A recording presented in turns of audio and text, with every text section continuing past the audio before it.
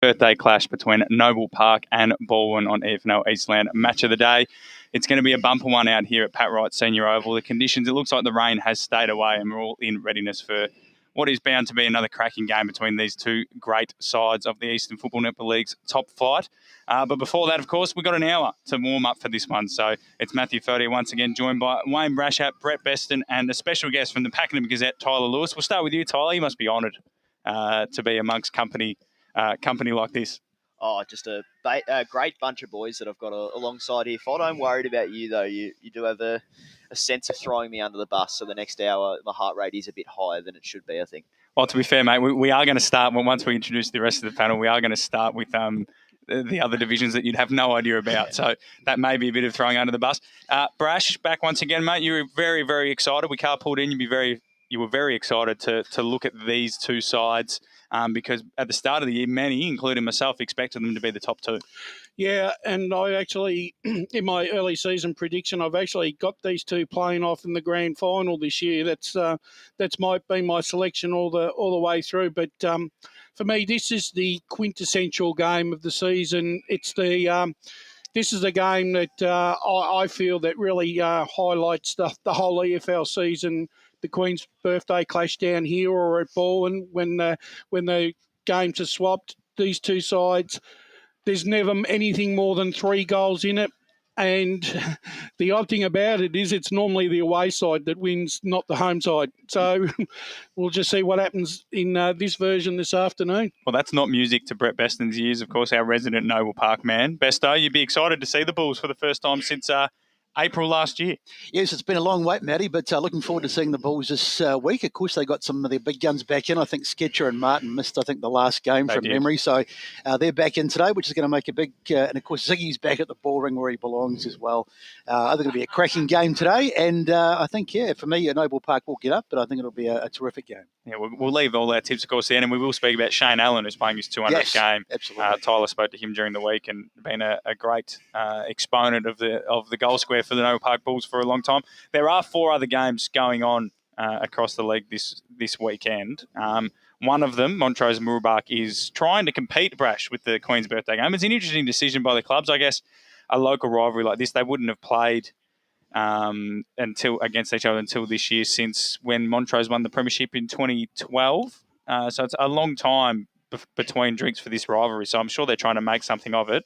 Do you think it's got legs to get off the ground, or do you think the fact that Noble Park Balwyn is always on might hurt it? I guess it's in different parts of the state. You know, Montrose and Mooroolbark are both well entrenched in the Yarra Ranges, whereas Noble Park's obviously out southeast and Balwyn is in east. So maybe that gives it a chance.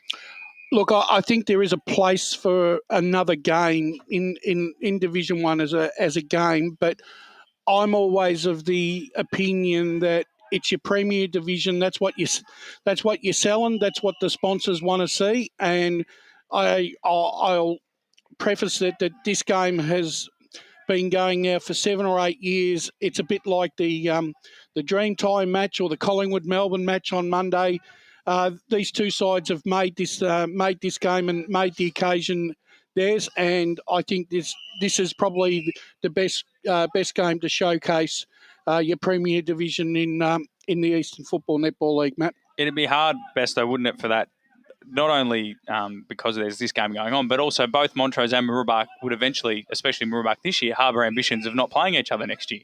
Well, that's right. I mean, Mooroolbark are looking the goods, obviously, but I'm a bit inclined to agree with Brash. I think these marquee games, they probably should be standalone. I mean, the Mooroolbark and Montrose game could easily be played, another time, maybe even tomorrow. But I'd like to see this game as a standalone. But we've got the other games on today, so it's what it is for now. But maybe something to think about in the future. Yeah, absolutely. Let's talk. Tyler, what about you, mate? Just quickly before we jump into this game, we'll give you a chance to sort of talk about something that doesn't require knowledge of Division 1. Do you think, if you're across all local football, do you think that you can have these sort of weekends where within leagues teams compete for standalone crowds? Well, judging from how much difficulty I had getting a park, I think it's going to be difficult to compete with this game on this day. But I like that point there about a Sunday. I think that does have even Monday. Yeah, Monday. But then I feel people then are competing with with the AFL. I know down in Geelong at the moment, the locals are pretty upset that Geelong have been given Saturday afternoon games at GMHBA or whatever it's called now, the old Skilled Stadium, Cardinia Park, because it's competing against local footy. So I think the Sunday is probably the best bet for that one. It's been absolutely appalling. We've had, I'm a Geelong supporter myself, and we've had Saturday afternoon games one after the other. Were you planning to go from Narre Warren to Geelong, were you, Best? That's a long way, mate. You'd have to set up on Thursday. No, but it's I think we had about 4 in a row there at one stage, which is not ideal. Yeah. I think, maybe a Sunday, but I guess the other thing as well is that, Blackburn's probably the club that everyone needs to speak to on how it works, because obviously they do Good Friday and then Anzac Day each year. So, whether the AFL does actually impact it. I think they said they get bigger crowds for Good Friday, Brash, because I don't mean to be derogatory towards your North Melbourne, but less people are inclined to go watch North Melbourne Western Bulldogs than they are Collingwood Essendon. I wouldn't be surprised if we get more people watching Noble Park and Balwyn today than GWS and North Melbourne tonight. Going to tomorrow, the game. Tomorrow, Marvel. They might be expecting a small crowd. Let's jump into this game, though. So, Montrose and Mooroolbark. Mooroolbark, obviously, as best I alluded to, undefeated. They're scoring about 100 points a game at the moment. They are conceding a bit more than East Ringwood, but they're the second best defence and by far and away the best offence. They're playing a Montrose team that especially at home, have shown that they can compete with the big boys, Brash. They sit in fifth. They're percentage clear of Beaconsfield at the moment. Montrose coming off a really, really strong win against Croydon. At home, they're a much better side. But, we were talking, as I said, in the car in, we've just both got a funny feeling that Mooroolbark might be ripe for the picking. I think if there is a game that Mooroolbark are ripe for the picking, it would be today. I don't know. We were talking, Matt, about, and I think I was bemoaning the fact that when you look at Montrose's side, there's a lot of experience in that side, and I sort of reckon that they've underperformed a little bit. Montrose definitely away from home, so they've got their 4 wins. They've beaten Croydon, Mitcham, Upper Gully at home, and Wandsworth South by a point away. Yeah, and the thing is, it's not. Look, they've got quality players there. Garthwaite, Billy Schilling. You've got Brendan Gardo. Ben Descent. Yeah, so I mean and Baton Leach. So these are all guys that have been in the EFNL system for many years, and obviously Gary Ayres has come to the club, and I'm just wondering whether it's like the old. Does an ex-AFL coach coming down to a local league, is he do as the supporters might think, is he the Messiah that's going to lead us to the promised land? We spoke to him during the week, Besto, and he seems to be intent on it being a bit of a longer journey to the top there, Gary Ayres. He's not. I don't think he had any ambitions of just sort of coming in and fixing everything straight away. No, I don't think so. And I think the other thing you have to remember too, you can be the best coach in the world, but you're coming into a completely foreign environment. Exactly. He's come from, VFL/AFL before that. Yeah, I think they had pre-season starting in November. Yeah. And which is obviously common, but they were doing 3 nights a week, which is obviously probably the standard at VFL. Yeah, right? And he's probably also a little bit unfamiliar with the way that the players, the attitudes of the players and the way things sort of operate at local level. So it's got to give him a little bit of time to get up to speed with that. And also, you don't know what sort of game plan is he trying to change their game plan? Is he aware of how they've played in the past? Is he trying to keep it the same? So there might be some tinkering there, and it will take him a little while and the players as well to warm to him. But the one thing that will help having Gary Ayres as the coach, it may not. It'll probably filter down to the junior areas, knowing that they've got a coach, and these young men that are playing 16s, 17s, and 19s starting to come through. They know, oh, jeepers, this guy knows it. He obviously knows a few people, but he obviously can coach. They had an influx of players just off of Gary Ayres. So, I think they'll definitely benefit from it. Tyler, you would have seen, of course, in your journalistic endeavours that a lot of ex-AFL coaches or players coming down to clubs. What do you think is the general rule when they come down? Is it usually take a year or so to maybe click for them? I think it comes down to as simple as is there buy-in from the playing group, because you can have all these great methods, but at the end of the day, if those players aren't rocking up to those 3 training sessions a week, then they're not going to get the best out of themselves. So if there's buy-in from the playing group to his methods and his proven worked methods, then I think they'll obviously go a long way. But if they're not buying in, then they're not going to get much out of it. That's my take on that. There you go. Not a bad take. No.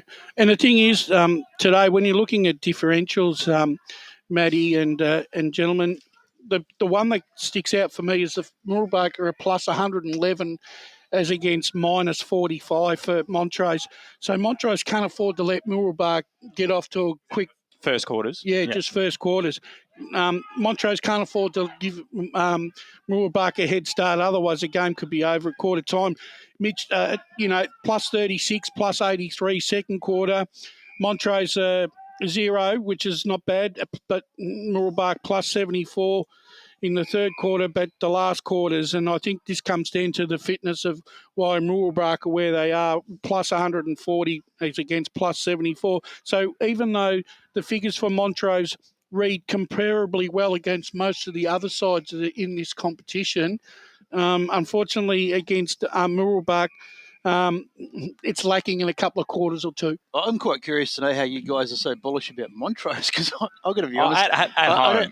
I don't give them much of a chance at all. I think Mooroolbark. No, but that's fair enough, Brett. Yeah. Because I mean, the thing is, we've been banging on about Montrose and taking them on trust week in, week out now for the last month, and like last week, we all thought that Croydon would rebound, but they ended up getting towed up by Montrose, and we didn't see that result coming. Yeah, but is that a reflection of that Croydon perhaps aren't as good as we think they are? I mean, it looked a great win for Montrose last week, but vastly different opposition today, so we have to take I'm going on my hunch, Best. I'm a hunch man. You know that. I'm a big one on my hunches, and I've got a hunch. I just think, though, too, I mean, look, I think because we don't know what's going on in the inside machinations of the club, we do know there are two common factors, right, that are going to affect clubs, or some clubs more than others throughout the year, is going to be the COVID, flu type season, and also injury.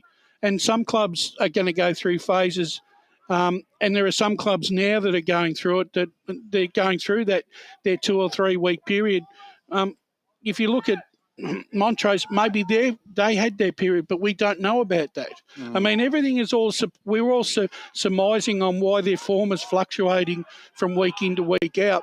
I mean, we're probably being a bit harsh on them because they could be going through the same thing, but we don't know about it. Yeah, it's a good point. Let's talk about Mooroolbark quickly before we give our tips on that game. Besto, you make a good point. We can't just keep going on about Montrose and not give Mooroolbark some sort of airtime. They've been, as we said, undefeated. Only East Ringwood have really gotten close to them, and they ran away from them in the last quarter. And then in terms of attacking weapons, Jake Parenti is well out on top in this division, but Mooroolbark have the number 2 and number 3 seed. So Jai Jordan's got 30 goals and Aaron Mallett's got 26. And then you add in the fact that Heath Hocking's also running around for Mooroolbark when he can. Kane Noonan was a very, very good VFL player, and they've got some up-and-comers like Caden Mackey in that side with Trent Giorgio down in defence. Everything's sort of it's going pretty well for Mooroolbark, isn't it? They might not have that depth in their club or in the junior program that East Ringwood have, but outside of that, Mooroolbark have done incredibly well over the past 3 years to get some momentum going and maintain it over this COVID period. Absolutely. I mean, you mentioned those names. There's some pretty decent players among that, but you talk about depth, Matty, and maybe that's where they may get found out. I mean, if they, as we talked about, if the COVID and the flu thing bites, a couple of injuries to some of those players, like your Mullets and your Giorgios and that, well, then that maybe where they get a bit found out later in the season. But at the moment, with the playing list they've got and the form they've got, I have absolutely no reason to back against them. I think they're flying. Yeah, and then in terms of that Mooroolbark side today, so just the names that we're sort of speaking about. So Mackey,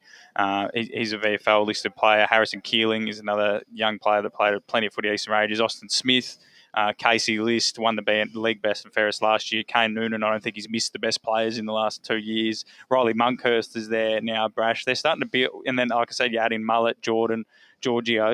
There's some bloody good players on that list, isn't there? There is, and the thing is, there comes a time, Matt, as you well know, sometimes it takes a while to put a side together, but when the side gels, it's pretty impressive.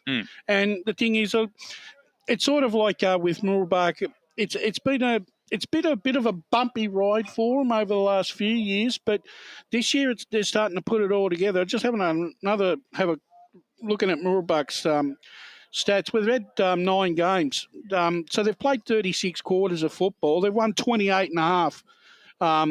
For the season, that's only second to East Ringwood, who have won 29. So, I mean, look, they're right up there. And as you said, ranked one in they're ranked one in offence and 2 in defence. I mean, you know, Montrose could only dream of having some of those figures. I mean, I think in hindsight, if are Montrose capable of pulling off an upset today? Yes, they are, but the statistics and the way Mooroolbark are playing are saying no. The operative word is upset, isn't it? There Yeah. in that sentence. All right, let's give you tips on that one then. I've got my hunch is Montrose, so I'm going to stick with it. I'm a hunch man. I'll back it in. Besto, I'm suggesting you're rolling with the Mustangs. Absolutely, yeah, Mustangs for me. Brash? Yeah, I've got to go Mustangs. Yeah. Tyler, off all of that information you've just been given, who are you going with? Oh, I agree. Yeah, you can't back against a side that hasn't lost. Yeah, that's a good point. It's a good point. We had these discussions, of course, during the summer, Yeah. didn't we? Of course. But it would be incredible for Mooroolbark to get into the Premier Division. We can discuss that another day, but I do think that would be incredible that they're even in the reckoning to make the top flight. Into Division 4, there's 2 games going on today to make sure that the fixture is even in terms of home games and away games, with only 7 teams in that division. So Croydon North hosts Chirnside Park, a bit of a local rivalry, best though, just to kick down the highway, these 2 clubs from each other. Chirnside Park won by a point last time out. Croydon North are a much improved side. They're at home. Got a few out, a lot of ins. And Chirnside Park have only lost the 1 game this year. So you would suggest Chirnside are the big favourites there? Yeah, it was. Croydon North have been a huge improvement this year, and it's great to see because, I mean, they copped some terrible towelings over the last couple of years, but they're much better this year, and they're travelling a lot better. But I think Chirnside Park, if you want to talk about improvers, they're one of the big improvers of the whole comp, the way they've sort of kicked on. So I think Chirnside Park will get the chocolates here. Yeah, look, actually, this game is... This game was really close the last time. I think there was only a 1 point in it. And Emlock have definitely improved. But I also think Chirnside Park have improved. And I think where they sit at the moment, they thoroughly deserve to sit second because of the performances that they've put on the park this season. I mean, look, they're not a flash in the pan side, but they're a hard working side. And they've gone to different venues of different sizes and been able to outwork their opposition on the day. So they're right next to, there's still a big difference between second and first. Yeah, we're going to talk about Sylvan in a second. Yes. They play Nunawading, and Nunawading, I think the win's taken out of their sails. The fact that Croydon North and Kilsyth have sort of kicked off Besto and taken strides forward, and they seem to be stuck behind them, which is a bit unfortunate given they were sort of first in the quagmire, but they take on a Sylvan team that have just taken all before them this year. I think the closest anyone's got is Surrey Park, and that was 8 goals. Yeah, it's pretty cut. It's up the mountain as well. Pretty cut and dry. This one, I think Sylvan will win by plenty. Yep. I mean, just to give you a chalk and cheese scenario here with differentials between the 2 sides this afternoon. First quarter, Nunawading minus 154, Sylvan 156. Second quarter, Nunawading minus 128, Sylvan plus 165. Third quarter, Nunawading minus 96, Sylvan 234 plus, and in the last quarter, Nunawading minus 102, Sylvan 154. That's quite extraordinary, isn't it? It is. I mean, and on those figures, you look at... You're predicting a 400-point win for Sylvan there, Brad.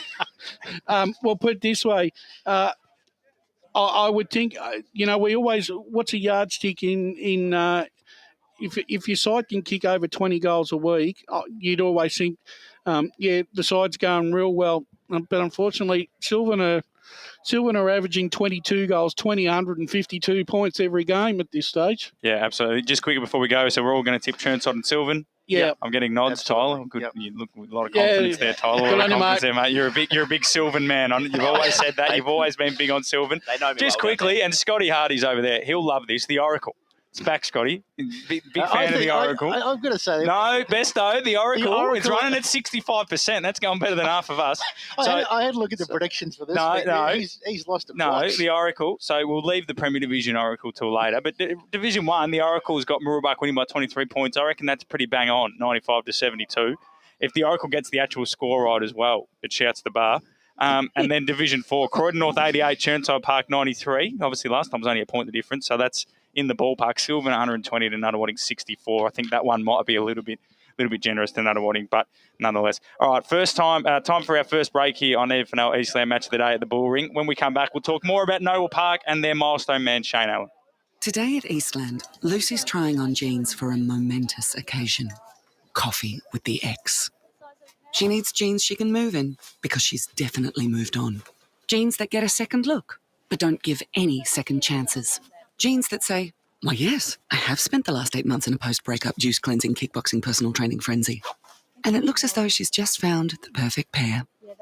Bravo, Lucy. For all of life's little moments, there's Eastland. Eastland. Live real. Sprained your ankle, bursting through the banner? Broke a finger, high-fiving the ruckman? Or did you run into the goal post again? For bumps, breaks or bleeds, be seen sooner, close to home at Knox Private 24/7 Emergency Department. The preferred provider of emergency care to the Eastern Football Netball League, you'll generally experience shorter wait times. You don't need private health, but there is an out-of-pocket fee. Be seen sooner, close to home at Knox Private 24/7 Emergency Department, 262 Mountain Highway, Wanturna. Running and jumping can be really painful for girls, especially in contact sport. Boob Armour supports your breasts, minimises the bounce and guards against impact and injury. Feel confident, feel supported, available at boobarmour.com.au. At Yarra Valley Water, we know reducing your shower time, or show time, to 4 minutes can save you an average of $200 a year on water and energy bills. Shower shorter. Save water. Authorised by the Victorian Government, 1 Treasury Place, Melbourne. Do you feel good about your bank? Because there is a bank you can feel good about. They share their profits to fund big community projects, small community clubs, and vital emergency services. They've given $250 million to help Australian communities thrive. They have all the products and tech you expect from a big bank, with service you don't. It's Bendigo Bank. Feel good about who you bank with. Try Bendigo. Search bendigobank.com.au or search Bendigo Bank near me.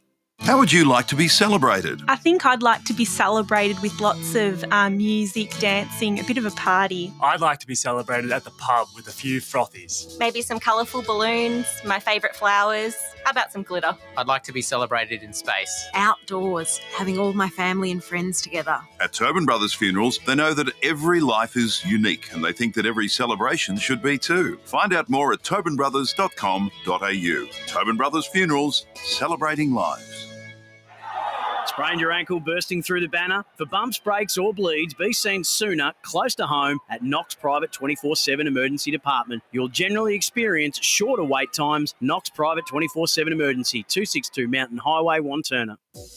Running and jumping can be really painful for girls, especially in contact sport. Boob Armour supports your breasts, minimises the bounce and guards against impact and injury. Feel confident, feel supported, available at boobarmour.com.au. The warm-up continues right here on EFL Saturday.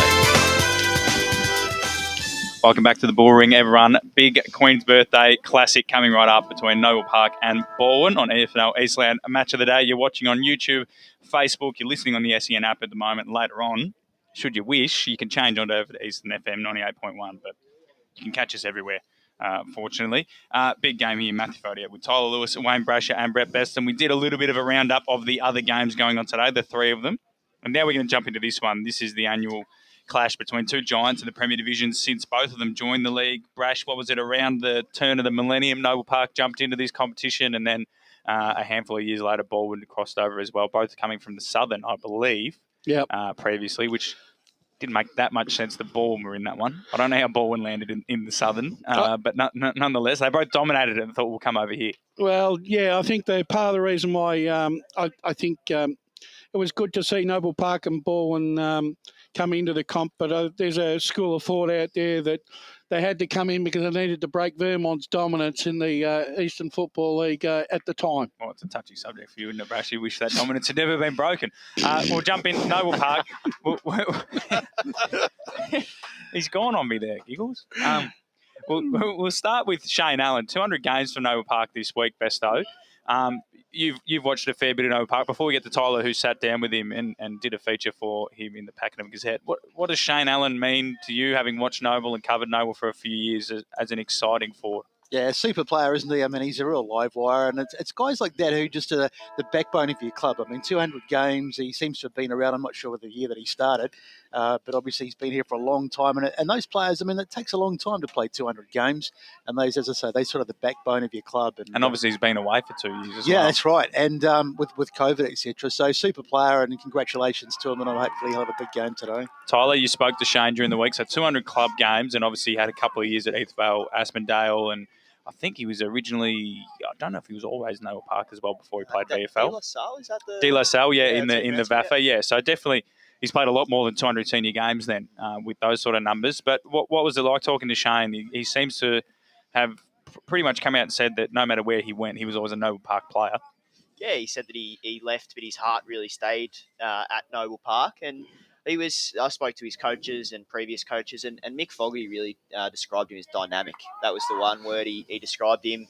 On and off the field, dynamic, he said that he was always the leader of all the social events and things like that, but on the field he could play him as a wing, he could play him in the forward line, and he said that at times he wanted Shane kicking to Shane. So he wanted him kicking inside 50, but he also wanted Alan kicking for goal, and he would be his pick for the kick after the siren to win the game.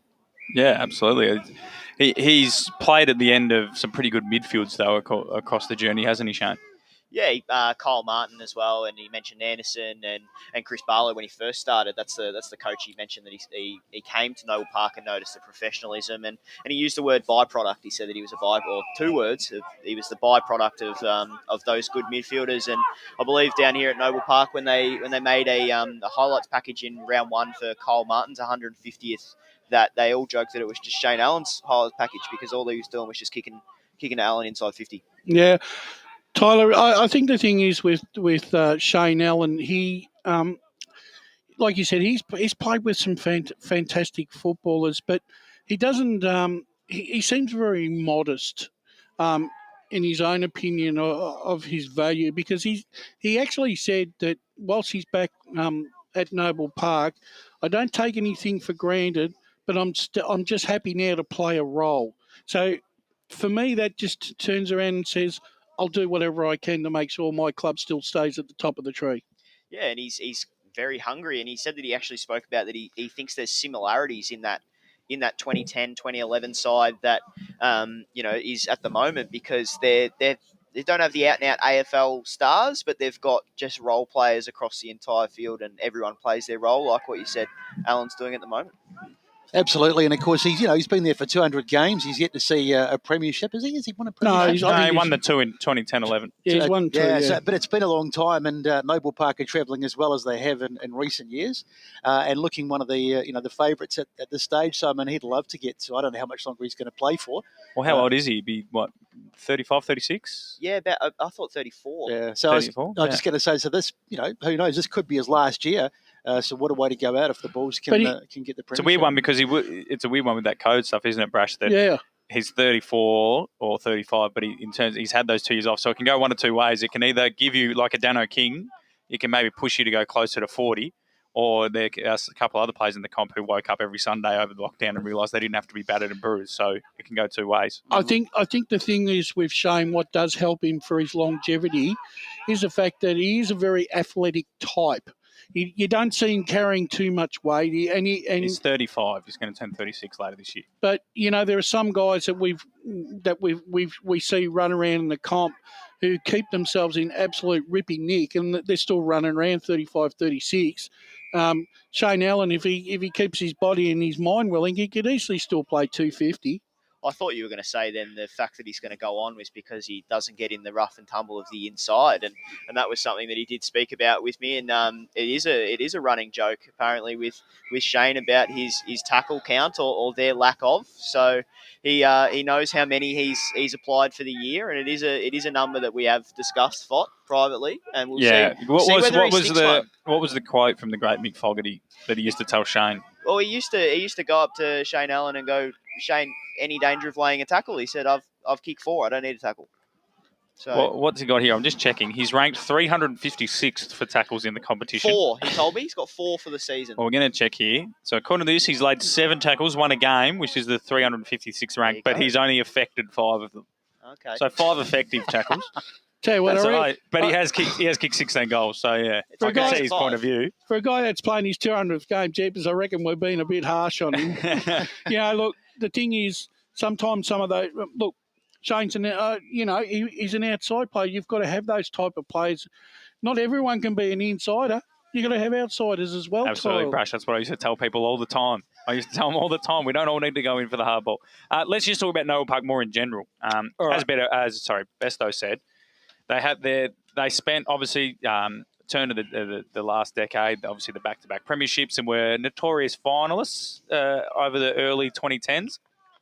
And then sort of as that decade drifted on, they fell further and further away. They were sort of driven by Martin, Sketcher, and I guess that they're still searching for that power forward. They never really, I don't know what your read is on Noble Park, Tyler or Besto. You probably have a bit more knowledge of, but they really haven't really found anyone since Tory Dixon to really kick big bags of goals. I suppose the only other guy that they had who used to get a few, I don't know if your class him as a power forward, was Hudson Thomas. From a couple of years back, but since he's gone, and they don't seem to. I mean, they could have gone out shopping for a big forward, but they don't seem to think it's necessary. It's because we spoke to the coach at the start of the season, and we asked him that question, and he seemed fairly nonplussed about it. So, I was just going to say, Tyler, with going on from Matt, do you think there's any particular reason why Noble Park? I mean, look, they've been the premier club in this area for at least 10 years. Is there any reason why you reckon they've never been able to snare a real big forward? Well, I think they're not dime a dozen, sort of like a midfielder. They don't just grow on trees. No, there is a lot of midfielders that just flow through. But they did add Francis as well as Allen coming back. So there is a lot of goals that are going to come out of those two there. But they have, they're expecting organic growth out of Benny Marsden as well as their midfield brigade, and Ziggy. They all hit the scoreboard. So I think that's having a lot of avenues is probably the sense that they're sort of going. But they are a very defensive mindset team. Steve Hughes has said that since he's arrived. He's going to be defence first, which was a bit of a change to Mick Fogarty, who was a bit more of a gung-ho, not quite gung-ho, but definitely preferred to hit the scoreboard before he worried about the opposition. Well, I think the problem is that where Mick Fogarty had the problem is that in those particular eras, both Noble Park and both Vermont and Balwyn were sides that were really hitting the scoreboard really hard, and they had no choice but to keep attacking. Otherwise, they weren't keeping up. So I'm not sure exactly when Shane Allen came to the club, but Noble went on a period so they arrived in 2000, didn't make finals till 2002, and then didn't miss finals until 2009. And were runners-up a couple of times and obviously won 2 flags in 03-04. So, that was a great period. Missed finals in 09, then didn't miss finals again until 2013, missed in 2014, made it in 2015-16 and haven't made it since. So this has been the longest time since, Jesus, it's been the longest time ever, I think, since the Federal Football League local footy stats don't have any on that back in the 80s. So it's been the longest finals drought for ever, Besto. Yeah, it's unusual to see such a powerhouse club miss finals year after year. But, every club goes through a bit of a downtime, I suppose, maybe a rebuilding time. They have a turnover of players. And they just, and that's probably what's happened at Noble Park. I mean, I don't think you can underestimate the COVID years as well. I mean, it's just changed everything. I mean, we can look at the stats, but basically 2 years with next to no footy, and it's players have come and gone from clubs, and it's made a big difference, I think. You reckon it's hit the middle? I reckon it's hit the middle tier, hasn't it, Tyler? The loss of player, plus the fact that the Bush has been able to offer a few extra bucks. Those quality players, the top end players in all the divisions, we don't have at the moment because obviously AFL Victoria have gone back to basics with $100,000 salary cap. Yeah, not just the Bush offering cash as well. I think if you were a tradie, I probably can't speak on behalf of them, never done a hard day's worth of work in my life, but if you were a tradie and you can put up, working on a Saturday for 4 hours or 5 hours and watching some footy at home or spending some time if you've got kids at home and not risk getting injured as compared to earning the same amount of money playing footy, doing all the rigours of footy and things like that, the cold Tuesday nights, like what Matt said with, waking up on a Sunday. I think every time when you look out the window on a Tuesday night and it's pouring, you're glad that you don't play footy. That's my view on this. I think too, you're right in saying that too, because the tradie type player is also the backbone of many of your sponsorships, internal sponsorships. They're the little, they're the little $1,000, $1,500 sponsors that you have a growth where they're promoting their own business, but they're also, but they're also being part and contributing to the club. That's been a big loss amongst players too, and you're dead set right because COVID ripped the heart out of local football. Unfortunately, there are probably a lot of blokes out there, like you've said, that would love to be able to play local football again, but for not financial reasons, they've got to put the family first, and that's where I think all local sport. It's not only. I think that's where a lot of the issues have come from. One bloke that has come to the club, I think he played previously for them, was Chris Horton-Milne. Yeah. He was a league medalist out of Dingley in the Southern. He's come back to Noble Park this season, and he's added to that Sketcher Martin sort of combination. And in obviously the last fortnight, as best I mentioned, probably been the main man with both of those two out. He's averaging 28 disposals per game, half of those contested. So he's the number one player at Noble for handballs.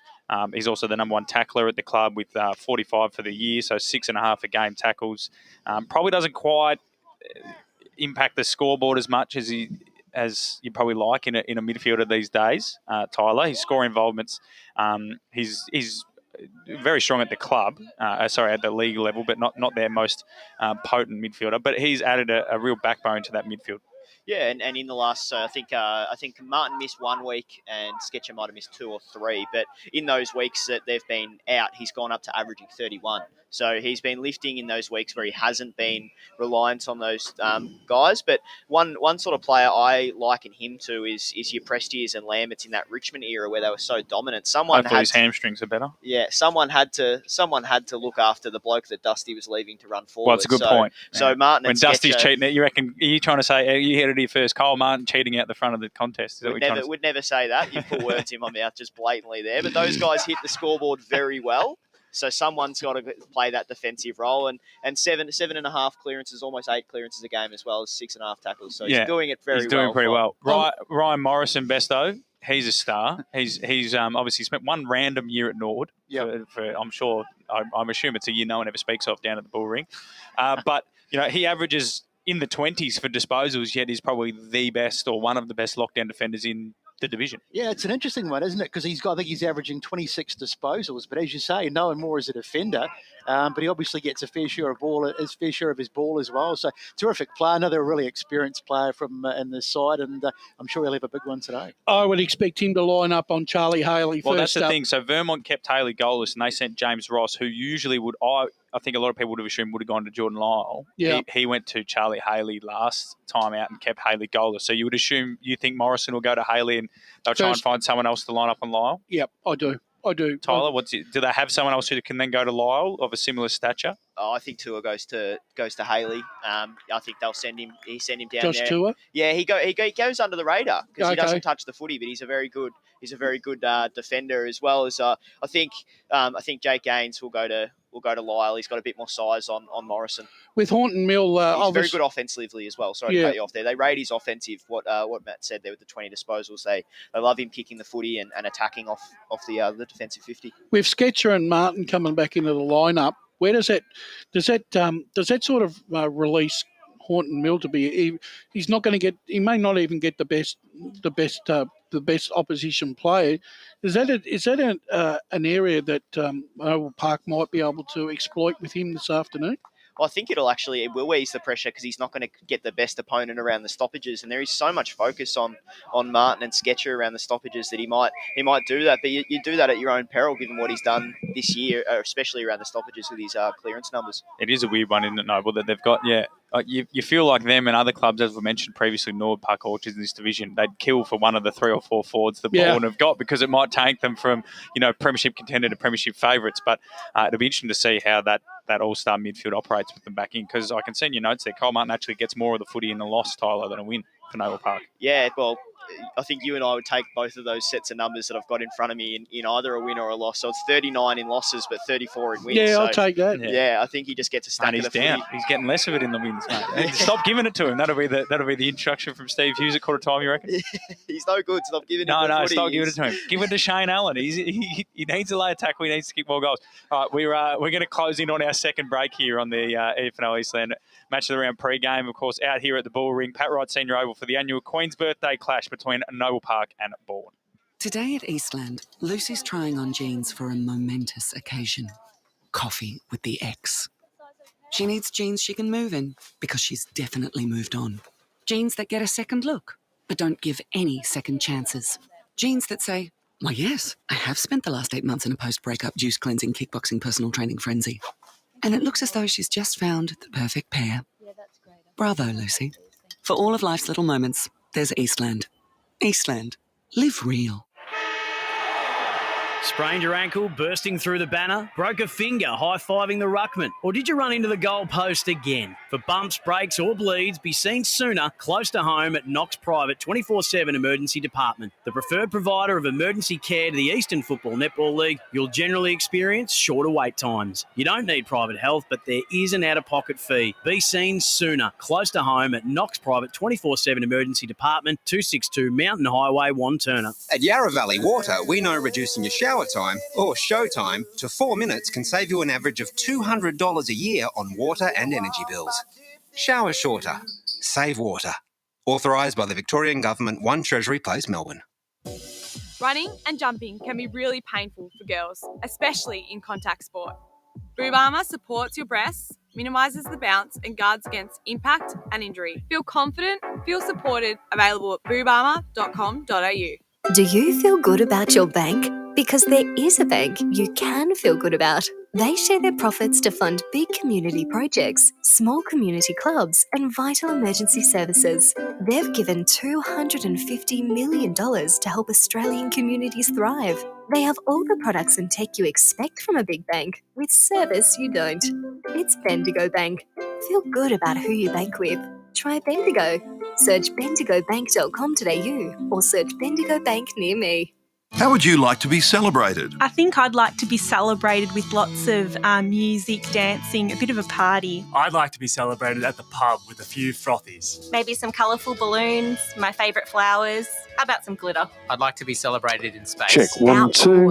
Having all my family and friends together. At Tobin Brothers Funerals, they know that every life is unique and they think that every celebration should be too. Find out more at tobinbrothers.com.au. Tobin Brothers Funerals, celebrating lives. Sprained your ankle, bursting through the banner? For bumps, breaks or bleeds, be seen sooner, close to home at Knox Private 24/7 Emergency Department. You'll generally experience shorter wait times. Knox Private 24/7 Emergency, 262 Mountain Highway, Wanturna. At Yarra Valley Water, we know reducing your shower time or show time to 4 minutes can save you an average of $200 a year on water and energy bills. Shower shorter. Save water. Authorised by the Victorian Government, 1 Treasury Place, Melbourne. The warm-up continues right here on EFL Saturday. Welcome back to the Bullring, ladies and gentlemen. EFL Eastland Match of the Day. And, of course, would be no other place than the big Queen's Birthday clash between Noble Park and Balwyn. Premier Division rivals, premiership contenders perennially, and especially in this season. They were everyone's number 1 and 2 seed before Roeville appeared out of nowhere. But, of course, Roeville were rolled by Doncaster last week. And Tyler Lewis, who's here from the Pakenham Gazette today. Tyler, before we jump into a bit of previewing of Balwyn, just give us a quick rundown of that. You were out at Seabeck last week. You were probably expecting a Roeville 10-goal-plus win, and it was anything but. Yeah, it was astonishing. It was almost like Doncaster looked like a completely different side from the week before against Noble, and we spoke about it during the week. Fod, you said they only made one change, so from what I know about Doncaster, is their best and their worst is a little bit too far, but they definitely look like they had what it takes to roll against the top sides. But in saying that, Roeville didn't have a good day. They weren't at their best, that's for sure. No, absolutely not. One side though we're hoping will be at their best today, Brash, is Balwyn, who at their best are scintillating, aren't they? Really, obviously got the weapons. No Gobles. We'd hate to think what would happen if Gobles had been playing that week against North Ringwood a couple of weeks ago. They're a lot more high scoring than Noble Park, but obviously that is swayed by that big score out at Quamby Reserve. Yeah. But still, they do have real weapons in their forward half, don't they? They do, and the thing is, it's not only the forwards, that they've played well, but their midfield, led by Alex Urban this year, he's having a fantastic year. Him and Sean Cross in that engine room, I reckon they set the tone for how well for the afternoon for Balwyn, because they're both prolific ball getters. They also know how to. They're not afraid to. They're in and under type plays, but they also can play the outside when they need to. So they've got a few strings to their bow. I think the having Lyle at centre half forward has proved a very, very good It provides focal them, point. he's a bit of almost like a fulcrum. He doesn't necessarily have to kick No. a lot of goals. Obviously, he and Charlie Haley had an absolute day out against North Ringwood. But if you look at Lyle's numbers, he hasn't exactly, he's not kicking the bags that many, when he was recruited, thought he would. No, but that being said, sometimes it depends on how the coach himself values the player's contribution on a week-to-week basis. I mean, at that Blackburn game, he was not only he did have the ability. He hit the scoreboard 2 or 3 times, but the fact is that Matt, he also was able to bring the ball to the ground. Well, so he's had 13 goal assists this year and 44 score involvements. Yeah. So he's clearly playing more than just a goal kicking role. Besto Jordan Lyle. Sorry, I just hit myself on there. Yeah, that's right. I mean, we don't know what his role is within the team. I mean, we naturally assume that he's going to go forward and kick bags of goals, but that's obviously his role. Kick some goals, but goal assists and just get the ball to ground for the smalls, which obviously he's done. Could be a bit of a Tom Hawkins setup, Tyler, where obviously he has the ability on his day to kick that winning bag, but there are other options. Maybe other options, but also maybe his mantra at the moment is others before himself. Potentially, but what I've got down here is 49 of their 102 goals this year have come between the pair of Haley and Lyle. So it's clearly a focal point, and it's just a luxury that they have that, if one of them doesn't fire, the other one probably will. And when they both do, they'll never lose. So that's just the reality of how good those two are. I think the thing is, you're right. I mean, Haley's averaging 17 disposals, but 5 of them contested every game, and he has kicked 30 goals for the season. He's been in their best 4 times. So, I mean, he is the quintessential forward for ball. And the fact is, the one thing that he's got that probably only Kyle Martin would have between the two of them is they're both an X factor for each other's side. Both players can do things out of the extraordinary to keep their sides in contest. Haley can turn on a dime and kick a goal, and then you've got a bloke like Kyle Martin who might get the kick from full back and then just go straight through the midfield and set up a forward inside 50 to the forward with his long penetrating kicks. We can't underestimate Balwyn's midfield though. So Nathan Oakes is obviously he's Richmond VFL listed. I think he played a handful of games for Noble Park last year and now is at Balwyn.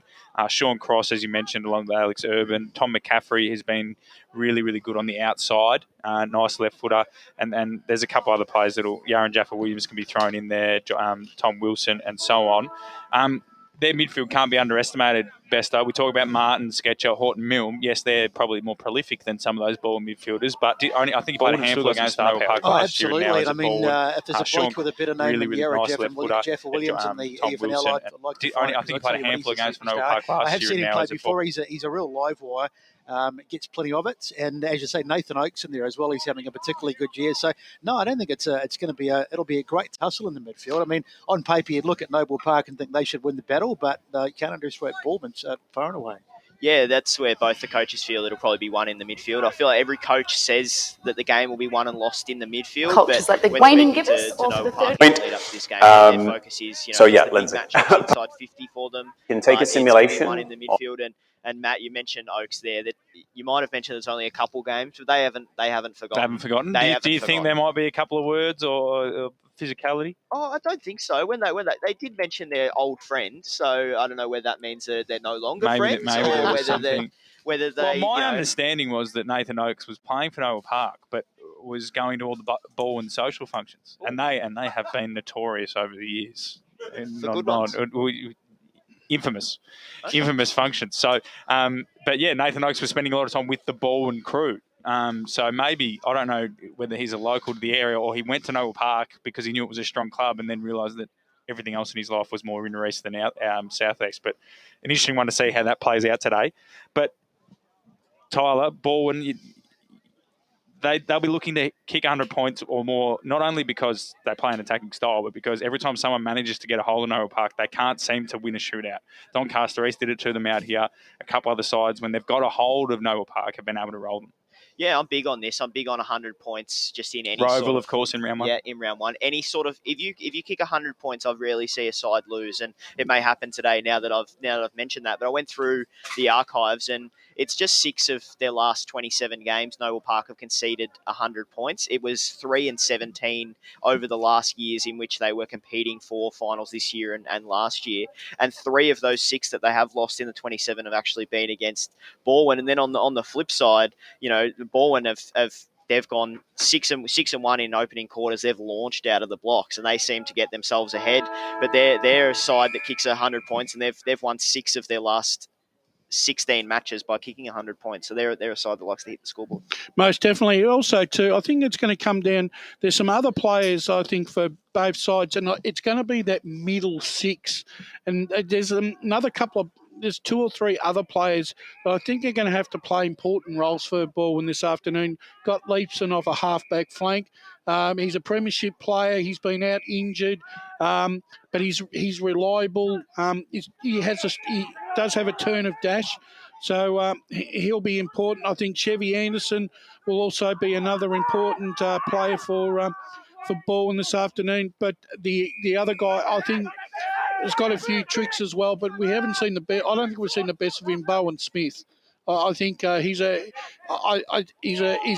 bit of a precocious type, and I think he can prove a good backup for Lyle and Haley this afternoon. Absolutely. Sorry about that little muck up there. I was looking again. We spoke about Noble Park's, finals contending, how consistent they've been, Besto. But Balwyn, on the other hand, so in 1995, they'd struggled to make finals. They hadn't made finals since 1990 out in the southern or the southeast suburban. So from 1996 up until 2018, they did not miss finals. Yeah, across 2 leagues, and 2018 was obviously panic stations. Yeah. They threw the baby out with the bathwater there, didn't they? They brash a little bit in terms of the way they looked at it. That was Rodney Eade's first year, and then in 2019 they finished second on the ladder and were knocked out in the prelim. So they returned a little bit of normalcy, but that's incredible. We talk about Carlton fans, obviously, for years demanding excellence. That's nothing compared to Balwyn. No. Well, the thing is, I mean, I'm sure when you look at the top 3 or 4 clubs in Premier Division, right? When they go, and I'm putting Noble Park and Balwyn before there's a ball kicked in anger, right? There is an expectation at those top 3. You've got Vermont, Noble Park, and Balwyn. There's an expectation. You've got to play finals, otherwise it's a wasted year. And that is the reason why Noble Park, Balwyn, and Vermont have dominated Premier Division.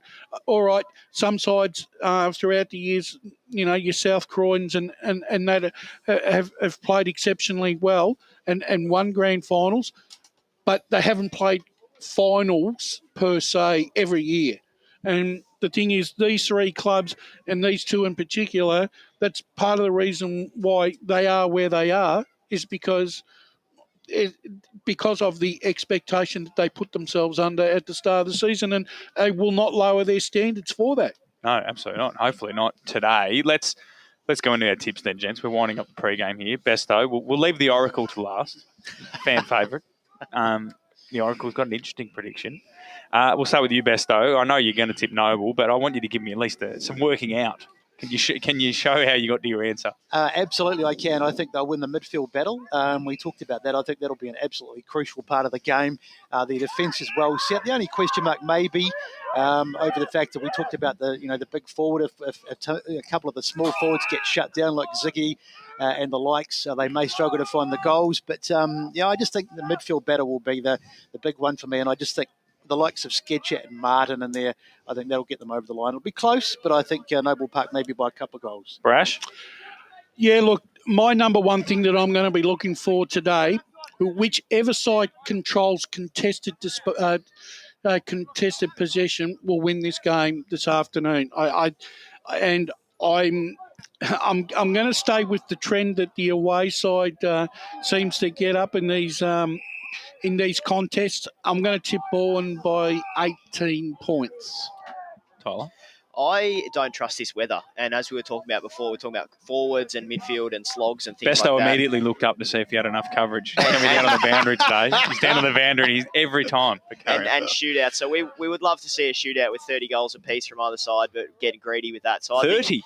Yeah, we'd love a shootout. 200 apiece. It'd be awesome, wouldn't it? So what, the way the cricket... we'd be here till 6 o'clock, mate. Mate, the way the cricket pitches we'll be lucky to get 20 goals between the two. Carry on, Tyler. Yeah, I will carry on after that. I've made a mistake, lads, all right? I've made 20 goals apiece. Right. But yeah, so I think this will turn into a bit of a slog, and I think that suits the spread of goal kickers that is Noel Park and their midfield bigger body. So I'm going to go with Noel Park, but not by much. I think it'll be a beauty. I'm going to level it up. I'm going to go Balwyn because my mantra this year is I look at Balwyn's team and I can't tip against them. So I've got to stick with it. I don't care if they keep losing. I just have to stick with it. I will say one thing. The lack of real dominant key forward means Chris Pendlebury will do what he likes behind the footy.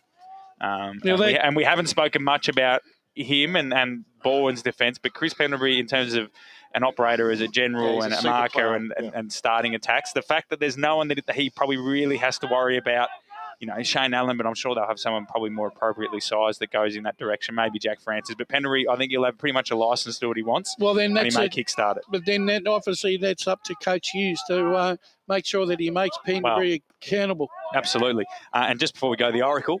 The Oracle is tipping Noble Park by 13 points. So 3-2 to the Bulls, including the Oracle there. Love the Oracle. You've always been a big fan, haven't you, Besto? I've never doubted the Oracle. You've always been a massive fan. Well, gentlemen, thank you very much for joining me on this Queen's Birthday pre-game. Besto's excited to be out of the Bullring. Brash back in the hot seat as ever. Tyler, thanks for joining the broadcast, mate. You'll be in the special comments chair, mate. So a lot of pressure on. Yep. Feeling the heat already. You'll be fine, mate. Like it's a cold day, mate. We'll warm you up.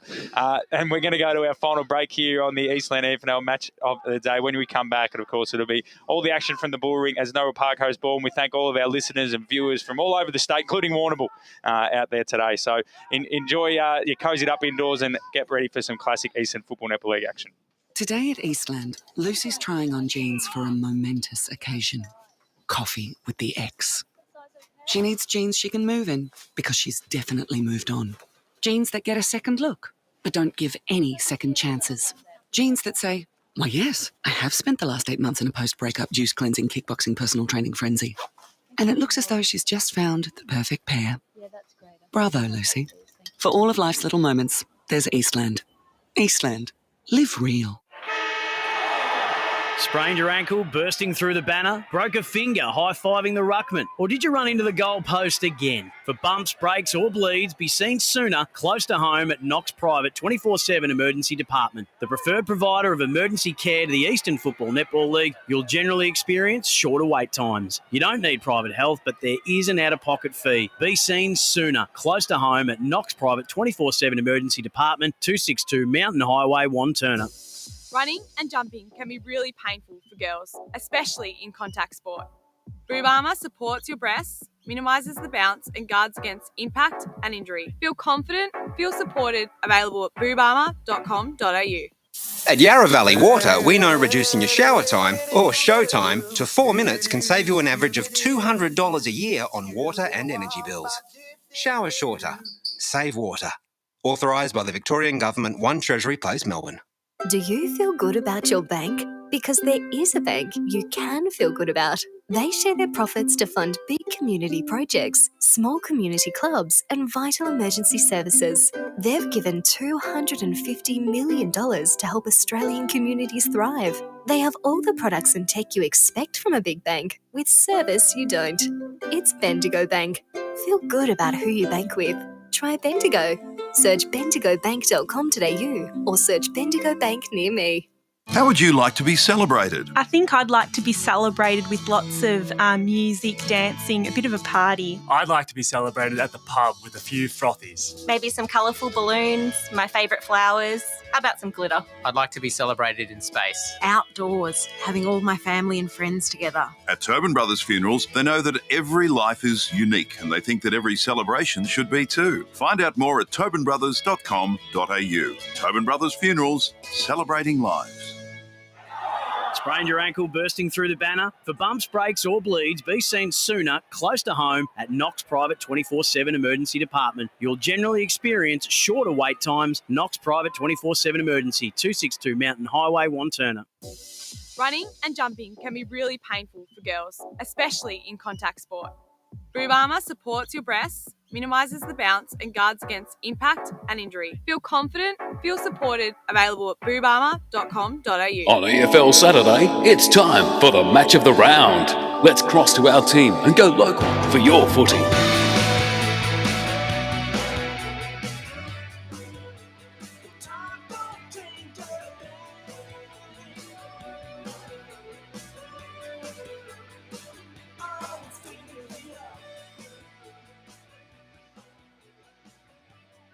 Welcome to the Bullring, ladies and gentlemen. It's the Queen's Birthday clash between Noble Park and Balwyn. Premier Division rivals, third and fourth on the ladder, playing off to get into the top two here today. It's going to be an absolute thriller out here, as we just said, an absolute hang in the reserves. Of course, Eastland Match of the Day here, EFNL broadcast team all out here at the Bullring. We're broadcasting, of course, on Facebook, YouTube, the SEN App, and Eastern FM 98.1. Matthew Foddy here with Wayne Brasher. Pre-game was just done and dusted. Brash, it was good to talk a bit more in depth about these two sides and Shane Allen and so on today ahead of what should be a ripping return to this fixture. Yeah, it is. It's been 2 years since we've been able to have this fixture, and the excitement is just as palpable as what it was in 2019, Matt. Well, and I think the only difference here is that sort of at that stage, Noble Park were... I think was Mick still coaching in 2019. I believe he was. They were sort of, they were not on a downward trend. They were sort of maybe just, blooding a few more. And since that 2019 fixture, both sides are, like, as I just mentioned off the top, they're pressing for a premiership, and and the winner today should jump into second on the ladder given their percentage. Well, they are, and look at the actual loss of. Doncaster did the competition a favour last week by taking down Roval, because it's reduced the Roval the gap now to one game. Whoever wins this afternoon, and I think it sets up either side. The loser will still benefit from. They'll probably stay third, but they're in the three, and they still can control their own destiny for the rest of the year. Oh, and top two, Tyler, is very, very important. Tyler Lewis of the Pakenham Gazette with us today. Top two is incredibly important this year because it's a top six. Only those two sides really get a double chance. So that'll be why the race is on for that second spot. South Corin's currently sit in second, but Balwyn have the advantage of a super percentage after their big win over North Ringwood. Yeah, and there's a massive logjam from second down to, I think it's about seventh or eighth. Yeah, second to sixth, and then another mini logjam from seventh to ninth. On 20 points. That's correct, on 20 points. Yeah, so you've got, at the moment, you've got Roval 28, South Corin 24. These two have a game in hand on 20. Doncaster, Eastern Vermont also on 20, and then Blackburn, I believe, is on 14. Yeah, which adds to the theatre of today. If it needed anything with, a milestone game, a standalone, the fact that it looks like it's going to be a bit of a slog with the way the ground's holding up, and if the weather comes, so it's got plenty of theatre, and there's not a short of stories today, that's for sure. No, absolutely. When you're watching a game, how do you pick the story? Obviously, there's just the general result, but when you're watching a game, are you looking for individual battles? Are you looking for individual performances, or does the story usually just come to you?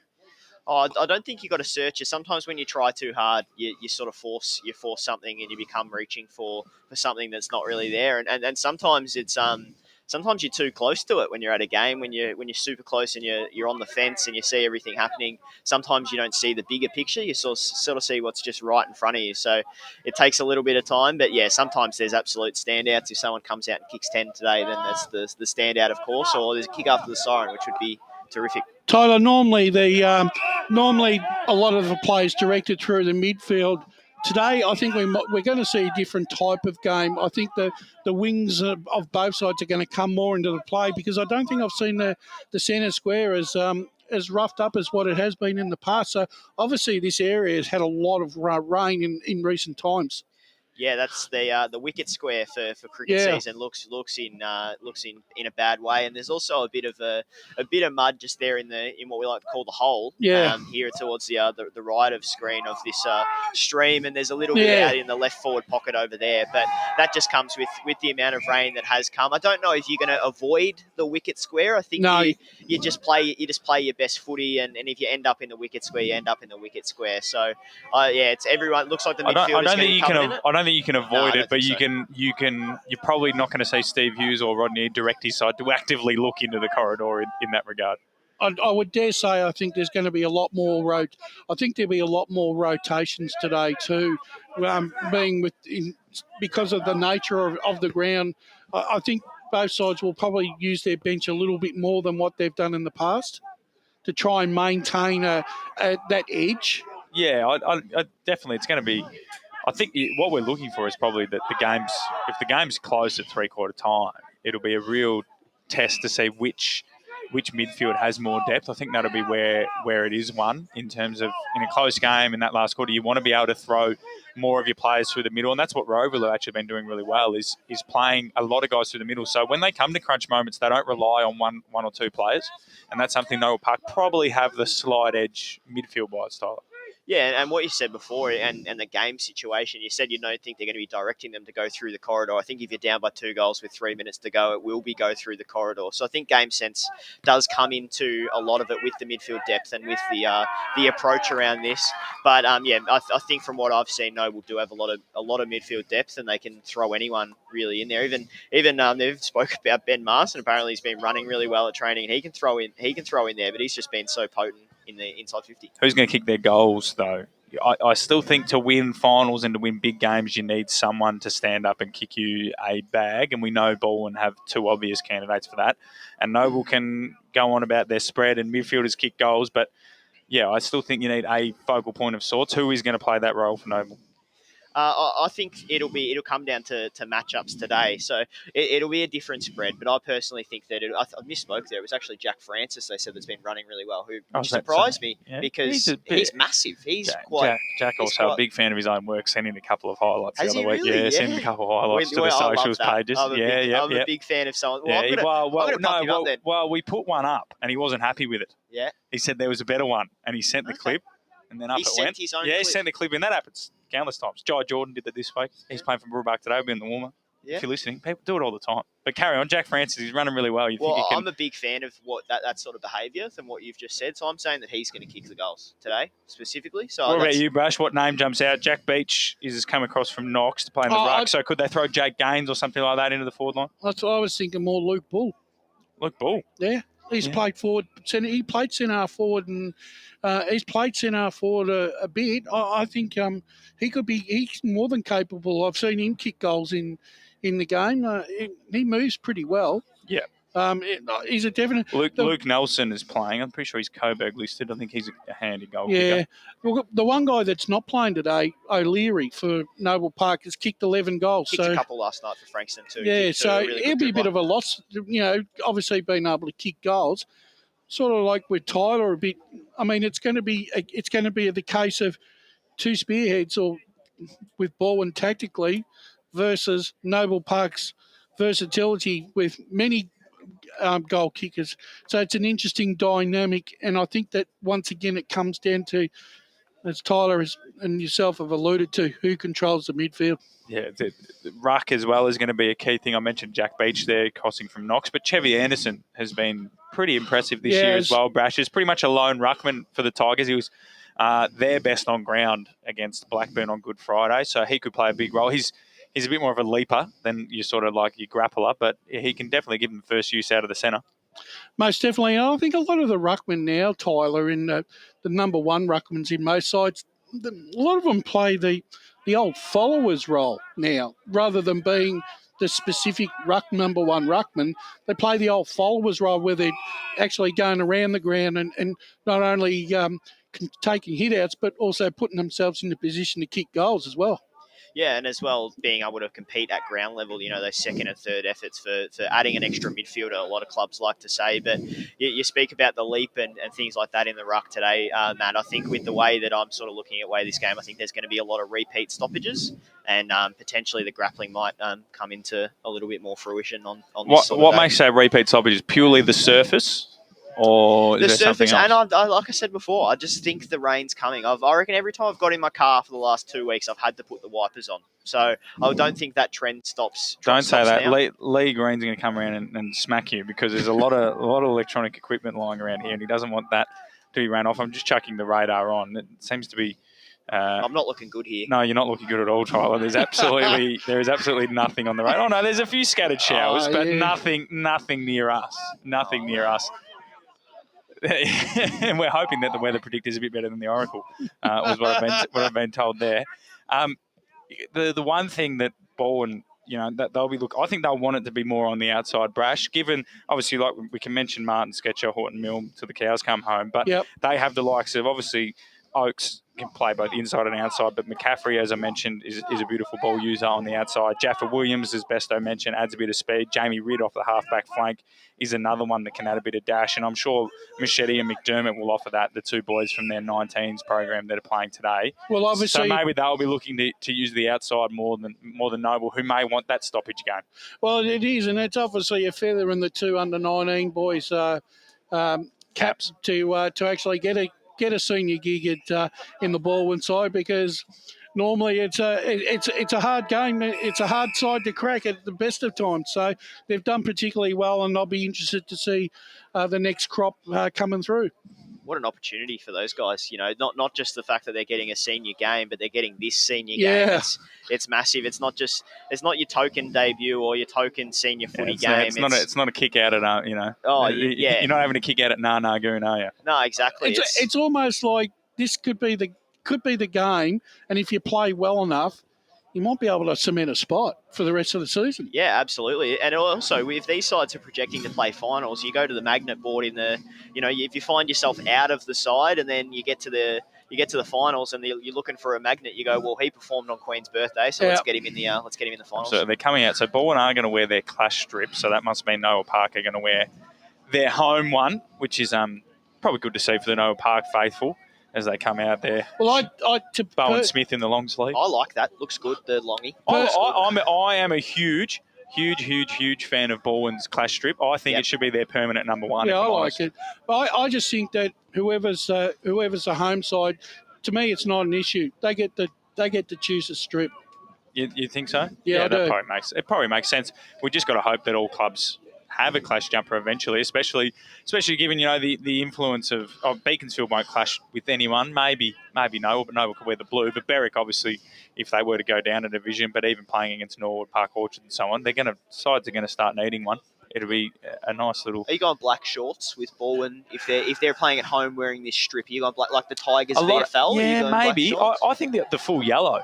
Could you go full yellow? Oh, no. Oh, I don't know about that, actually. No. Here we go. Lee Green is going to give us a look. We're going to give us a look at the clash jumpers because we're discussing what shorts you think it would best look at. They've got to be black. I'd go all yellow, I think. What, canary yellow? Match the yellow, surely. It'd be like the, early, Australian World Cup uniform sort of setup. I'd go that yellow but have black stripes in. You reckon? Yeah. Okay. Fair enough. I'm going to disagree with both of you. All right. What do you reckon? Just black shorts? Just black shorts. They could go the Geelong, go back to the old days, mate. where you just wear white. Geelong just wear white shorts everywhere they go. It gives a lot of people sending it fresh. Sydney very rarely wear white shorts themselves. The old white shorts has gone out the window. There's no longer home and away shorts, I'm pretty sure. Definitely in the AFL. It's definitely been thrown out the window. Let's just go back to black and white. Black when you're at home and white when you're away. Black when you're at home. You're just wearing the black. Anyway, boys, before we go to our final break, we for those who didn't join us on the pre-game, Brash and I are going Balwyn. You're going Noah Park, Tyler. Yeah. Is that because you cover Noah Park? Yeah, I want Steve Hughes to answer my phone call on Monday. Does he not answer it all the time? Nah, Steve's great. He's a busy man, isn't he? Oh, he always makes time for me. Maybe he's too busy for you. Domain.com. Maybe he's just busy for you and you're giving him a call. He always seems to pick up my phone call. That's because you haven't said a bad word about him. Well, if they start playing poor footy, we might have some difficulty in answering the phone. Yeah. But at the moment, they're playing pretty well. So, Mate, unfortunately, as reporters, sometimes you got to report the truth, and sometimes it hurts. You've never lied in your life, have you, No. Tyler? No, definitely not. Never. So, speaking to Ben Wise for Roeville, he's pretty happy that I'm calling him every week, and he says that he expects me to go hard when they lose. So, that's unlike him. Well, there was a period there where he didn't think they were going to lose for a while, I reckon. Yeah, Brash. that's right. I reckon he fancied them against Doncaster. All right, we're going to go to a break here on AFL Eastland Match of the Day out here at the Bullring. When we come back, all the action as Noble Park hosts Balwyn in a massive Premier Division clash. Today at Eastland, Lucy's trying on jeans for a momentous occasion. Coffee with the ex. She needs jeans she can move in because she's definitely moved on. Jeans that get a second look, but don't give any second chances. Jeans that say, "Why, yes, I have spent the last 8 months in a post-breakup juice cleansing, kickboxing, personal training frenzy." And it looks as though she's just found the perfect pair. Bravo, Lucy. For all of life's little moments, there's Eastland. Eastland. Live real. Sprained your ankle, bursting through the banner? Broke a finger, high-fiving the ruckman? Or did you run into the goal post again? For bumps, breaks or bleeds, be seen sooner, close to home at Knox Private 24/7 Emergency Department. The preferred provider of emergency care to the Eastern Football Netball League, you'll generally experience shorter wait times. You don't need private health, but there is an out-of-pocket fee. Be seen sooner, close to home at Knox Private 24/7 Emergency Department, 262 Mountain Highway, Wanturna. At Yarra Valley Water, we know reducing your shower time or show time to 4 minutes can save you an average of $200 a year on water and energy bills. Shower shorter. Save water. Authorised by the Victorian Government, 1 Treasury Place, Melbourne. Running and jumping can be really painful for girls, especially in contact sport. Boob Armour supports your breasts, minimises the bounce and guards against impact and injury. Feel confident, feel supported, available at boobarmour.com.au. Do you feel good about your bank? Because there is a bank you can feel good about. They share their profits to fund big community projects, small community clubs, and vital emergency services. They've given $250 million to help Australian communities thrive. They have all the products and tech you expect from a big bank, with service you don't. It's Bendigo Bank. Feel good about who you bank with. Try Bendigo. Search bendigobank.com.au or search Bendigo Bank near me. How would you like to be celebrated? I think I'd like to be celebrated with lots of music, dancing, a bit of a party. I'd like to be celebrated at the pub with a few frothies. Maybe some colourful balloons, my favourite flowers. How about some glitter? I'd like to be celebrated in space. Outdoors, having all my family and friends together. At Tobin Brothers Funerals, they know that every life is unique and they think that every celebration should be too. Find out more at tobinbrothers.com.au. Tobin Brothers Funerals, celebrating lives. Sprained your ankle, bursting through the banner? For bumps, breaks or bleeds, be seen sooner, close to home at Knox Private 24/7 Emergency Department. You'll generally experience shorter wait times. Knox Private 24/7 Emergency, 262 Mountain Highway, Wanturna. At Yarra Valley Water, we know reducing your shower time or show time to 4 minutes can save you an average of $200 a year on water and energy bills. Shower shorter. Save water. Authorised by the Victorian Government, 1 Treasury Place, Melbourne. EFL Saturday Game Day continues. Let's head back and go local for your footy. Welcome back to Pat Wright Senior Oval. We're almost ready for this massive Eastland EFL match of the round between Noble Park and Balwyn. Queen's birthday action. Winner will go second on the ladder. Our boundary riders Scott Hardy and Brett Beston are down on the boundary line. Gents, we'll cross down quickly. What can you give us about the conditions and the toss and all of that jazz? Matty, Shane Allen, great course to see him go out to the toss, playing his 200th game today. So he's won the toss for Noble. They'll be kicking to the left of screen. And conditions-wise, you'd have to say it's pretty soft underfoot. We walk right out to the centre circle. It's not too bad closer to the centre circle, but it's really soft, particularly out around the wings. And, of course, on the other side of the ground as well. So that will play a part today. Few spots of rain here, but at the moment it's nothing too no significant. But it's very overcast, and I think we probably will get some rain before too long. And just before we go there, gents, Scotty hasn't given his tip. Scotty, what have you got for us, mate? At the moment, it's 3-2 Noble, including the Oracle. Yeah, I'm leading towards Noble. Home game. Allen's big 200, so I think they'll lift a close game, 10 points, and I'll definitely be putting the beating on as well. And you're a big fan of the Oracle as well. Love the Oval. Thank you, boys. We'll cross any later today. Paul Uconi is usually in the score centre, but he's doubling up today, scores and stats. Paul, welcome to the broadcast, mate. Who are you leaning towards today, Balwyn or Noble Park? I'm leaning towards Noble Park. I think it'll be a close one, but Noble's defence have been very good this year, and I think Noble will get up in a close one. Well, Brash, the pair of us, it'll be a long trip down the freeway if we're wrong. Luckily, no one else will be able to tease us. No, that's it. Brothers in arms. We're almost in readiness here, and it's a big game. It's the Queen's Birthday Clash. It's finally returned as umpire Dan Beard holds the ball aloft in the centre of Pat Wright's senior oval. Chevy Anderson and Kieran Byers will go up in the ruck. Byers wearing a glove. That'll be interesting, and Bowen Smith's wrapped up immediately for Balwyn. Any interesting matchup so far? Looks like Morrison has gone to Lyle in the forward line for the Tigers. Haley soccers it off the ground. Jaffa Williams got a quick handball away to Oakes, the former Noble player. Touched off his boot. Goes inside, defensive 50 for the Bulls. And they're just knocking it around, toe poking. Nice forward tackle laid there by Bowen Smith, and we'll have a ball up 25 metres out from the Balwyn goal. A bit of silence around the ground, almost anticipation from these two great clubs. Lyle just took it out of the ruck like Tom Hawkins. And then Oakes laid a big tackle there on Horton Milne. But the Bulls are away. Jackson Sketcher has some space. Goes to the outer wing in front of the 200 game man, Shane Allen. He's got a company there in Will Wheaton, and he knocks over the line for a boundary throw in. Just forward to centre wing for the Tigers. Sketcher's going to be important. Him and Martin have missed the last 2 and 3 games respectively. They'll probably take a quarter or two just to get back into the swing of things, but they'll be prominent throughout the afternoon. Do we know why they've been out, Tyler? I believe Sketcher had a little bit of a hamstring and Martin maybe a groin. Right, so Shane Allen with a bit of an agricultural slap back into play. Umpire setting himself. He says, give it to me. So we've just edged Noble Park's side of the wing. It's no real breeze to look of. It looks like the trees are swaying a little bit, but nothing major. As umpire Beard throws it up again. Big leap from Byers, got the slap down. And then Sketcher just worked his way out of that contest brilliantly and went inside forward 50. But way out on the full. So Balwyn will get the footy back. Tua has gone to Haley, but I noticed in that first inside 50 there that he sort of went ball chasing a little bit, and Haley went forward and almost got the ball out the back. So it would have been a bad start, but he's got to be careful of Haley, obviously relying on his teammates to get it to him. Yeah, and it was interesting that Balwyn didn't start with anyone in the goal square. Now, in the Eastern Football Netball League, you do not have to start. It is 666, but the goal square isn't a requirement, as Nick Chancellor takes the free kick for the out of bounds of the full, goes long down the line. That scrappy, low-scoring game that Paul predicted might be on. Haley couldn't get clean possession, slapped it back to Sean Cross. Handball over the top there to stick up. He walked back into a tackle, and holding the ball will go the way of Lachlan McDonald. So a bit of a scratchy start for both sides, who had the week off, obviously, last week. Goes wide to Sketcher. Had a lot of early possessions. I don't know what he's playing at here, trying to get a free kick. He's allowed Balwyn to sort of get numbers back in the hole. Looks like Beach is playing at full forward for Noble. He goes into the pocket. Great kick. Fantastic kick. Right in the hands there of Ben Marson, who's been kicking a lot of goals this year for the Bulls. Yeah, the Marson duo? Oh, there's 3 of them in there today. There? Yeah. Marson's Anthony, Ben.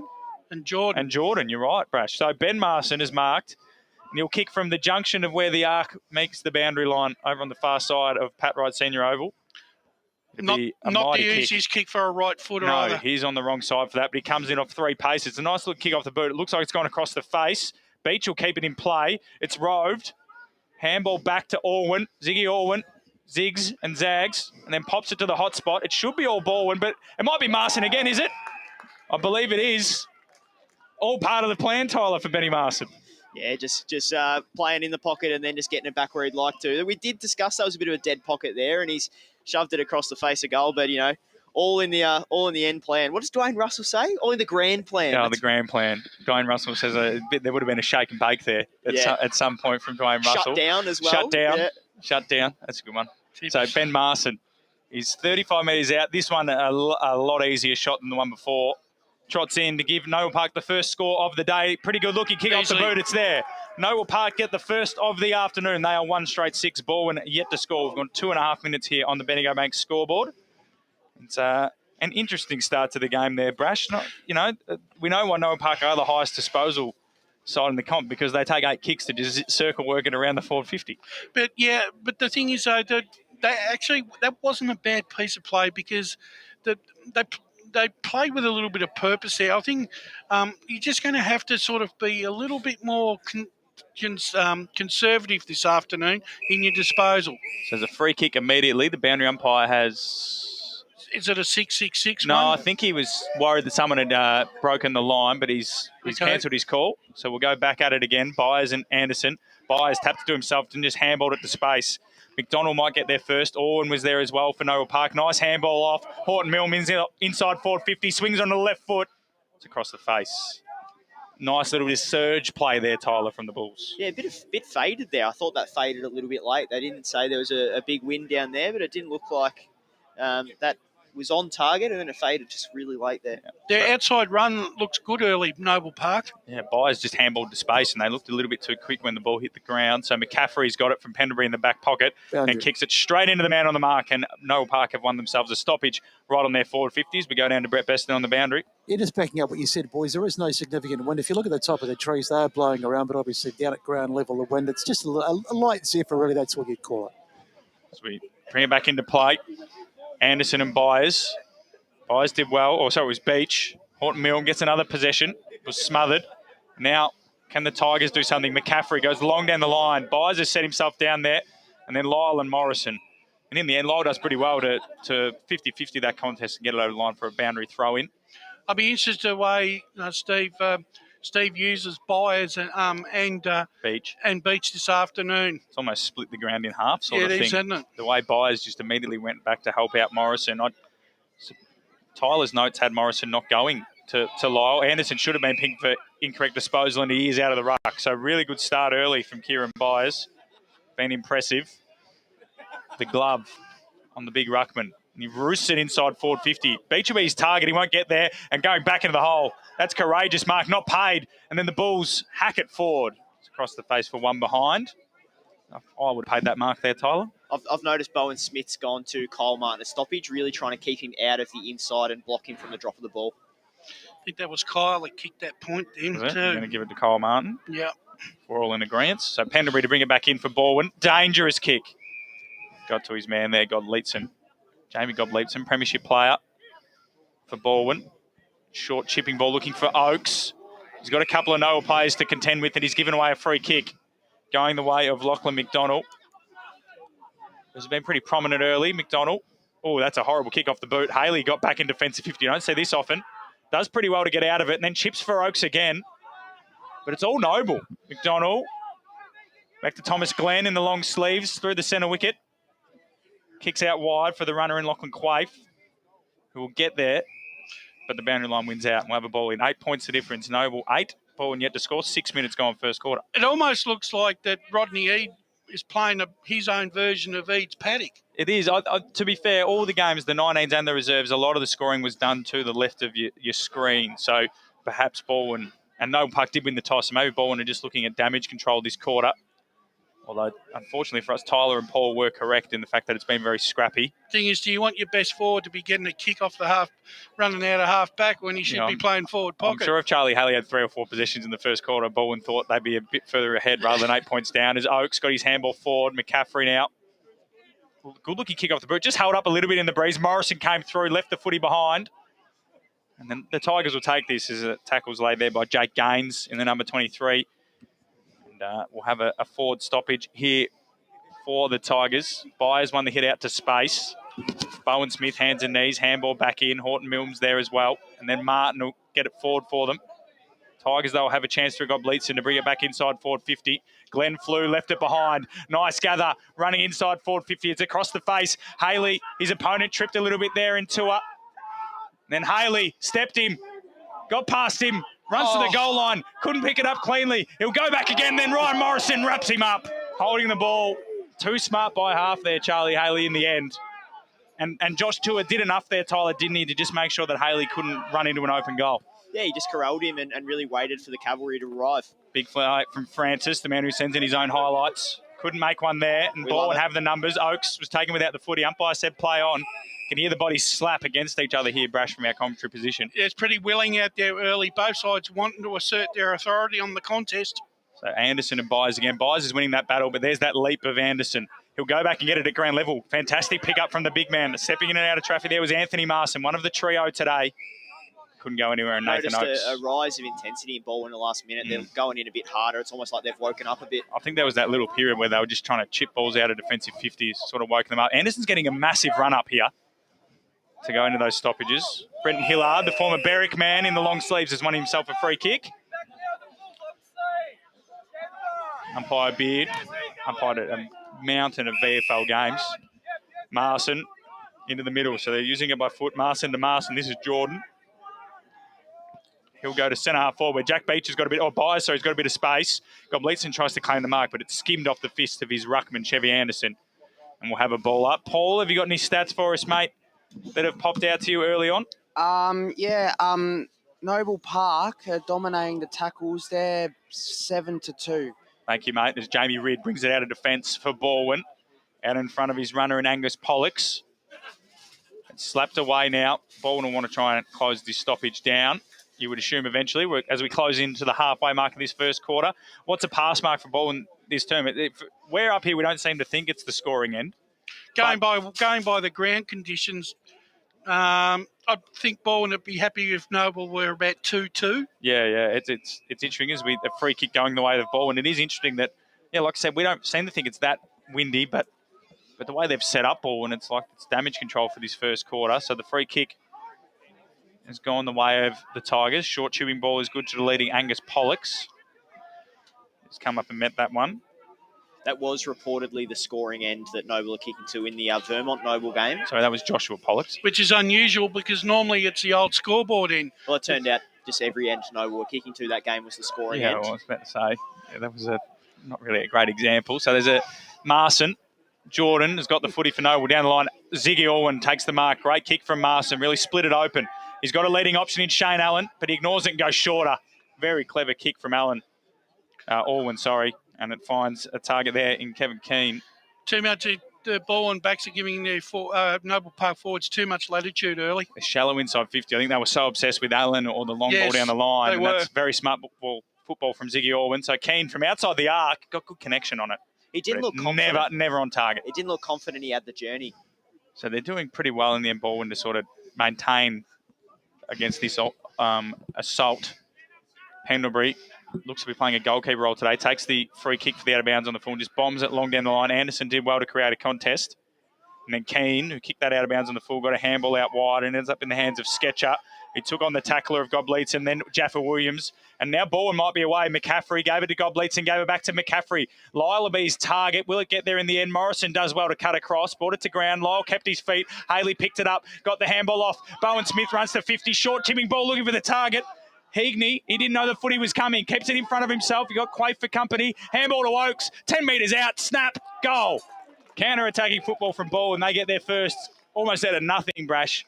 And it's Noble Park 1-8. Balwyn 1 straight 6. 11 minutes gone, first quarter. Yeah, they nearly did. They nearly botched it up, though. The kick from Bowen Smith into the forward 50. Yeah, I thought he was going to have a shot. Yeah, wasn't a great option. But Noble Park just sort of got stuck in that 10 metre. Jordan Lyle kept his feet in that crucial contest and a great pick-up from Charlie Haley coming through. And just those clean moments of brilliance, Tyler, might be the key to kicking goals to this right end of the screen. Yeah, and you just can't give a good side a turnover in the middle of the ground. Obviously, hard against the boundary line, but it was still in a crucial spot of the ground. I think Sketcher it was a bit of a matador stuff, and Gobleitson and McCaffrey did really well. So the second ruckman there, Kyle Elliott, ball and won that hit out. Martin might get a free kick from the back. Umpire Beard says, give it to me. So for all Noble Park's dominance, it's just the 2 points here, 12 minutes into this first quarter. We might need the lights on soon enough. Free kick going the way of Kyle Elliott, taking on Jack Beach. Handball immediately to Sean Cross, the evergreen Sean Cross. Pops it into the pocket. Haley's underneath there. He's got 2 for company. Morrison and Tua spoil each other, and it comes back out to Heagney. The ball spills forward. Tom Wilson was there for Balwyn. And we wrapped up forward pocket. Great tackle from Heagney there. Yeah, McDonald was going low. He could have got him high, but he went low himself. Interesting that Tua Morrison, no talk. And Lyle just sort of snuck out the back. He was hoping it would skid out. So we're interested to see if that communication improves as the game goes on for Noble. Let's see who can make the most of these stoppages. I'm not sure who's in the ruck here. It is Lyle. And Beach, Martin there, doing his work at the bottom of the pack. Handball to Morrison, came back into trouble, gone. Ran into Yaron Jaffa-Williams. Yep. And that handball from Kyle Martin, Brash, he'd probably want to have that one back. Yeah, no, not the best option there, Kyle, but, look. And Morrison, you can't really criticise. He was put under pressure, but you just got to slap it on the boot there. But nonetheless, after all of this pressure, I thought Jaffa-Williams laid the tackle, but it's going to be Josh Pollux from directly in front from that muddy hole that Tyler alluded to. Well, he's a goal kicker. He's a goal kicker. He's third in their goal kicking this year, Pollux, so he's doing well. Oh, no, he's kicked it straight in the man of mark. It was very laissez-faire, that approach. Wilson came through. Noble Parkwine holding the ball. Ball flicked out the back, and then that'll be a free kick, surely going the way of Bowen Smith. Umpire was blindsided. Noble got away with that. That was lackadaisical, that approach from Pollux. That's a coach killer. Absolutely. And we know Rodney doesn't like stuff like that. Jaff Williams coming through, couldn't rove it. Sketcher, little kick forward. And the mark will be taken by Elliott. Umpire set play on Jamie Ridd. He goes wide and will get, it's a nice kick. Cleared the lines to Thomas Wilson. He's got Haley in the pocket. Lyle doing a little bit of work on him. Haley will fly across the front. Beach was back there as the defensive spoil. Now Cross to Haley, back to Cross, wanted his right boot, flicks the handball over the top there.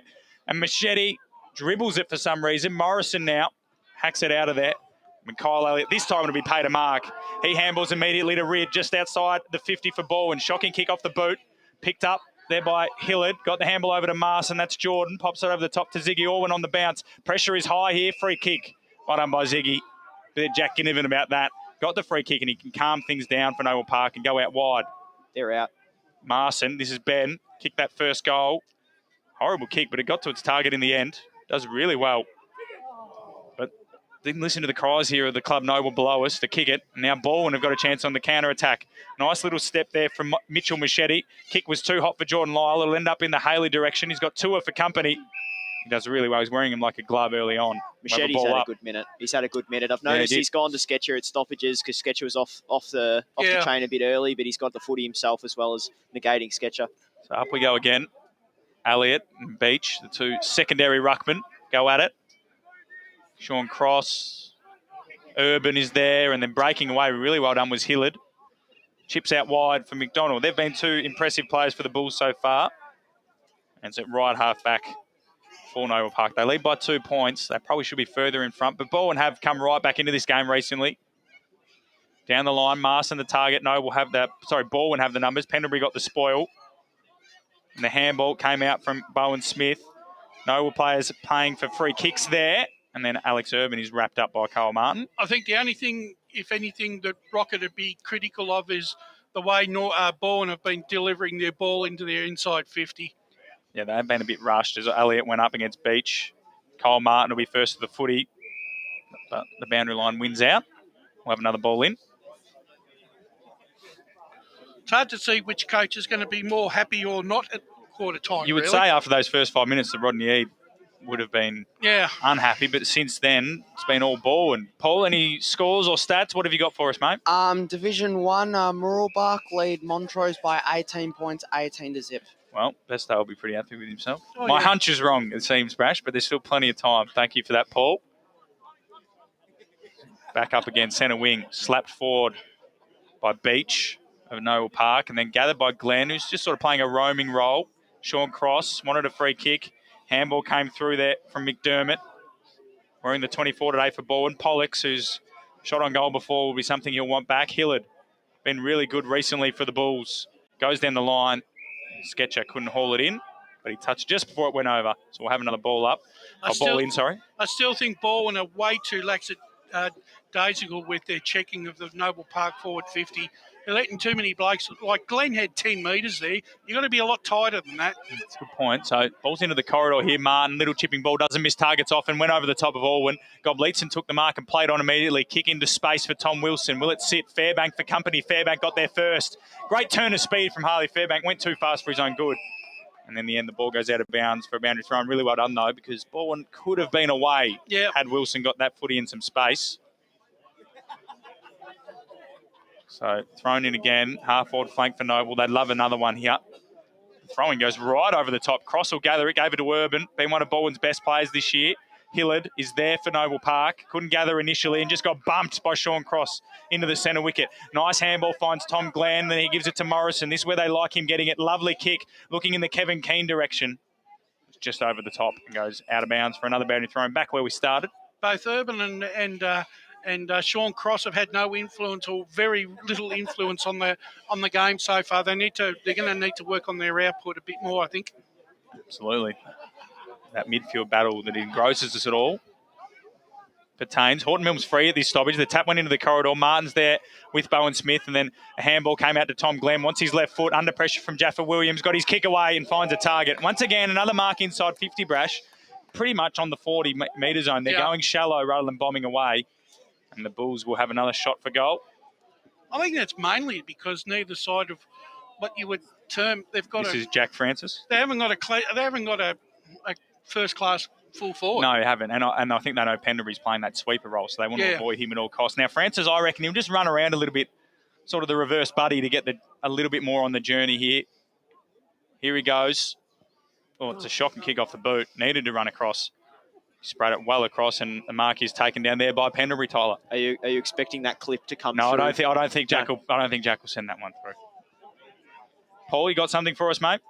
Noble Park are basically controlling the game up forward. They've got 5 clearances to 2. They've taken 4 to zip in marks inside 50, but Balwyn are holding up well with 3 intercept marks to nothing. So Beach got the intercept mark, and that could be one of the goals of the year. Wow. So Jack Beach got the ball inside 450. I'm not exactly sure who snagged that one, Tyler. We can watch on the replay screen. I think it was Francis. No, he'll be sending that one in, Jack Francis. That's a Tobin Brothers goal of the day. Just slapped it on the boot. The ball and defender down there, Pendlebury, just thought, well, there's no chance that's going through, but it's not. It's a bit of a wrong'un. It's gone right through the big one. So Jack Francis snags his first of the game. That one will be on the highlight reel. No, we'll get their second. 2-2-14 to ball, 1 straight 6. We're about to tick into time on in this first quarter. I didn't know we had a player like that. Jack Francis. Well, no, that's we got plenty that do that. Really? Yeah, plenty that send their own highlights in, Brash. Don't you stress, mate. Plenty of them. So back in the middle we go. Interesting battle arising here. The ruckmen have been really impressive. No, don't kick it, Bowen. Oh, Bowen Smith was about to give away 25. The free kick was paid. Yeah, Dan Beard. He's the best in the business. So Jordan Marston will get the free kick. He'll go short in the middle to Tom Glenn. They want that kick, Noble Park. They like to get it into the mud. Chipping ball for Alwyn. He'll want that way and back, Tom Glenn. Jamie Rigg came in and tackled the superstar. And now Balwyn have a chance. Bowen Smith slipped over. Oh, nice turn of speed there from Sketcher. On the left boot, inside forward 50, looking for Byers. It's out the back. So they're resting their ruckman at full forward as we go to Paul. I got a score update from Division 1. Muralbark are 4 goals up on Montrose, 25-1. 25-1. So Montrose have hit the board, which is good to hear for the Demons fans. That's why this one's the blockbuster, Brash. That's why we come here every year. So Byers and Anderson. Anderson did well. Tapped it down. Gobleitson had the job on Sketcher in that contest, and now we'll have another ball in. 22 and a half minutes gone on my clock. 20 and 21 minutes on the main clock, so we're stuck in the middle. We'll split the difference. But I don't think it'll be an incredibly long quarter, Brash, given there's only been 3 goals. Yeah, maybe 25. Big throw in from that boundary umpire. That's twice he's thrown it into the hot spot. Luckily for Balwyn, it fell in the hands of Sean Cross. He kicked it straight up the middle. Pollux does well. Can he get his handball away? He's wrapped up immediately. Could there be a free kick? Umpire said no. Haley, will he go off the ground? He's got 2 for company. Could that be a free kick? No, says the umpire. Morrison gave the handball off to Quaife, got it back. And then that's why he gets so many possessions. That's 3 in a little period there. Goes out wide to McDonald. He's been good on opposing wings. And then Alwyn. He's been good too, Brash, offering a bit of a lead-up target. Kick in the middle to the big ruckman in the centre circles. Beach, handballed. McDonald again. He's been really impressive. In the middle to Marston. They're running a bit quicker than Balwyn at the moment. Jamie Rigg, good tackle. And then Luke Bull got wrapped up by Kyle Heagney. They're finding way too much space, Noble Park. They're counter-attacking. So Heagney switch. Dangerous. Fairbank does well. Slapped it down. Machete had to go back and get it. Then Rid will go out wide for Lyle. He's got Morrison for company. The ball held up in the wind. Morrison. And then Lyle, handball, Machete, left it behind Fairbank. Nice little bit of toe. Morrison picked it up, kept his feet. Tried to Sally Candy, got wrapped up, got his handball away in the end. And Fairbank, has he given that away out in the bounds on the full? No. I think he should have been penalised there, Morrison. I think he might have just got his handball away, but we've seen them paid. That's twice, though, he's tried to take on tacklers. was a nice tackle in the end by Jamie Ridd. Third time might not be a charm for him. No. But Morrison just kept his feet there. That's going to be the battle between those two, it seems. Yeah. Lyle and Morrison, whoever keeps their feet. So this boundary umpire's got an absolute arm on him here. If I'm Balwyn, I'm setting up a sweeper at the back of the contest. He's timed that one better. Byers hit out down. Martin came through, was wrapped up by Bowen Smith. He's starting a metre in as well. You've got to do the step. It's about momentum. Thrown up immediately. Byers hit out. Bowen Smith and Martin, they were tackling each other before the ball had even come to them. We'll have another repeat stoppage. 23 minutes gone on the main clock, 25 on mine. 2-2-14, Noel Park, 1-6 Balwyn. Noel did win the toss, so we would assume this is the attacking end. Can Fairbank make something happen? No, he can't. Ridd's kick went straight into his teammate, so it didn't gain much territory. And then this time it slapped on the boot by Machete. Been pretty impressive, but Ryan Morrison back there takes another mark. Probably leading possession winner besides Lachlan McDonald on the ground, Morrison. Goes to centre half forward. Owen might fly. It's out the back. Mark taking Shane Allen. Game 200. How many goals to get to 450, Tyler? I think he's got a. They didn't quite give me senior goals. Right, so okay. I only go by senior goals. I think it's about 430. 430 he's around the senior goals. That's their fifth mark inside 50, is it not, Paul? Just chuck the headset back on. Is that their fifth mark inside 50? Yep, fifth mark inside 50 for Noble Park. So Shane Allen, 35 metres out, slide angle. He's done this before. Looks pretty good off the boot. It's there. And look at the boys get to him. Third of the quarter for Noble Park. One of many for Shane Allen in his 200th game. The Bulls at 3-2-20 ball and 1-6. 25 minutes gone, first quarter. Well, they thoroughly deserved their quarter time lead. Noble Park. They've had the ability to keep their forward line open, and their midfielders been able to pick targets. Whereas Balwyn are playing too far up the ground, and then they're not able to hurt Noble Park on the turnover, because when they go into the inside 50, it's always contested, but they're under pressure. Paul, scores? In First Division, it's a great start from Roerbach. 31 points up on Montrose, 32-1. Thank you, Paul. Oakes got the handball out wide and found his teammate in Machete. And then he's got a mark, and he's about 65 from home, so he's just going to quickly go to barrel, play on, so it won't count. And it landed on the chest of a Noel Park player. Regardless, quarter time then at the Pat Wright Senior Oval, the Bullring. Noel Park 3-2-20 ball and 1-6. The goal kickers singles to Ben Marston, Shane Allen in his 200th, and Jack Francis, whilst Nathan Oakes kicked the only ball and goal. We'll go to a break here on the other side of it. We'll hear from the coaches, and we'll get into the second quarter of this Queen's Birthday Clash. Today at Eastland, Lucy's trying on jeans for a momentous occasion. Coffee with the ex. She needs jeans she can move in because she's definitely moved on. Jeans that get a second look, but don't give any second chances. Jeans that say, why yes, I have spent the last 8 months in a post-breakup juice cleansing, kickboxing, personal training frenzy. And it looks as though she's just found the perfect pair. Bravo, Lucy.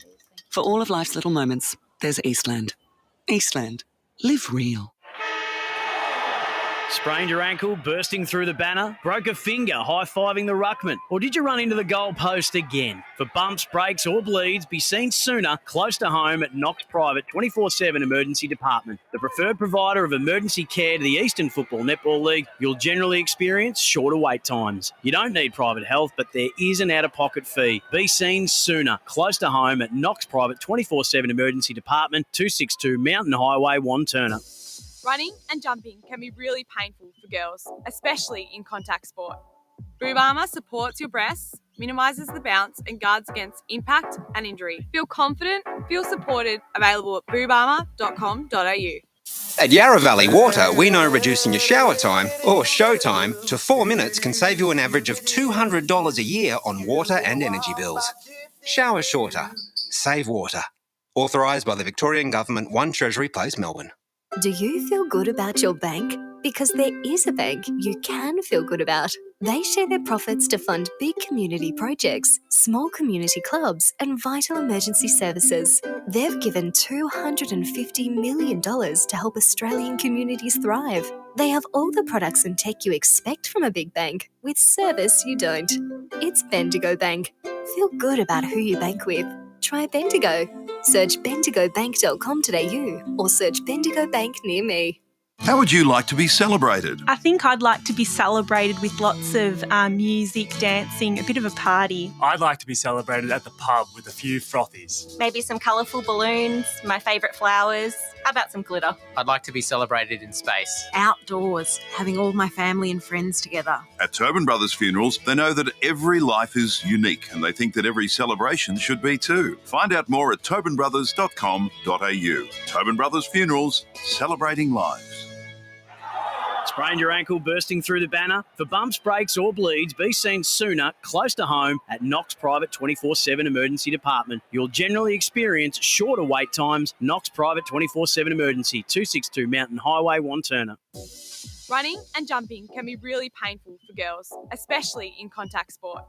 Boob Armour supports your breasts, minimises the bounce and guards against impact and injury. Feel confident, feel supported, available at boobarmour.com.au. EFL Saturday Game Day continues. Let's head back and go local for your footy. Welcome back to the Bullring. Queen's birthday clash between Noah Park and Balwyn. Leaden skies here at Pat Wright Senior Oval. Quarter time, Noah Park 3-2-20, leading Balwyn 1-6. Single goal kickers across the field. We're going to go to the Stats Centre. Paul Yaconi, what have you got for us, mate? Well, it's tightly contested as we expected. Noble are on top in the tackle count, 14-11. They're dominating the inside 50 marks, 5-0, but Balwyn's defence are holding up 4-1 in intercept marks. And as far as clearances go, Noble are on top 6-4. So there's not a lot in the stats. Yeah, it's definitely a close game, isn't it, Tyler and Brash? But as Paul's alluding to, but it's probably just a little bit of polish from Noble with their ball movement, Tyler. Yeah, it's just that last kick inside 50 that they're probably getting the message from Steve Hughes right now about cleaning up. And they probably should be a little bit more ahead, especially even after that 5 minutes. But aside from that, it's been very even across the board. I've been really impressed with the way that Noble Park's outside run, especially coming off that half-back line, and then their ability to attempt to make sure that their forward line is open, so that there's plenty of space for the midfield and the runners to kick the ball into a leading forward.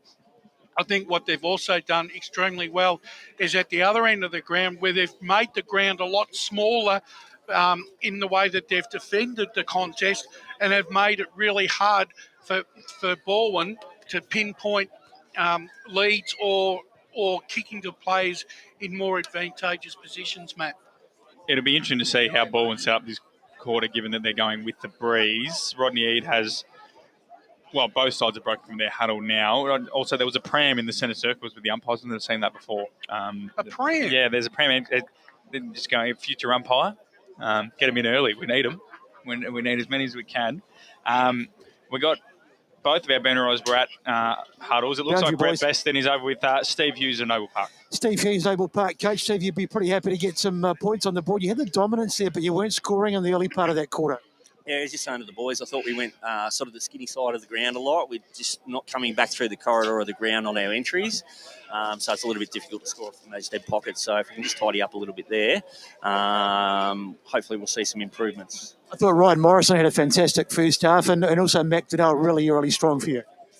Yeah, well, Morrow's, we think he's probably got the points in all of his defensive matchups for the first 7 weeks of the year. So obviously he's got a big job today on Lyle, but yeah, he started really well. Good stuff. Good luck going forward.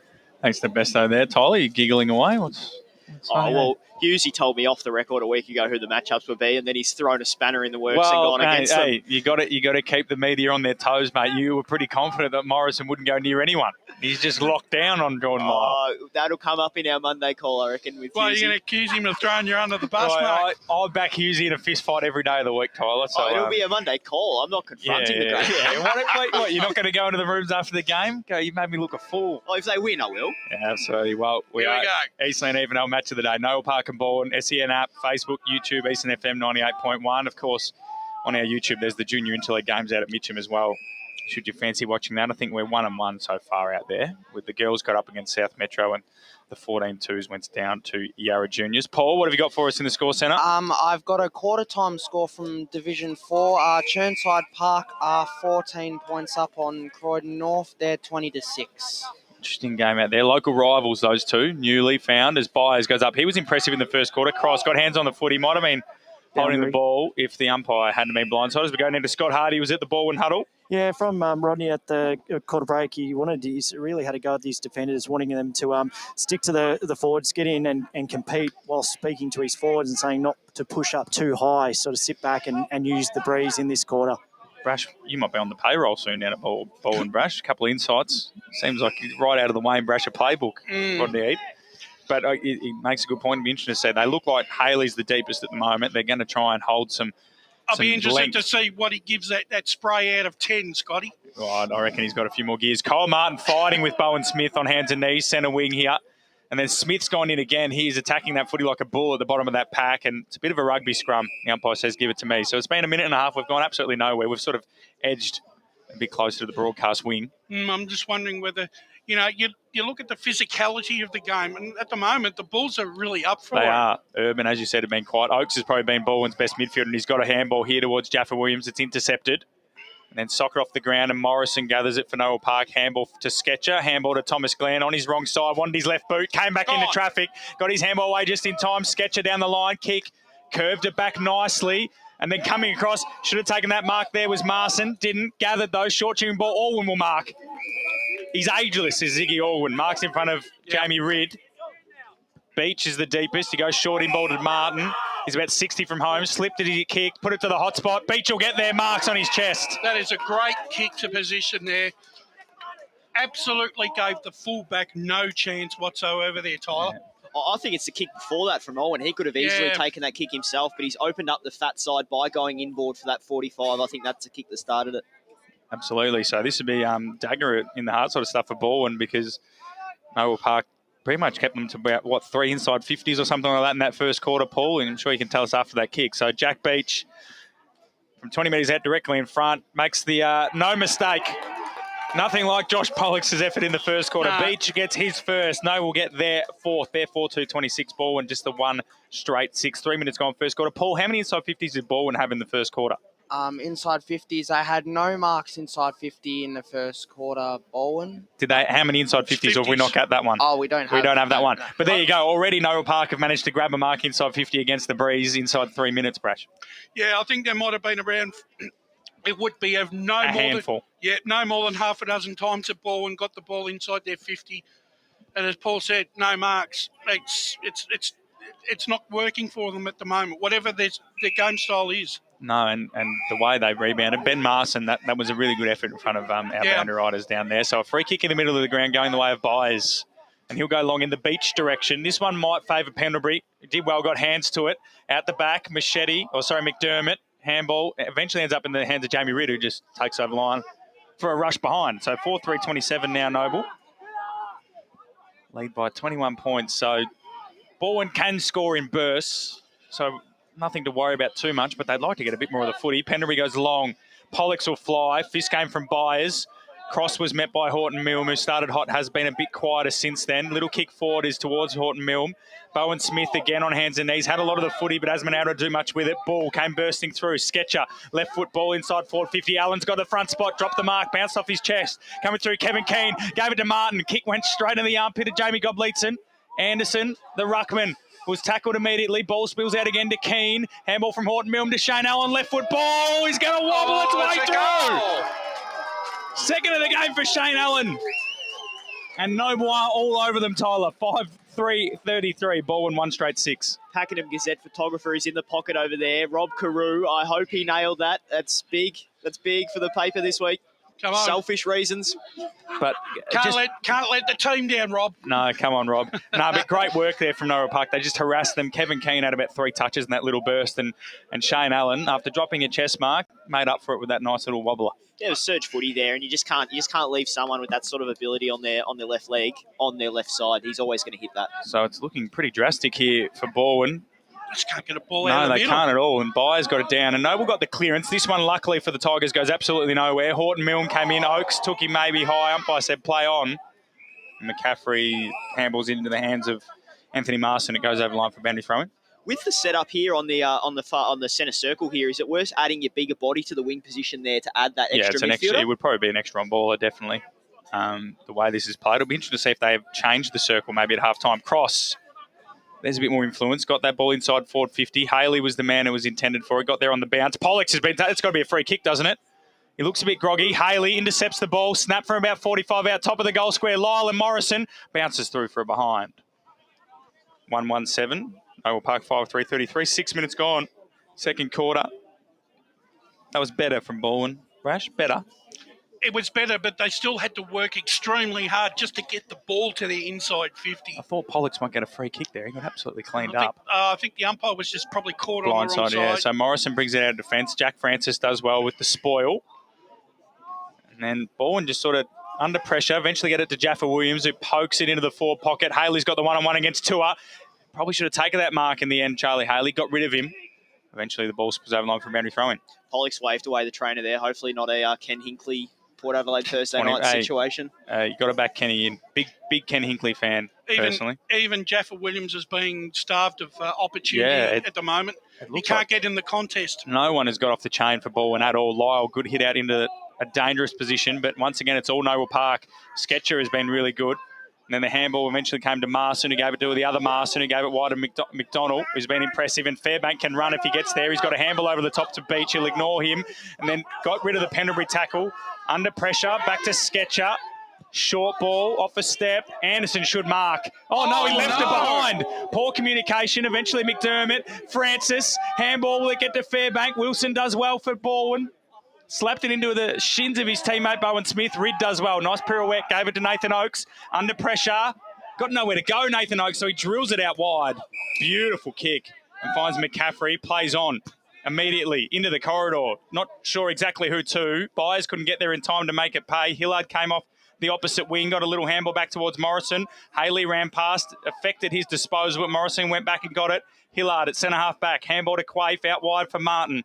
Will he get it on the bounce? Eventually he will. The champion player. Handball back inboard to Marson, who wobbled a little bit, and then Bowen Smith's able to wrap it up and does well in the end for ball. We're not sure what Tom McCaffrey was doing here, Brash. He saw someone in the corridor, and I reckon about halfway off his boot, he realised it was an Oval Park player. Yeah, you just don't know what pressure does to you. Yeah, Nathan Oakes did incredibly well at centre-half back too, to not give away another Oval Park goal. So 26 points the difference, 8 minutes into this second quarter. Queen's birthday footy winner will most likely go into second. I can't see away the South Croydon. Hold on to second. Great tackle. Fantastic tackle there from Oakes. And then Jaffa Williams wanted to play on, but it'll come back to Oakes, who's probably been Balwyn's best player. Not when both these sides are 25%. Is it? Yeah. Percentage ahead of South Croydon. Croydon, yeah. So both sides, I think Noble Park have played South Croydon, I think. Yeah. Not sure. So chipping ball into the pocket. No, neither side's played South Croydon. So that'll be why the South Croydon hierarchy were here before. So Noble Park do well.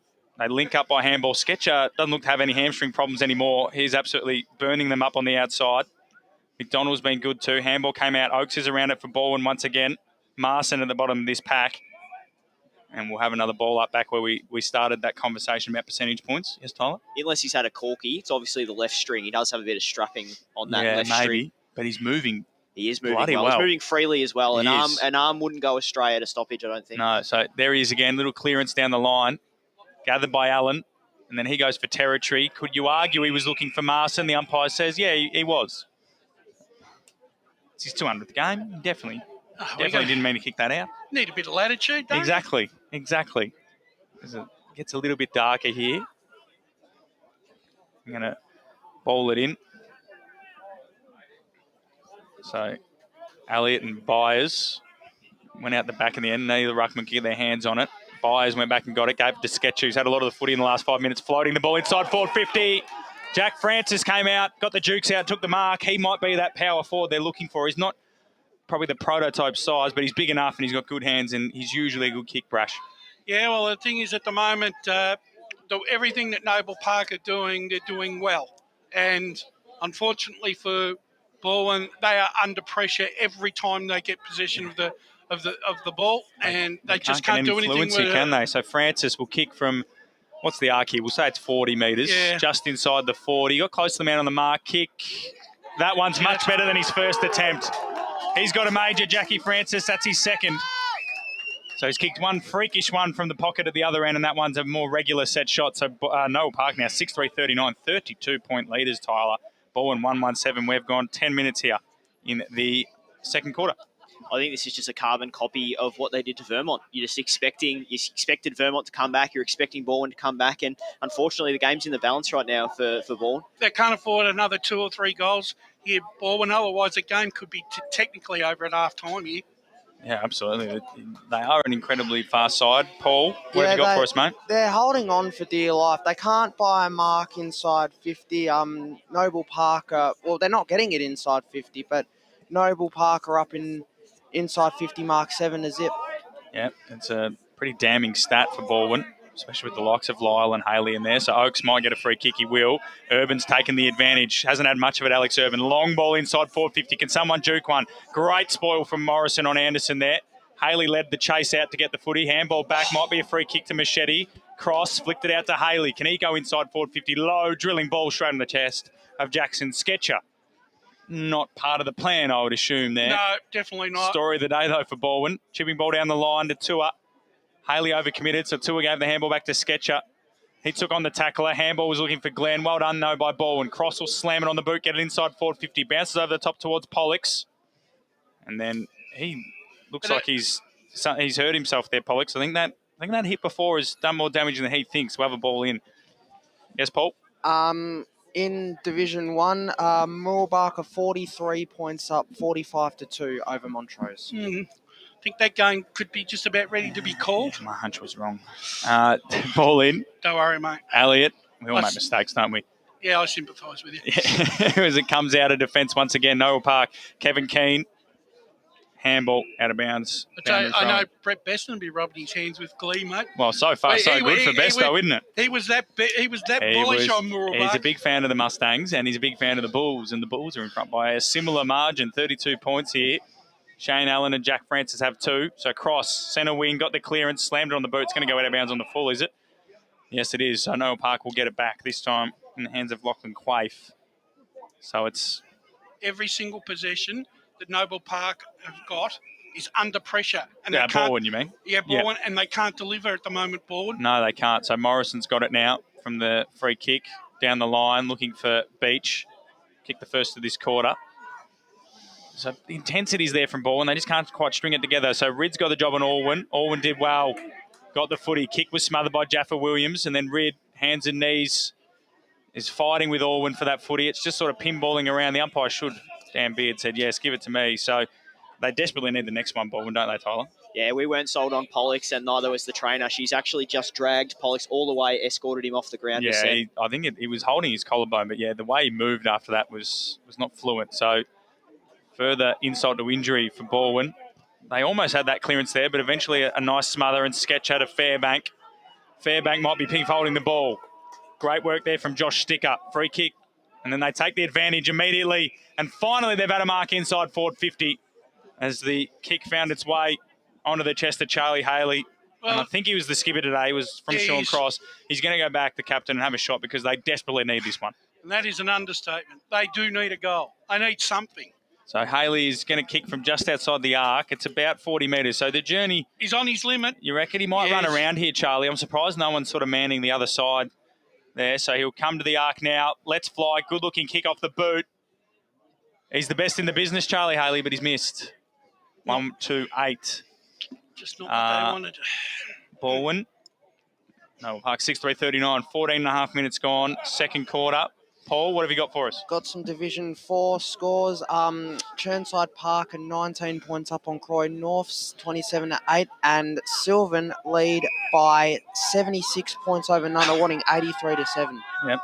Bit going on down there as Morrison's kick to Thomas Glenn at the top of the 50 was a brilliant one. Then his ball into the centre circles was even better. That was too easy. That is too easy. They've almost gone end-to-end here. There they will have Alwyn. He could have claimed the mark. Umpire said play on. Francis outside of the boot onto the chest of Marson.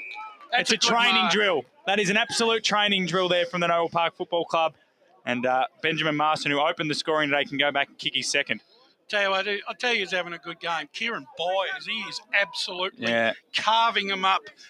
Anderson is trying hard, but Byers is just everywhere setting up. He's been very good, and that was Jack Francis outside of the boot there. And they've got the luxury of having Jack Beach play at full forward. And they don't need him to ruck. So, Marson, pretty simple kick this one. Yeah. It'll put it out to 37 points. Yeah, no mistake. It's beginning to get a bit of a circle work feel about it here for Noble Park. They're 7-3-45, Balwyn 1-2-8. We've gone 16 minutes in the second quarter. They're playing like stunned mullets at the moment, aren't they, Tyler? Balwyn, I think I don't think they can actually believe themselves what's happening here. Yeah, and when Morrison came out of full back there and he's gone up the guts, I was thinking, brilliant I was kick. like, "Where's a brilliant kick?" But I was thinking, "What are you doing? You're not down. It's not the last quarter. He's gone straight up the middle, but it just paid off brilliantly because he's turned it Horrible into a goal. defending from Balwyn. Rodney Eade, I'll be interested to see what he's saying. So Jaffa Williams was around that footy. Kyle tried to slap it off the ground, and then Kyle Martin got the handball out wide to McDonald, who's been good inside forward 50. Another mark taken. He didn't even mean to mark that. No. It's all going Noble Park's way. Beautiful kick from Lachlan McDonald, who's been impressive too. Kyle Martin pulled up a bit sore after that stoppage, grabbed at his right leg, but he looks like he's okay. They've got around him pretty quickly. They don't want him to be injured. This is Luke Nelson, who I believe is VFL listed. That's how good he is, Brash. He didn't even mean to mark that footy. It just found its way onto his chest. So he's going to line up from, 30 metres out, slide angle to push it out to a massive 44-point margin. Yeah, brings it right back through the middle. So I think that's the first touch that I've registered of Luke Nelson's today, and it's straight through the middle. So Noble Park now, this is pretty dangerous. They are 8-3-51, Balwyn 1-2-8. Paul, what have you got for us? Well, in the inside 50 marks, 9-1 in favour of Noble Park. They're 26-18 Noble Park in tackles and 10-6 in clearances for Noble Park. In the old days, the coaches would have clean the rooms out at halftime and take them into the toilets for a stern talk. I'm wondering whether Rodney Eade's going to do that. I don't know if many faithful will be allowed into the rooms at half-time. No. So we're not even into time on here. So Balwyn can salvage something as Urban gave the handball off to Oakes, who's been their best player. Low drilling ball looking for Haley again. It just got out of his reach. Haley will end up with it. He's 50 from home. Nice kick out in front of Chevy Anderson. Yes, onto the chest. Yep. Umpire took his time in paying the mark, but he has paid it. Best piece of play Balwyn I've had all afternoon. Most definitely. And I think also too, I think Rodney might have to swing Lyle into the ruck just to give Anderson a bit of a chop out. Well, but then they've got to try and generate something. Yeah, well, he needs to kick this. That's the first task here. They've had limited opportunities. They need to make the most of them. So Chevy Anderson, don't know how confident he is in front of goal. He's about 25 metres out, slide angle, needs to kick this. It was a shaky sort of run up. That's a goal. Good off the boot. So the Balwyn players really need to get around them, but that's their second goal. They're 2-2-14. Noble Park 8-3-51. 18 and a half minutes gone as we go boundary side with Scotty Hardy. Yeah, thanks, boys. Angus Pollock looks like his day's done. It looks like it was that collarbone. He'd had the trainers working on it, and they've called it, so he's putting the jacket on. Well, that's going to hurt their rotations. Well, yeah, and I guess he's had a dog of a day, Pollux. He had that set shot that he kicked straight into the man on the mark, and then unfortunately looks like he's out for. And if it's a collarbone, it could be a lengthy period of time. So important goal that for Balwyn, though, wasn't it, Tyler and Brash? If they can get a couple more before the quarter's out and bring it back to at least 5 goals, we've got a game on our hands at least. Great to hear the Balwyn crowd cheering for their side too. Good to hear a so Anderson, after that goal, straight back into the ruck. Oakes did well to McCaffrey. Cross. It's another clearance for the Tigers, and it could sit for Smith. He's got a runner on the outside, but he just slapped it forward. Haley, can he get the handball away? Umpire says high. He was met in a sandwich of Horton Millman Tua, and now he's got an option in the pocket in Alex Urban, and he gets it to him. So it could be 2 in a minute here for Balwyn. Noble Park's got a player in trouble here with the shoulder. Luke Ball. He looks shaky too. It's a stinger, I think, the way he's waving it. That right arm. Yeah, go away. Leave me alone. He's told, a lot of blokes telling the trainers to go away. Yeah, go away. So Alex Urban, this is a massive kick. So that's twice ball, and I don't know what's triggered for them. Urban's popped it into the top of the goal square, and he's found Bowen Smith. So poor man marking from Noble twice there, really. Probably the first time that Noble Park's defensive 50 have been. That's what I mean. Out. Yeah, these last sort of couple of minutes, maybe that last goal from Nelson might have just sort of calmed them down. But Smith from point blank range comes in. And he's missed. Oh, no. That is that's That's a sorry sight for Balwyn fans. 2-3-15. They needed that one. They trailed by 36 points. 20 minutes gone, second quarter. Balwyn have got themselves into the game a little bit these last couple of minutes. They've taken the last 3 marks inside 50. Which is a 300% increase on their first quarter, Paul, isn't it? Yeah, but they're still down 9-4, but Better. So Morrison brings it out of defence. Long kick, that one into a more traditional situation, and then the mark is taken there by Jake Gaines. So that Bowen Smith miss along with the Pollux one. 2 goals they really should have kicked. Long down the line to Byers and Anderson. Anderson starting to get on top in that battle now. So Keen mans the mark, and then Anderson telegraphs it to McCaffrey on centre wing. Long ball inside forward 50. Can Lyle affect the contest? He can. Bowen Smith will try to slap it forward. Didn't get enough connection, and then Marson is there. Handball to Byers, the ruckman. Handball to Martin, the champion. Floating ball to half forward. Shane Allen in his 200th game. Gathered it. He's already thinking goals. And the ball goes over the line for a boundary throw, and he escorted over there by Will Wheaton. I think Shane Allen was already thinking about just burning his opponent. You could tell by the eyes, couldn't you? Yeah, he was already thinking about it. Forgot the footy. Already kicked 2 in his 200th game as Shane Allen. Turning 36 later this year. Still got the energy of a fresh-eyed mid-20s forward pocket. Sketcher toe poked it into the shins of Byers. McCaffrey, handball was smothered by Sketcher. He is everywhere. Handball out wide to Francis. Took on the tackler and McCaffrey. That might be holding the ball. Umpire. Yep, now he's pinged him. And Jack Francis isn't happy, but I've got to agree with the umpire there. He looked at his opponent, tried to break through it and couldn't do so. And McCaffrey's been one of Balwyn's better players in this little resurgence. Defensive side of the wing, goes long down the line. Haley should get the front spot. Tua did well. Hillard crumbed it, got the handball to Marson. His handball found Quaife, who gave it up to Morrison, who kicks to the centre wicket. Sitting under that is Tom Wilson. Alwyn came across, should be a free kick. Wasn't eyes for the footy. He ended up taking the mark, I think, Alwyn. It bounced off his shoulder, but no eyes for the footy. So Tom Wilson will get the free kick for Balwyn. Just inside the centre square.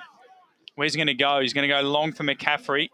It won't get there. And Sketcher takes front spot, took the mark and swung it out wide. He'll want that kick back because Jack Francis won't be able to wheel it in or reel it in. And we'll go over the line for a boundary throw in. So both sides looking a bit worse for wear in that last couple of minutes there, Tyler.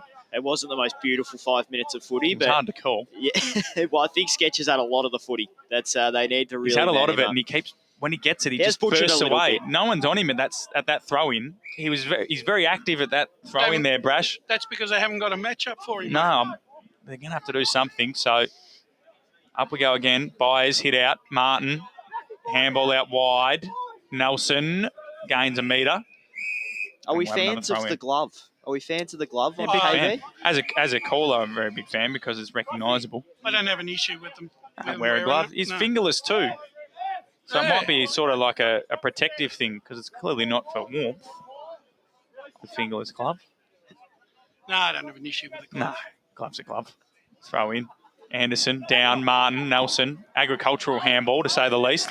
Bounces through a couple of legs. Shane Allen ended up with it. Handball out wide. Will it sit in play for Sketcher? Look how quick he is. Low ball into the pocket. Alwyn backing back. Won't get there. Pendlebury missed it with a random swipe. Chancellor and Marson get back. Chancellor got the handball away just in time. Heagney has to go a long way back to get his second possession for the quarter. Short chipping ball, dangerous. Allen might pick the pocket. He did. Couldn't collect the mark, though. Handball forward by Wheaton. And Gobleitson will just take the tackle. Ball spills out. Good tackle from Sketcher now. McCaffrey is tackled by Nelson. Coach and we'll have a ball will be up. Absolutely wrapped with that piece of play in that back 50. The committedness of the Noble Park defence there to make sure that they kept that ball in their forward 50. Ball up again, slapped into the corridor. Sketcher deserves a goal. Crumbs it, runs in, bang. They're ninth for the day. No one has gone near Jackson Sketcher all afternoon, and that clearance was no better example. Noble 9-3-57, Balwyn 2-3-15. We have gone 24 and a half minutes in this second quarter. That was too easy, Tyler. Way too they've got to send someone to him. He must smell terrible, Jackson Sketcher, because no one's gone within 5 metres of him, especially at a stoppage. And he's so explosive. Lay a hand on him if you want to stop this. That's the thing too. It's not just that he gets a lot of the clearances. He gains 5 metres before he's even kicked it. So as we look at Pollux heading to the rooms, Paul, what have you got for us? Got a score update. Murrell Barker 37 points up on Montrose 52-15. So a mini comeback from Montrose, similar to here. So Horton Milne got the free kick for holding the ball against Oaks, popped it into the forward 50, big fly. Allen's around this one. Good gather from Wheaton, got the handball to Urban. He wants to loop it over the top to Bowen Smith, who gave it off to Heagney. Handball back out wide to Urban. Little chipping ball up towards half-forward flank. Morrison and Lyle. Lyle nowhere near quick enough for Ryan Morrison, who collected it and then booted it down the line. Martin will get there. Triggled it off the outside of his boot. Anderson collects it. Handball back into the corridor, finds its way to Urban, who slapped it. And now Oaks is under pressure from Sketcher. Might have been taken high. Umpire says, give it to me. You're right, Brash. Every time Balwyn get a possession, there seems to be a Noble Park player on their hammer. Boundary. We'll come down in just a second as it's slapped to centre forward. Marston collects under pressure from Chancellor. Just got rid of him. Then slapped it on the boot. Allen will put pressure on Wheaton. It pops out. Keane slid in. And we'll have a ball up as we go down boundary side. Yeah, just confirming what we thought. I spoke to the trainer and they've said, the collarbone. So he's done for the day, Pollux. Yep. Bad news for him and for probably the next 2 months, you would suggest. There'll be a race for finals. Dangerous tap there from Beach into the corridor. Coming through was Oaks. Handball to Bowen Smith. Handball even wider. Heagney left it behind, and then coming through was Marson. Second effort takes him over the line for a boundary throw in as we go to Paul. Noble Park, they're 31. They lead 31-20 in tackles. Noble Park, so they're definitely bringing the intensity. They're all over Balwyn. Yeah, 42 points up and up in the tackle count. Not something Rodney Eade would like to hear. So that stoppage comes out the way of Gobleitson, and then Beach just slapped it on the boot. Orwin's got the sit with Pendlebury. It does well. Two champions of the competition there, one-on-one, and Chris Pendlebury go over the line for a boundary throw-in. Balwyn would like to kick another one, Tyler, but I think modus operandi at the moment, we'll just make sure we don't kick any more before half-time. It's thrown in. Anderson and Beach coming through as Gobleitson did really well. Slapped on the boot. Dangerous position, though, as the mark's taken there by Quaife, and he'll handball immediately to Morrison. And then he goes to centre forward and it'll sit up for Beach. It held up in the wind. And then Nelson gathers. Handball back to Martin. Little left foot ball into the pocket. Pendlebury has the sit. Can he bring it in? He can't. And then McDermott is met in a tackle. And the umpire says, give it to me. So ball up 15 metres out from the Noble goal. It's just interesting that there was a mark there. And Jordan Lyle peeled off this way. He knows they want to give it to Morrison. It's a very interesting decision. So they find a way out of this one by Bowen Smith handballing to Urban. He can go long down the line, but Haley's got two to beat. He might end out with him. Ball bounced over the back. Quaife picked it up and then ran into the Haley tackle. Tua got his handball away. And it spills free once again, and then a good tackle from Machete.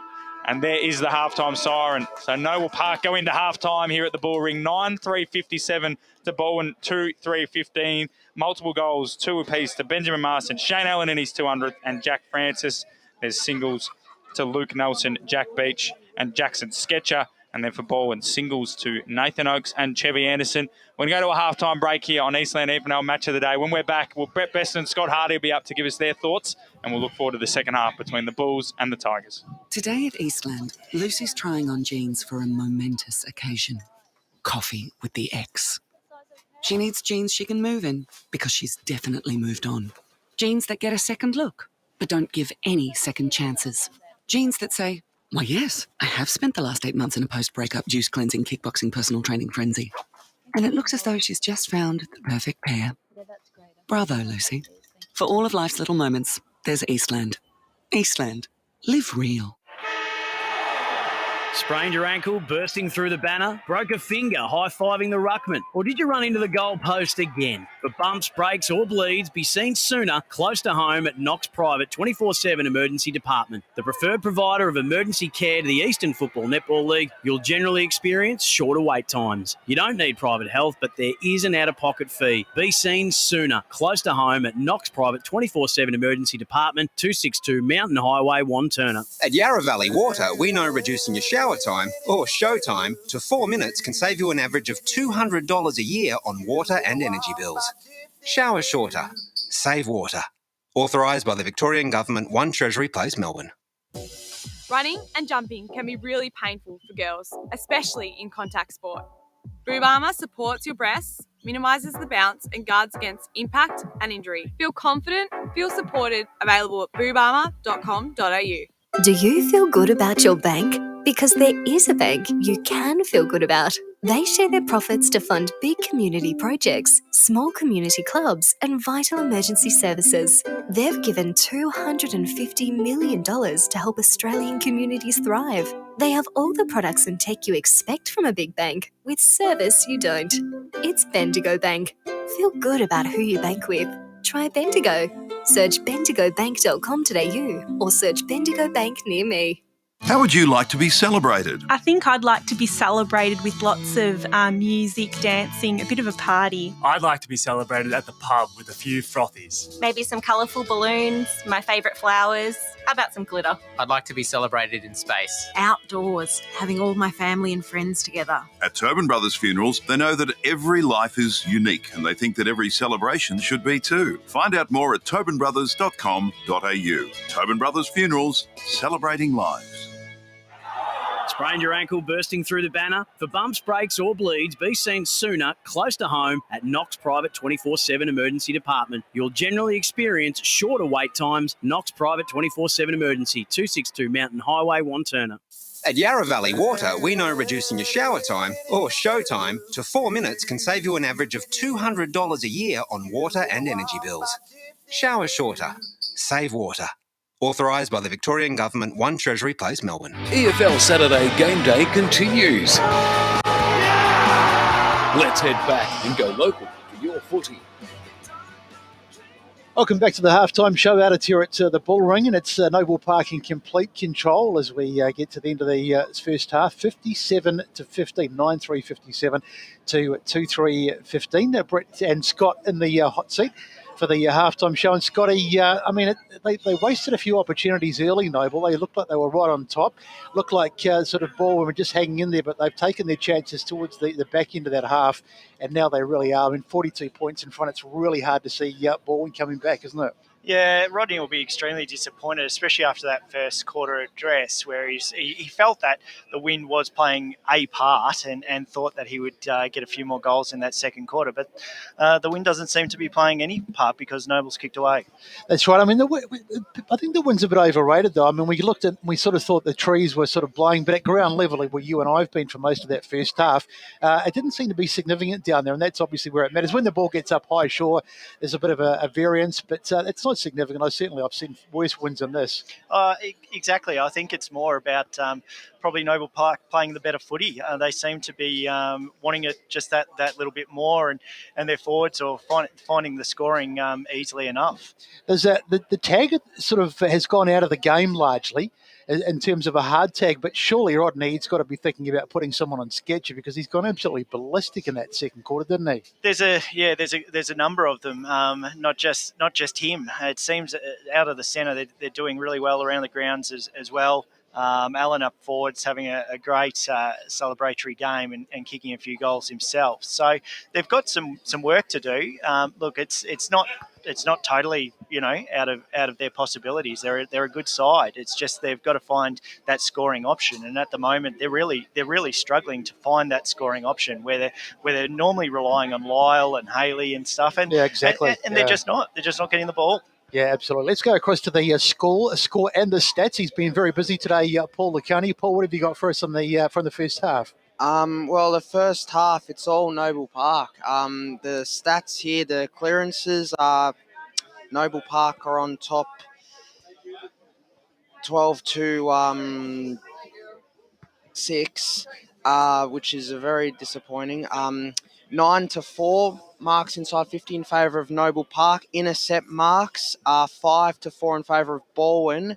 Tackles 32-21 in favour of Noble Park, and the free kicks 10 apiece. The tackle count's really interesting, Scotty, isn't it? Because generally you'd associate the team that's behind and that's been doing the bulk of the defending, but Noble Park are leading the tackle count and leading on the scoreboard. Yeah, and like I said, it just seems like they just want it more. They're down on ground level. They're hitting hard, and you can hear it, and the crowd is well and truly behind them. So that's probably giving them a lift as well. What do they need to do, Balwyn, to get back into this game? I mean, it's a mountain to climb. Let's not say that they couldn't come back, but they would have to. But it'd have to be a significant turnaround to get back in this game. 42 points down. What do you think they need to do? I think personally, I feel like Lyle's their key man, and he's probably sitting getting just that little bit too high, and he's getting defeated really by Morrison, who's doing a stunning job on him. I don't know his disposals. Do you have his disposals?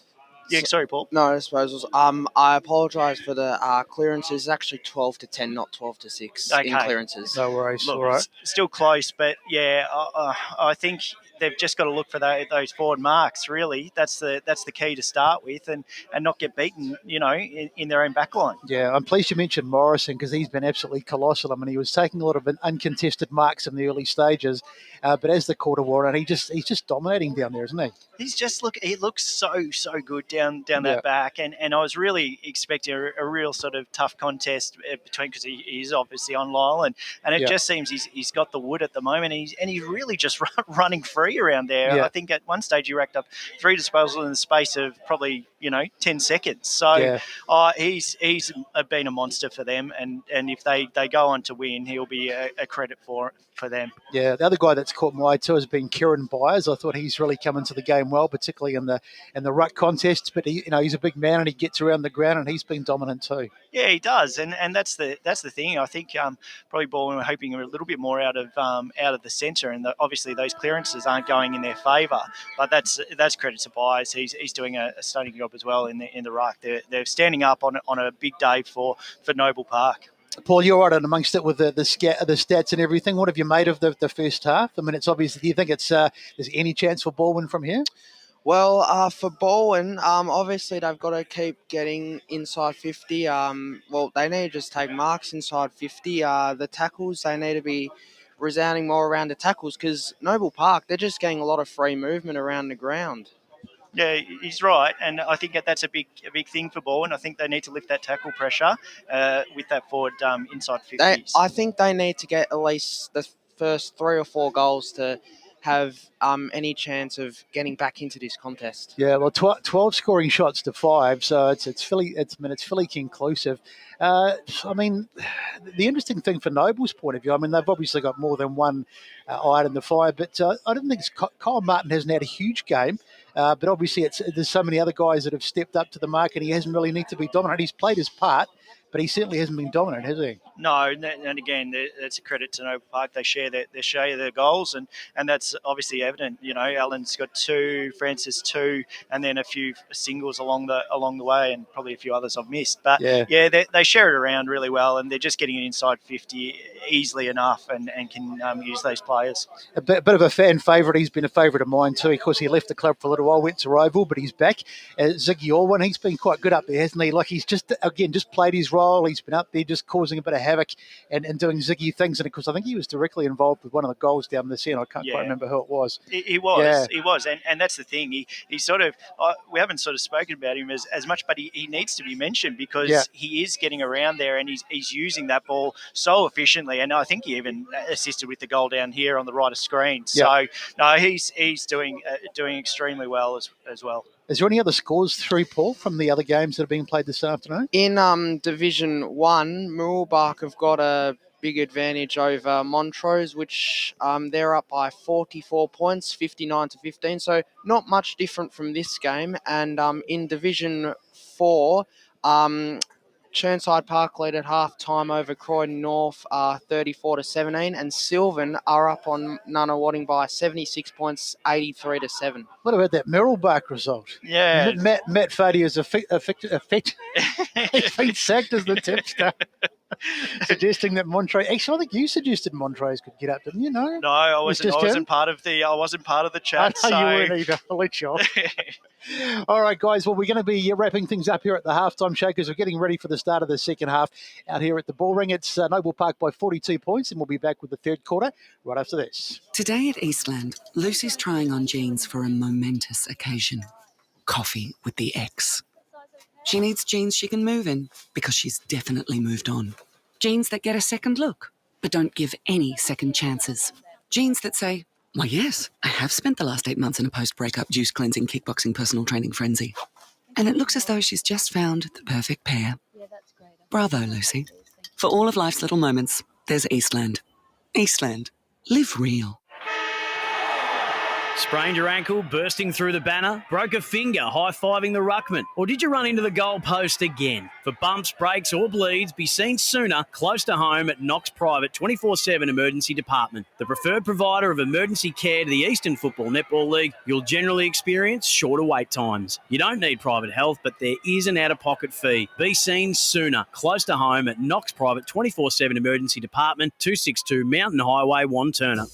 Running and jumping can be really painful for girls, especially in contact sport. Boob Armour supports your breasts, minimises the bounce and guards against impact and injury. Feel confident, feel supported, available at boobarmour.com.au. At Yarra Valley Water, we know reducing your shower time, or show time, to 4 minutes can save you an average of $200 a year on water and energy bills. Shower shorter. Save water. Authorised by the Victorian Government, 1 Treasury Place, Melbourne. Do you feel good about your bank? Because there is a bank you can feel good about. They share their profits to fund big community projects, small community clubs, and vital emergency services. They've given $250 million to help Australian communities thrive. They have all the products and tech you expect from a big bank, with service you don't. It's Bendigo Bank. Feel good about who you bank with. Try Bendigo. Search bendigobank.com.au or search Bendigo Bank near me. How would you like to be celebrated? I think I'd like to be celebrated with lots of music, dancing, a bit of a party. I'd like to be celebrated at the pub with a few frothies. Maybe some colourful balloons, my favourite flowers. How about some glitter? I'd like to be celebrated in space. Outdoors, having all my family and friends together. At Tobin Brothers Funerals, they know that every life is unique and they think that every celebration should be too. Find out more at tobinbrothers.com.au. Tobin Brothers Funerals, celebrating lives. Sprained your ankle, bursting through the banner? For bumps, breaks or bleeds, be seen sooner, close to home at Knox Private 24/7 Emergency Department. You'll generally experience shorter wait times. Knox Private 24/7 Emergency, 262 Mountain Highway, Wanturna. Running and jumping can be really painful for girls, especially in contact sport. Boob Armour supports your breasts, minimises the bounce and guards against impact and injury. Feel confident, feel supported, available at boobarmour.com.au. EFL Saturday Game Day continues. Let's head back and go local for your footy. Welcome back to the Bullring.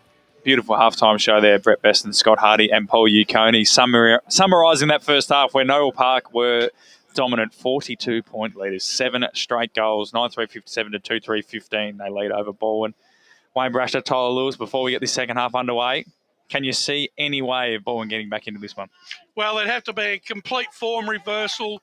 Noble Park would have to play like Balwyn did in the first half, and Balwyn are going to have to play like Park did in the second half, because that's the only way I feel that Balwyn are going to win, Tyler. Oh, they've got to kick 3 or 4 really quickly, I think. Get on the board real early in the third here. Have you noticed any changes of sorts? Lyle's still at centre forward. Yeah, so they haven't made the change there. No, they haven't at all. So Anderson goes up in the ruck against Byers. Good start by Sean Cross. Got his hands on the footy. Inside forward 50 immediately. Will it sit up for the ball and forwards? And they'll get another stoppage. So pretty good start there for the Tigers. Sean Cross, he was pretty quiet in that first half by his standards, Brash. Yeah, he's been... they've chopped the Noble Park have chopped him up, really. So Byers won the hit out. That is out of bounds on the full. No, from Kyle Martin, the clearance. And umpire Dan Bidd says throw it in. I think in the big time that it would have been deliberate. There was absolutely Kyle Martin had no intention of passing that to anyone. But nonetheless, here we go. This boundary umpire, best arm in the business, throws it in. Right in front of us here in the commentary position. Anderson won the hit out straight down, coming through his Oaks, but he got pinched by Kyle Martin. Little left foot ball. Will it sit up for Tom Glenn at will? Glenn gathers. Handball in the end over the top of Kevin Keane. Francis came up to meet it, but it's all ball. And Jaffa Williams took the tackler. Handball to Oaks. Handball to McDermott. Popped it up the line. Is there a free kick? Downfield. Downfield against Keane. So to go to McCaffrey. He's got a good boot on him, McCaffrey. Haley's the target. Good-looking kick. Got the one-on-one with Tua. Beautiful stuff from Charlie Haley, and the skipper can go back and line up for his first and a much-needed start for Balwyn. Yeah, good kick to position for McCaffrey there. as we go down to the boundary line with Brett Beston. Thanks, boys. Couldn't get to Steve Hughes at halftime, but I spoke to Shane Allen, the 200 game man, and the message was very simple: just keep the pressure on from a Noble Park point of view. So Haley directly in front, 30 metres out, much needed goal for Balwyn, very close to the man on the mark, but he's kicked it. Needs to do that. Big celebration from the Balwyn skipper. They get there first of the second half. Balwyn 3-3-21, Noble Park 9-3-57.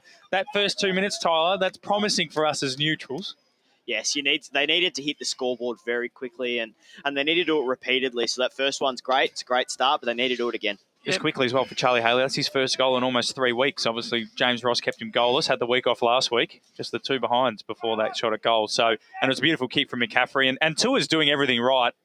Steve Hughes really rates him. He did everything right there, but Charlie Haley, great body work. So can Balwyn make Noble a little bit nervous? McCaffrey and Glenn going at it on the wing. It looks like they're the two that are going to play on this close wing as sort of quasi on ballers. Anderson with the leap again. Byers, though, roved it, and then Oakes came through. And we'll have another ball up. So looks like man on man all over the ground at the moment. Haley the deepest with two up for Balwyn, and then looks like Jack Francis for Noble at the other end. Horton Milne is there, but intercepted by McCaffrey. Handball to space. Wilson gathers, loops it over the top. Looks like it's Machete. Gathers, little left foot ball. Might end up on the chest there of Sticker. Sticker did well. Found some space. Check side ball. Might be two in a minute for Balwyn. Oh, I think it's play on. Oh, no, the umpire's paid a free kick, but Josh Tua has collided with the goalpost. Let's have a look at that. I think the umpire's paid a push. So is he indicating that Charlie Haley pushed him? Yeah, there is a push there. Hands in the back. Pushed him straight into the post as Charlie Haley. Tua's okay. He's taking the kick to Morrison. Definitely wasn't far enough. Morrison goes out wide and finds Quaife. So all's well, it ends well for Noble. Yep. And we'll like to keep an eye on Josh Tua because that looked pretty tough as that kick from Quaife is turned over. McDermott, handball to Anderson. Low ball, inside 450. Trying to get that one there was Williams. Couldn't get his hands on it. Now Noble can make them pay. Luke Nelson's got it. Half-back flank for Noble Park. Down the line. They got the 2-on-1. Backing back there.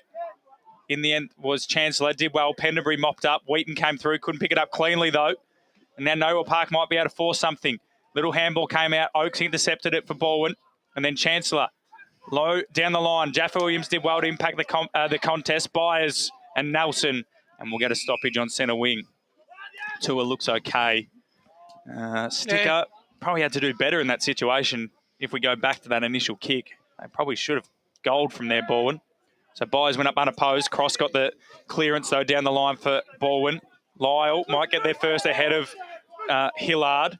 Then Hillard and Morrison wrap him up, and we'll have a ball up. So 4.5 minutes gone. Balwyn have been better so far, Brash. They've been better. They're competing again. They're starting to get their hands on their footy around the middle. So Anderson slapped to space. Jaffa Williams was the target. He was moving pretty well. Might be a free kick against Quaife. Umpire said no. They just sort of rugby maul it forward here.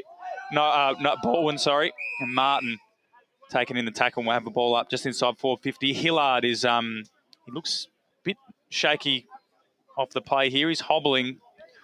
I'm sure Besto and Scotty will keep an eye on that. It looks like he's making his way to the interchange gates, which, of course, the way they're shaped here, Noble Park are right in front of the coach's box, so it's a long way to hobble as the players pile in, and we'll have a repeat stoppage here. Forward pocket for Balwyn, and they trail by 36 points, 5 minutes into this third quarter. Queen's birthday. One change I have noticed, I think that it looks like Tom Wilson has gone to Sketcher at stoppages to negate that first half. So Horton Milne put his head over the footy, got it out, but Jaffa Williams got it. Left foot ball across the body. Balwyn have got the first two, have they? No, across the face. But much better for Balwyn. Jaffa Williams can kick those. He's a live wire around goal. They probably need him to get more of the footy.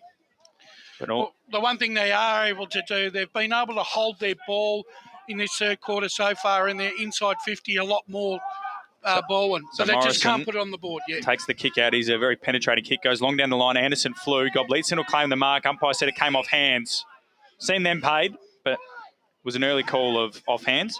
So Jordan Lyle there, just interesting to note, he sort of zones about 25 metres out. You'd like your big man a bit further down the line for Balwyn. But Anderson, been impressive to start. There will be a free kick coming the way of Balwyn. And it'll go back to Tom McCaffrey. Now, he is probably their best ball user, or has been today.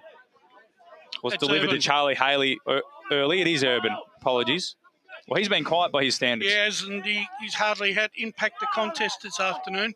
So what can he do for us, Alex Urban? Lyle's telling him to kick it to the hot spot. In the end, he goes down the line towards Lyle and Morrison. Players converge. Tua got a fist down. McCaffrey gathered it on his right boot, tipped it over the top towards Jaffa Williams. It was too hot for him and it went through for a behind. So all the scoring at the moment with Balwyn. That's another behind for them this quarter. They're 3-5-23. Noble Park 9-3-57. So 2 goals, one goal, 3 already this quarter for the Tigers. So Morrison, again, he'll run out of the square and kick long straight up the guts towards Byers and Anderson. Anderson did well, brought it to ground. Urban's there. Anderson followed up his good work. He's been really impressive, Chevy Anderson. Urban fights his way out of it, tried to get it off to McDermott, and then Horton Milne just hacked it forward. Martin got out to Sketcher. Sketcher under pressure, took on Ridd. Ridd did well, got back the tackle, and then Urban got it over to Oakes. He's about 70 from home. Short chipping ball in the Haley direction. No free kick. Jaffa Williams slaps it to McCaffrey. He left the footy behind. Fairbank putting pressure. McCaffrey does well. Handball came out from Bull, and then a great smother from Jaffa Williams, and then an even better tackle from McCaffrey on Quaip, holding the ball. Balwyn have lifted. They just got to try and put it on the scoreboard. I reckon he's got the journey here, Tom McCaffrey. He's going to wheel and go the left footer from just outside the 40. Sets up for home. It's across the face. Can Lyle get there? No, he can't. Neither can Morrison. We'll have a ball in as we go boundary side. Just keeping an eye on Brenton Hillard. Ball, he's just getting some stretching done. He's getting a bit of massage and a bit of treat. Looks like it could be around about a knee or maybe a lower leg issue.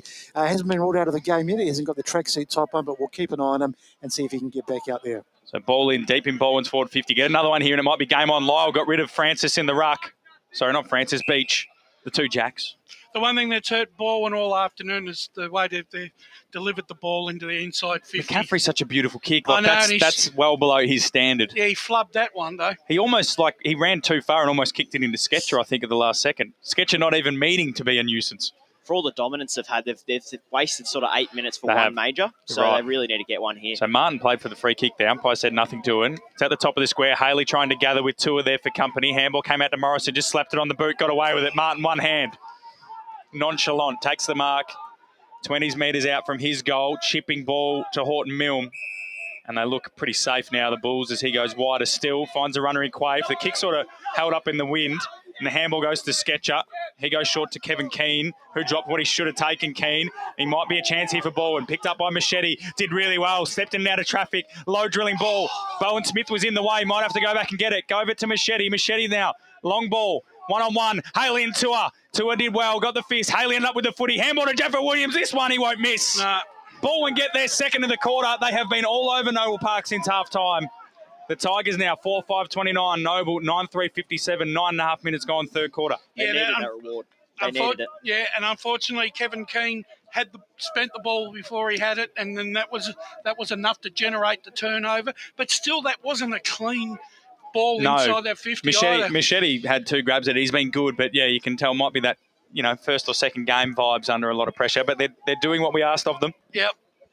So back in the ground. You got anything for us, Paul, so far in the stats for Balwyn this quarter? For Balwyn, they're winning the clearances 3-2.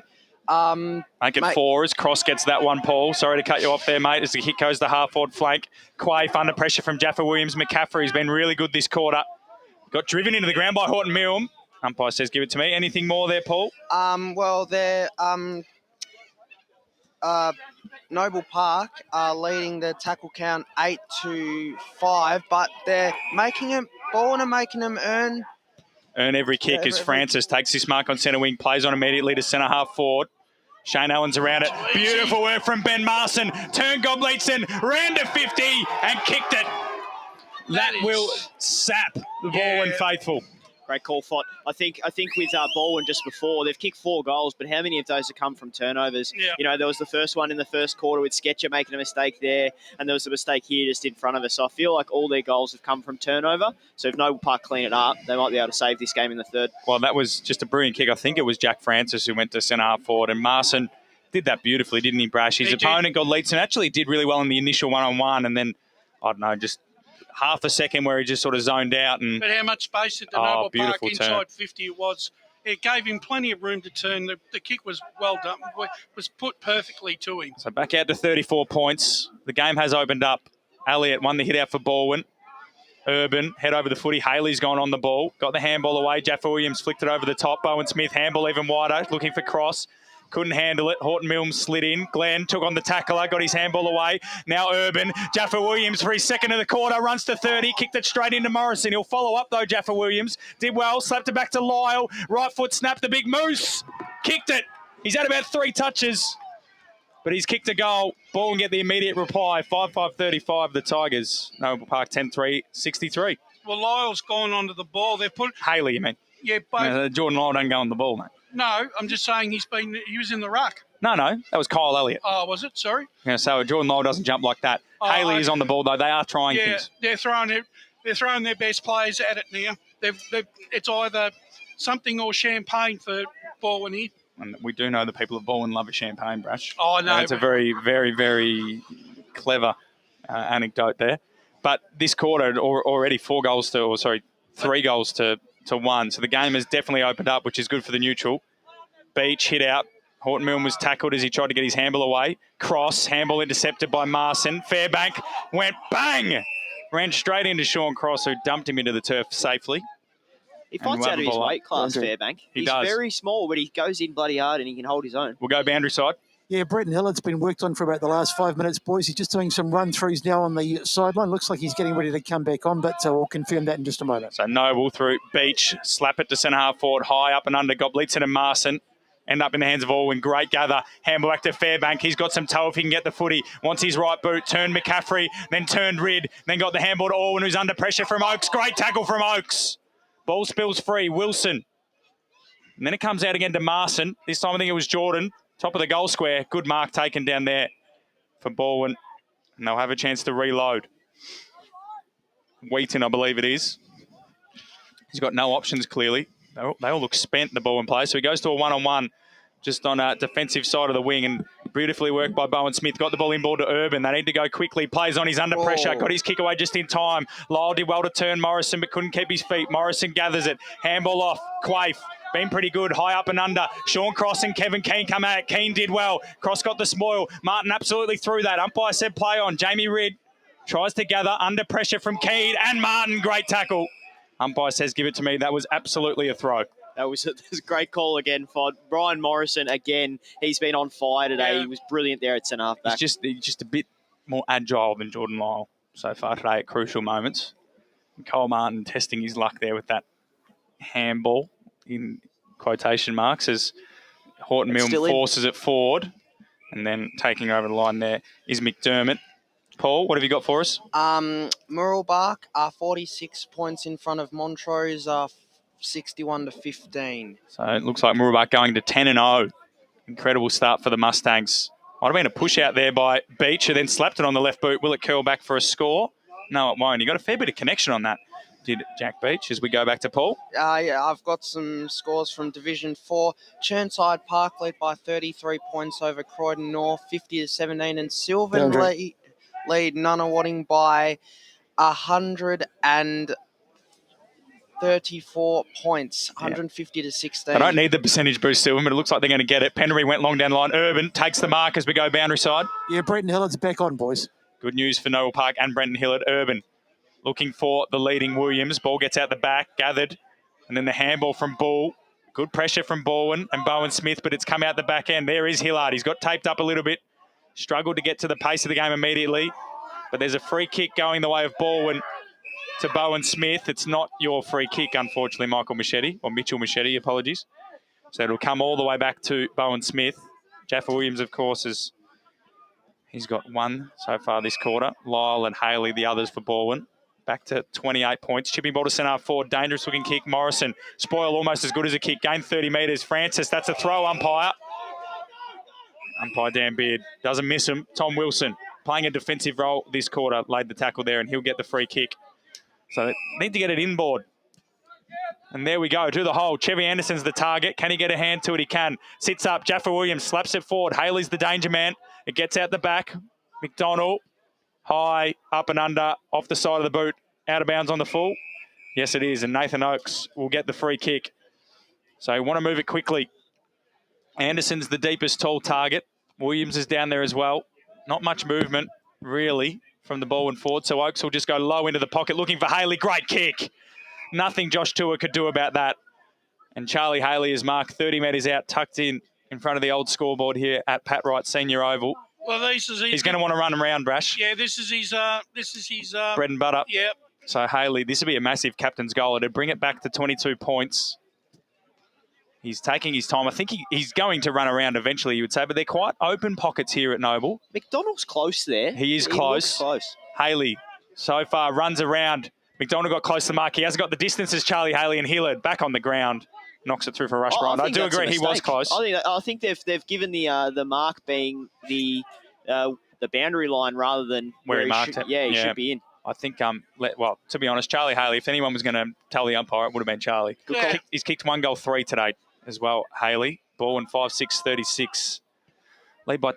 Trail by 27 points. Noah Park 10-3-6-3. Long kick from Morrison out. Finds Ziggy Orwin playing really well as a high half forward. He goes short inboard to Jordan Marson, who marks right half back for Noble. He's got an option out wide. He goes past that to the ruckman in Beach. Couldn't control it. Slapped back into the corridor. And now Balwyn might be away. Machete, handball, Rid. Can he get a handball? He can to Jaffa Williams. He's got an option in Oakes. Ignores him. Goes with a chipping ball down the line to Sticker. He gathers. He's under pressure. So gets it inside 450 while he can. Bowen Smith does really well to work his man under it. Ball hits the deck. And is just thrusted over the line for a boundary throw. And back where Charlie Haley had that shot at goal. They just can't take a clean mark in their forward 50 ball. And all day that's been the case. I don't know where Jordan Lyle is. I'm surprised he hasn't met the target recently. He might be on the bench. He is. He and Alex Urban are on the bench currently. So Anderson and Beach will do work. Anderson slapped it to a dangerous spot, but Horton Milne gathered, gave it off to Jordan Marson, who bursts out a defensive 50, long down the line to centre half forward. Byers front spot. The gloved one takes the mark. He's got Luke Nelson on if he wants it. He played on the big ruck. That has to be a throw. Gave it to Alban. Great tackle from Reed. Got the handball to Sketcher at centre half forward, and then Wilson wraps him up. And Noble have absolutely cooked that one. He's actually lucky there, Byers, because he could have done himself a serious injury because his foot actually implanted into that. Did he? I just sort of looked up to see if he was going to give it to Luke Nelson, and then before I looked back and he'd almost dropped the footy. So Horton Milne slapped it cleverly, and then it ends up in the hands of Alwyn, who, with time and space, gets it out wide towards Francis and Chancellor. And Chancellor does well and takes over the line for a boundary throw-in. Tyler's looking very feverishly at his notes. I just think that Yaron Jaffa Williams had a really good quarter. They were very stagnant in the first half, and he's had a lot of run. That's what he can add, yeah. He's a talented player, Jaffa Williams. So the 230s go at it in the ruck, Elliott and Beach, and then Noble win it forward. Shane Allen's got his hands on it, just sort of flicks it out wide. Great tackle down there from McDermott. Noble get their hands free. Wilson, dangerous handball to Oakes, who's had a lot of it this term as well, out wide looking for Sean Cross. But he's missed a lot, out of bounds on the full. So pressure on this ball in defence. They've done a lot of good work to get it back to 27 points. Be pretty deflating to let Noble Park get another one. Yeah, but it's their disposal that's still hurting them, though. Oh, absolutely. So this kick is to the top of the goal square. Byers is the target. Elliott got first hands to it for Balwyn, and then the ball hit the deck. A lot of Balwyn players around this one. Chancellor has taken in a tackle, and we'll have another ball up. Top of the goal square for Noble Park, 10-3-63 the Bulls. Their only goal of the quarter coming from Ben Marson. Lead by 27 points. Ball is cleared to centre half back for Balwyn. Bowen Smith and Jack Francis, the contestants. Smith got the handball away to Wilson. Wilson might have been ping-folding the ball. Umpire said play on. Alwyn's around it, left the footy behind. It's cleared by Wilson. High up and under. Who's underneath this one? In the end, nobody. Hits the deck. Coming through his Bull. Well done by Jaffa Williams. Slapped it out to the wing. He does well. Keeps it in front of him. Bull for company. Bull did really well. Got it back now. Handball came out there from the number 23 in Gaines of Noble Park. And then it's locked up by McCaffrey, and the Balwyn defensive stood tall in that little passage. I still think Hillard's struggling a little bit out there. Yeah, he doesn't look no, he's not 100%. as fit as he was in that first quarter where he had a lot of it. That's holding the ball against Kyle Martin. Don't see that often. And Tom McCaffrey is going to claim the free kick. No, Bowen Smith will get it. So Smith, Cross, McCaffrey, 38, 48 and 58 have all impressed for ball in this quarter. And Smith goes to McCaffrey, defensive side of centre wing. 27 points of difference. Can they get another one ball? And touched off the boot of Horton Milne. Quaife does well, got a spoil in. Oakes leads the race, but it ends up in the hands of Marson. Gave it off to Sketcher, gave it back to Marson. It was too hot for him to handle. Handball from Kevin Keane will find its way to Horton Milne. Blind handball over the top towards Jordan Marson. Sketcher kept running. Got his handball over the top to Luke Nelson. Wants his right foot, gave it back to Martin. He runs to 30, steadies, snaps. misses. I think he took that a little bit too easy. Yeah, should have gone the drop punt, maybe, Tyler? Yeah, I think the droppy was in order there, but you can't really doubt what he does on the footy field. But how is it? Just a work rate from Noble there. They just got on the move and they knew that it was theirs. Sketcher just continues to run forward. Tom Wilson has done a pretty good job on him. Yeah, well, he's curbed his influence. He has. Been allowing, Sketcher was able to just run through the contest freely. Paul, any stats for us, mate, that are jumping out at you? Balwyn are leading the tackles in this quarter, 14-11. It's good for them. They were down on that before. Pendlebury takes his full measure and then goes to the wing. Keane will fly at it. Good mark taken by Chancellor. Got the handball away immediately. Machete. Good kick. Jordan Lyle. Handball to Haley. This is better from Balwyn. It's a one-on-one down the line in Williams. Great kick. Might have been a free kick by Gaines. Does well. Williams kept it loose. McCaffrey came in. Quaife, dived below the knees. Both sides appeal for free kicks. And in the end, the umpire says ball up. So much better piece of play there from Balwyn. But even that ball into the inside 50 there still didn't hit the mark. No. So Horton Milne came through. No free kick. Marson got it from Sketcher. That's Jordan. He goes down the line. Doing well, there's Wheaton. Got his handball away just in time under pressure from Shane Allen. And we'll have a ball in centre wing. Feels like this next goal is pretty much going to decide whether this game's alive or not going into the last quarter. 23 minutes gone. It's a 28-point margin in favour of the host, but it was a 8-goal or 7-goal margin at halftime. So Balwyn have pegged it back. Urban and Horton Milne. No ruckman got onto it. Horton Milne handball to Jordan Marson. Pokes it to the top of the goal square. Byers will fly. Can he bring it down? No, he can't. Handball from McDermott. Off to Chancellor. Ducked his head. Umpire might ping him. No. Ball up. Very lucky there, Chancellor, because his first instinct was to actually duck and look for the free kick. Could have easily gone the other way. Absolutely. This is a very important stoppage. So it's hit to space. Chancellor's around it again. The ball's just following him at the moment. And there's going to be a free kick for a high going the way of Chancellor. He's got Kobletson to immediately give the handball should he want. He's not going to. Lyle's the option down the line. That's where he goes. Lyle attacks this one, but getting back in the hole, taking a strong mark, is Anthony Marson. That's a pretty poor kick. So Marson now. They'll go in the Byers' direction again. Chancellor sits in the hole. Byers brought it to ground. Handball from Godleitson. No, it was tackled by Orwin. Martin. Handball out wide to Allen. Went the check side. Got smothered off the boot, and then Chancellor just slaps it out of bounds. That's deliberate. For a boundary throwing. Oh, gee. And there's an injury behind play here. Looks like Chris Pendlebury's getting helped off the ground. That's shocking news, not only for today for Balwyn, but for the next, however long. Struggling to put weight on his left leg, hobbling on his right. They'll also be 2 down for the rest of this game. We'll go to the score centre in a second, Paul. It's just thrown in deep in Noel Park's forward 50. Well done by Byers. Took it out of the ruck, tried to snap it over his body, smothered by Anderson. Urban took on a couple of tacklers, did really well to find space and then chipped it out wide. I think he wanted to bomb it long and then realised Pendlebury was still there hobbling off. Lyle does well. Handballs over the top to Haley. And then he slapped it forward to McCaffrey. Later, little Shepherd. Tua did really well. Kept running. Quaife came in. Great handball. Morrison. Fairbank. Short ball. Smothered from Jaffa Williams. And now Haley's down behind the play. Not exactly sure what happened there. The Noble faithful seem to think Charlie's taken a dive. No sympathy from those boys down there. No, Pendlebury putting a little bit of weight on his ankle as he's walking along the boundary line, so might be some hope still. Thrown in, centre wing. Anderson did well, took it out of the ruck, popped it up. Haley and Tua down there are the options. Right arm coming through was Urban. Haley there, dives on the footy. Urban, can he get the handball away? There's a free kick. Play on. He's taken the advantage, says the umpire. Urban wants the footy back. Morrison intercepted it for Noble. Down the line, Gobleitson's at the back. Got the fist in, so Marson couldn't mark. Chancellor, handball out wide to Cross. Gave it back. Handball over the top now to Anderson. Urban's the target with his handball. No, Gobleitson's got it. Short chipping ball. Good kick.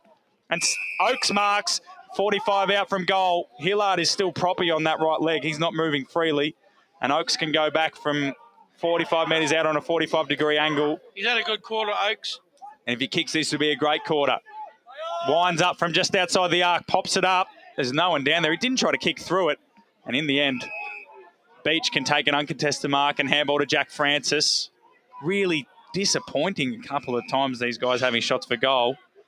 I'm sure there's more to it, but he just sort of poked at it as Cole Martin takes the mark on the far wing. But in the end, he took the mark uncontested, Beach. Yeah, that's what I mean. And it wasn't in. So Martin in has gone yards. the switch to Hillard, who doesn't want to kick. He is hobbling. Got the handball to Morrison, who surged off Lyle. Goes inside forward 50. Chancellor and Alwyn gets out the back. Alwyn will win the foot race, but the ball goes over the line for a boundary throw-in. I know the game's gotten a bit tighter since half time, but you've got to get Hillard off. If he does something that's going to jeopardise their season when they're 5 goals up with 30 minutes of play left, they've just got to get him off for me. Yeah, I don't know whether he always gives that handball to Morrison, but he didn't even think of kicking. He's and proppy. When you're standing in the centre of the Pat Wright Senior Oval with plenty of space, you're thinking of kicking, aren't you? As the ball goes up, trying to surge through there was Ben Marson. Already kicked 1 goal this quarter. That might be holding the ball. It is. That man Marson will go back and line up for his 4th.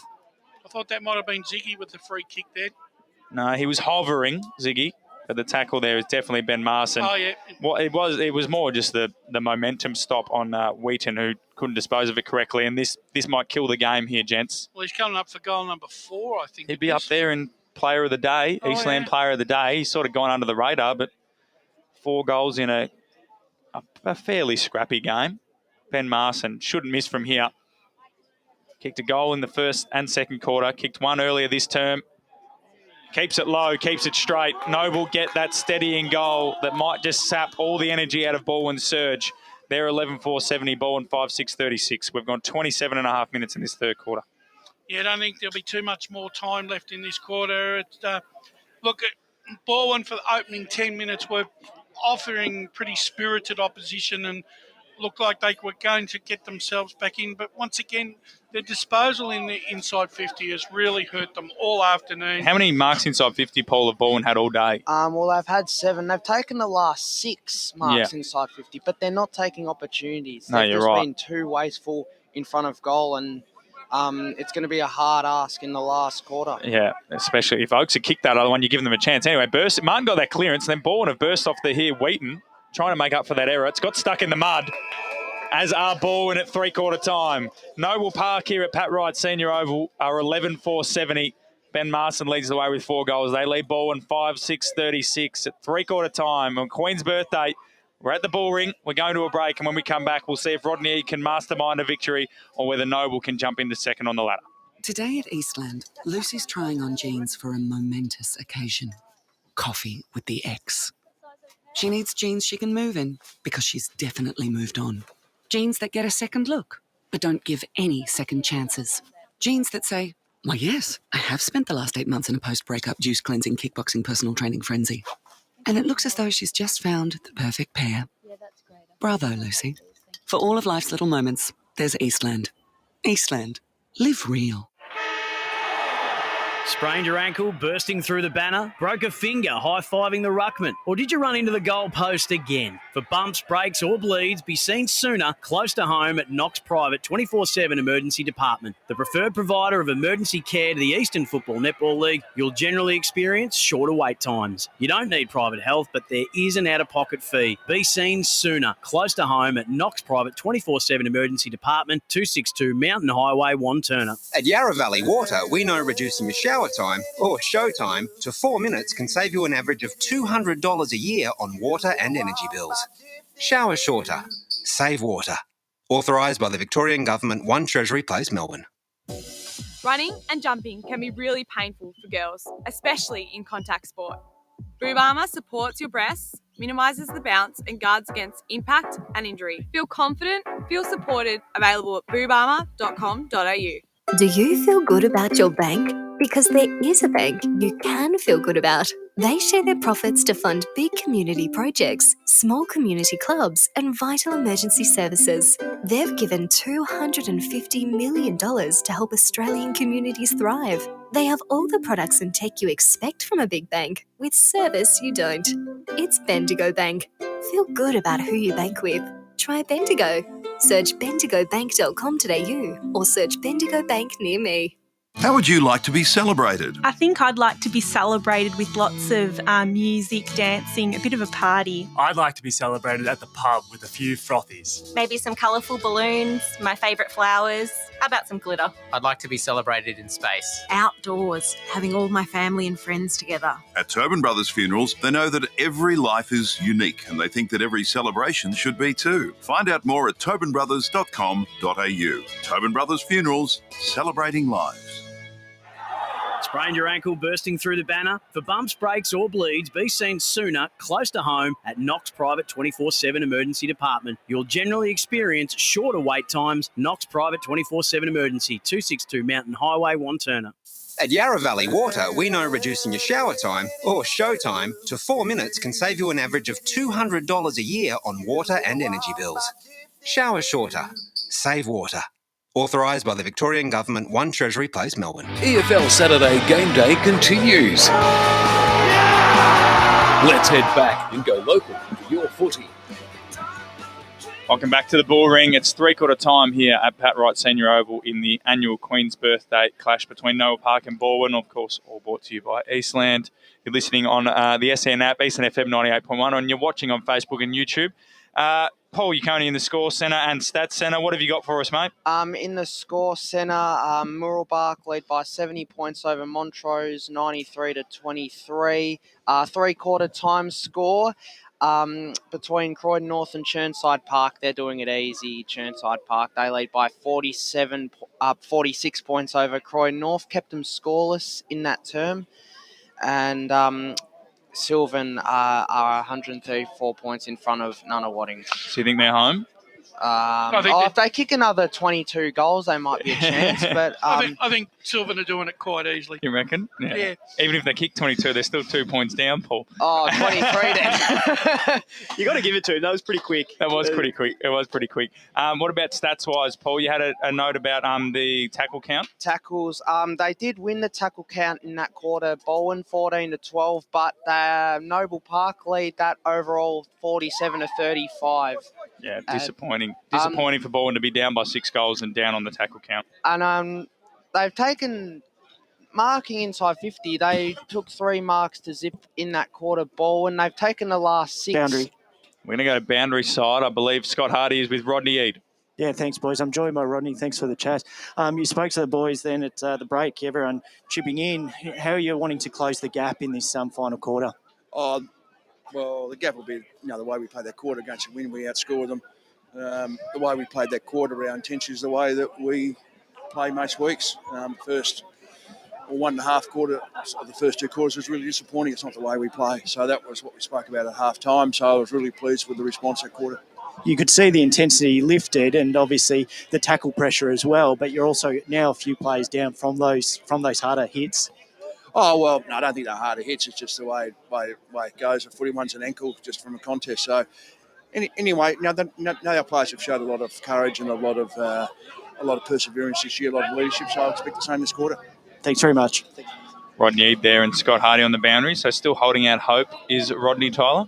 Who do you think comes away from this? Obviously, you take away the game itself, but do you think Steve Hughes comes away from this a bit upset if they lose this quarter and effectively lose the second half? I think if they don't win by a minimum of this margin, yeah, he'll be pretty disappointed because it was a real chance they've knocked off Vermont by a big margin, and it was another big chance to knock off Balwyn by a big margin. And given that they've lost to Roval and Donny East, they sort of need to square this ledger because they haven't had any close games against top 6 sides. No. So they've still got to play South Croydon. Disappointing is probably the wrong word that I've used there. Yeah, I know what you mean. As we go down to Brett Beston. Yeah, just very quickly, boys. Brenton Hillard, he's really is the miracle man. He's still not done. They just want him basically to help with the rotation, so he'll see him in the final quarter. And basically the message was just bring the noise and just keep up the enthusiasm and just close the game out. Yeah. So thank you, Besto, down there at the Noble Park Huddle. Besto might join the song, Rash. Yeah, that'd be good. So we go up in the middle. Can Bowen pull off a miracle here on Queen's Birthday weekend? So they get the first clearance through Bowen Smith, slapped it to centre half forward. Williams leads the race, slaps it over his head. Tom Wilson's gone to half forward. Williams went back and socketed it. Can Lyle pick it up? He can. Clean hands. Got it off to Jaffa Williams. Oh, no, sorry, Sticker. Handball was to Horton Milne. So jumper clash might be popping in here, but only for Balwyn as they come through the hands now of Noble Park and go to centre wing. Good mark taken by Luke Nelson. So a promising start from Balwyn and then It just petered out. A disappointing handball. So back now to Bull. He gives the handball to Morrison. Morrison will go down the line. Chancellor down there as well. Good spoil out the back, and he gets the crumbs, Chancellor, in the end. Had a fair bit of the footy in the last 5 minutes of that third quarter as well. So Noble find the way into the corridor. Martin got through the initial tackle of Oakes and then got his handball away just in time. Marson in the muddy centre wicket goes along inside 450. Gobleitson, chest mark. Don't think anyone's getting the jukes out with that ball at the moment. It's covered in mud. Short ball. Oh, no. And Gobleitson will probably be blaming the mud, you would have thought, gents, because that kick's gone straight on the chest of Ziggy Orwin, who's yet to kick one today, and he'll go back from 40 metres out directly in front. Now, if he kicks this, it'll bring the crowd in into play. They love Ziggy. He's a hometown favourite, the old Zig. And he's just a lovable character, but I think the faithful just below us might have had a few Carlton drafts. Might be getting into Jamie Gobleitson as this one floats through. But here we go, Ziggy Orwin. From just outside the arc, directly in front. It wobbles off the boot left, and it's goal. It's come back. That's a goal. No, goal umpire has given a behind. Ziggy liked it, but he wasn't that confident. It hit the post. It has been given hit the post. So a lifeline for Balwyn. 35 points the difference. It started left and was just fading back, Tyler. You mentioned the mud there, Matt, and the mud on the ball. Who is the cleanest player out there? I'll give you a minute. Give me. Oh, as in cleanest player jumper-wise. Yeah, so McCaffrey took the kick in and got it to centre wing. There's a free kick going the way of Williams. He'd be up there. Luke Williams for Balwyn. He plays on. Goes inside forward 50. Haley's got two to beat. One of them's Morrison. It gets out the back. Will it sit for Haley? Josh Tua got there first. Haley pressures him. Good tackle. Slapped it out, Bull, under pressure, handball, straight in the hands of Wilson, smothered it well. He'll get the handball off to Oakes. He missed it, though. Tom Glenn came through. He'd be pretty clean, too, actually. Little chipping ball, didn't go anywhere in the end. Jaff Williams does well, gathered it. Takes the tackle, and Ball will take this stoppage. 30 metres out directly in front. Boundary. Cleanest player on the ground. Oh, I'm not sure. I'll keep thinking. Scotty Hardy on the boundary. I'll go the early tip, number 47 for Balwyn. Okay, Chancellor. We're going to go boundary quickly. They did say boundary, did they not? I heard that in my ears. Yeah, sorry, boys. Just, I don't know, you saw at halftime, Pendlebury wanted to keep playing. He had his ankle strapped, but as soon as he put pressure on that left ankle, it sort of fell out from underneath him, so he's finished for the day. Pendlebury, that's a big out. That'll be one to keep an eye on over the coming weeks, as there's a free kick going the way to Noble Park for a hold. Cleanest player on the ground. Chancellor's a good shout, Nick Chancellor. Yeah, he looks pretty clean. Yeah. He's got the job on Ben Marson, who's got 4 goals. So Marson, not clean, gets the kick. So it was Kyle Martin out wide. It's definitely not Will Wheaton, the last line of defence. Back to Martin. Umpire said play on wasn't far enough, and Balwyn might get a stoppage inside forward 50 here. No, Bowen Smith got it out. Left foot snap around the body has wobbled its way towards goal. That's an absolute sausage out there. I believe that's Nathan Oakes. Left foot ball, and Balwyn get their 6th. They close the margin to 29 points. There's a bit of umpire discussion there. I thought they were going to come up to us. Come to the review. We don't have the facilities to do the review. That's an absolute beautiful goal. I believe it was Nathan Oakes. That's who I'm going to give it to, the left footer. And Balwyn have got a crucial one. No, I don't think it was long sleeves, but look, we'll find out soon enough. I'm going to give it to Oakes. You can give it to Smith. All right. And we'll split the difference. We'll split the difference. A wonderful goal. And another one a bit like that Jack Francis one in the first quarter, Tyler, where we thought nothing was happening and they've just wobbled one through. Yeah, and Steve Hughes didn't want the footy in that pocket. He went to the boys at quarter time that he spoke to. He didn't want it in that pocket, and clearly it's... Well, I think as the wind would bring it back into the corridor naturally, as we saw from the Ziggy Orwin set shot before. So when you're defending, you would defend to the boundary side. So that sort of unexpected goal has kept Balwyn alive. As Rodney Eads did say, they did win the last quarter against the Breeze. So this hit out there by Anderson ends up in the hands of Tom Glenn, who bursts away, got the handball to Byers, got it back to Glenn, runs to about 60, low drilling ball, onto the chest. Umpire has paid it. Oh, no, I'll give him the mark. That was a mark. I thought that was a mark. That was a mark to Ben Marson. Chancellor needs to let go here because he's in danger of giving away a 25. Dan Beard concluding, and now they're going to play a ball up. On the replay screen, Ben Marson goes to play on. I reckon that's the trigger. Marson goes to play on immediately. I saw grass. I would have paid it, Brash. Yeah. Nice ball use, though, from Byers and Glenn. 1-2 in the middle. Here is Glenn. Burst through the stoppage. Right foot ball. Misses. That would have been a snag as well. And he was shaping up to really give it to the crowd there. That was the game there, Tommy Glenn, coming into his own. Yeah, I would have given that nearly goal of the day if he had got that one. Just the way he moved through the stoppage. Sketches up there. McCaffrey takes the kick out. He's got Chevy Anderson down the line. Urban's done a string or something behind play here. Has he? No, he's back up. Just slipped over. Oakes, handball. Hegney hasn't had much of it. Broke the tackle. Then went down the line. Lyle's the target. Won't get to it. Quaife dropped the mark. Morrison picks it up. Handball to Bull. Under pressure. Little ball across the line. And he'll find Keane. He'll go short to Horton Millman. Martin's there for the handball, and he'll give it to him. You have to give it to him. Martin back on his right Francis foot. Is out Low ball to Orwin. Good spoil there by Gobleitson. And there's a free kick going the way of Noel Park for a high fend against Jaffa Williams. And Kyle Martin will get the free kick. Allen is the deepest forward. Martin goes towards Francis. That's a fantastic kick. There was 4 Balwyn players around that footy, and Kyle Martin found the one ball. So Francis, he's about 45 from home. He's kicking into the breeze. He's now telling the umpire he's having a shot. I don't know if we have a shot clock, so... Top of the square here. Yeah, it's... Let's go top of the square. No, he's gone for Kevin Keane or Allen. Will Wheaton did well to get rid of Allen. Then the handball came out, and then Chancellor will drive in. Sorry, Kyle Elliott, the second ruckman for Balwyn. And there'll be a stoppage. So both teams getting a bit cute. Yeah. Going inside forward 50. But I guess the game's... there for the... it's opened up. Allen for his third. Bounce! Across the face. And it's all the way out. across the face. It's still in. It's still in for McDermott. Hegney did well to lay the shepherd, then get the handball receive. There's a little bit of Noble playing like they've already won here. They want Allen or someone to kick a goal, but Balwyn is still fighting on. Their handball chain, though, is not what they would have liked. Gobleitson lays a tackle on Orwin. Rid got rid of it somehow. Now Balwyn find a way through. Nice little step there from Machete. Goes long down the line. Chevy Anderson came out, collected it on the knee. And then it bounced out towards the boundary line. Gaines left it behind. Haley tapped it forward, but Morrison's there. Players are tumbling everywhere on that far side of the ground, and Morrison steadies. Must be pretty heavy over that side and of the ground. finds Tom Glenn. And Glenn will go back to Morrison. Probably been best on ground, Morrison. Sketcher had the votes at half-time, but it's gone out of it. Short ball, looking for Orwin. He's got 2 to beat. And it comes in the middle to Bowen Smith. Handball to Nathan Oakes. Wheels and goes to centre wing. Great kick. Finds McCaffrey, and Lyle is out on half forward. McCaffrey's kick is beautiful. Will Lyle play on? No, he won't. He's got Haley in the pocket. Ignores him. He's got Chevy Anderson on the lead. And then he goes to Haley a second time. Tua will close. Could there be a free kick? Yes, there will. Push in the back. Yeah, Tua did really well. There's not much more Tua could do. He had to commit to the football. Just interesting line. Just taking a lot of time there. That was some of Balwyn's best play. If Haley can kick this, though, bring it back to 24 points.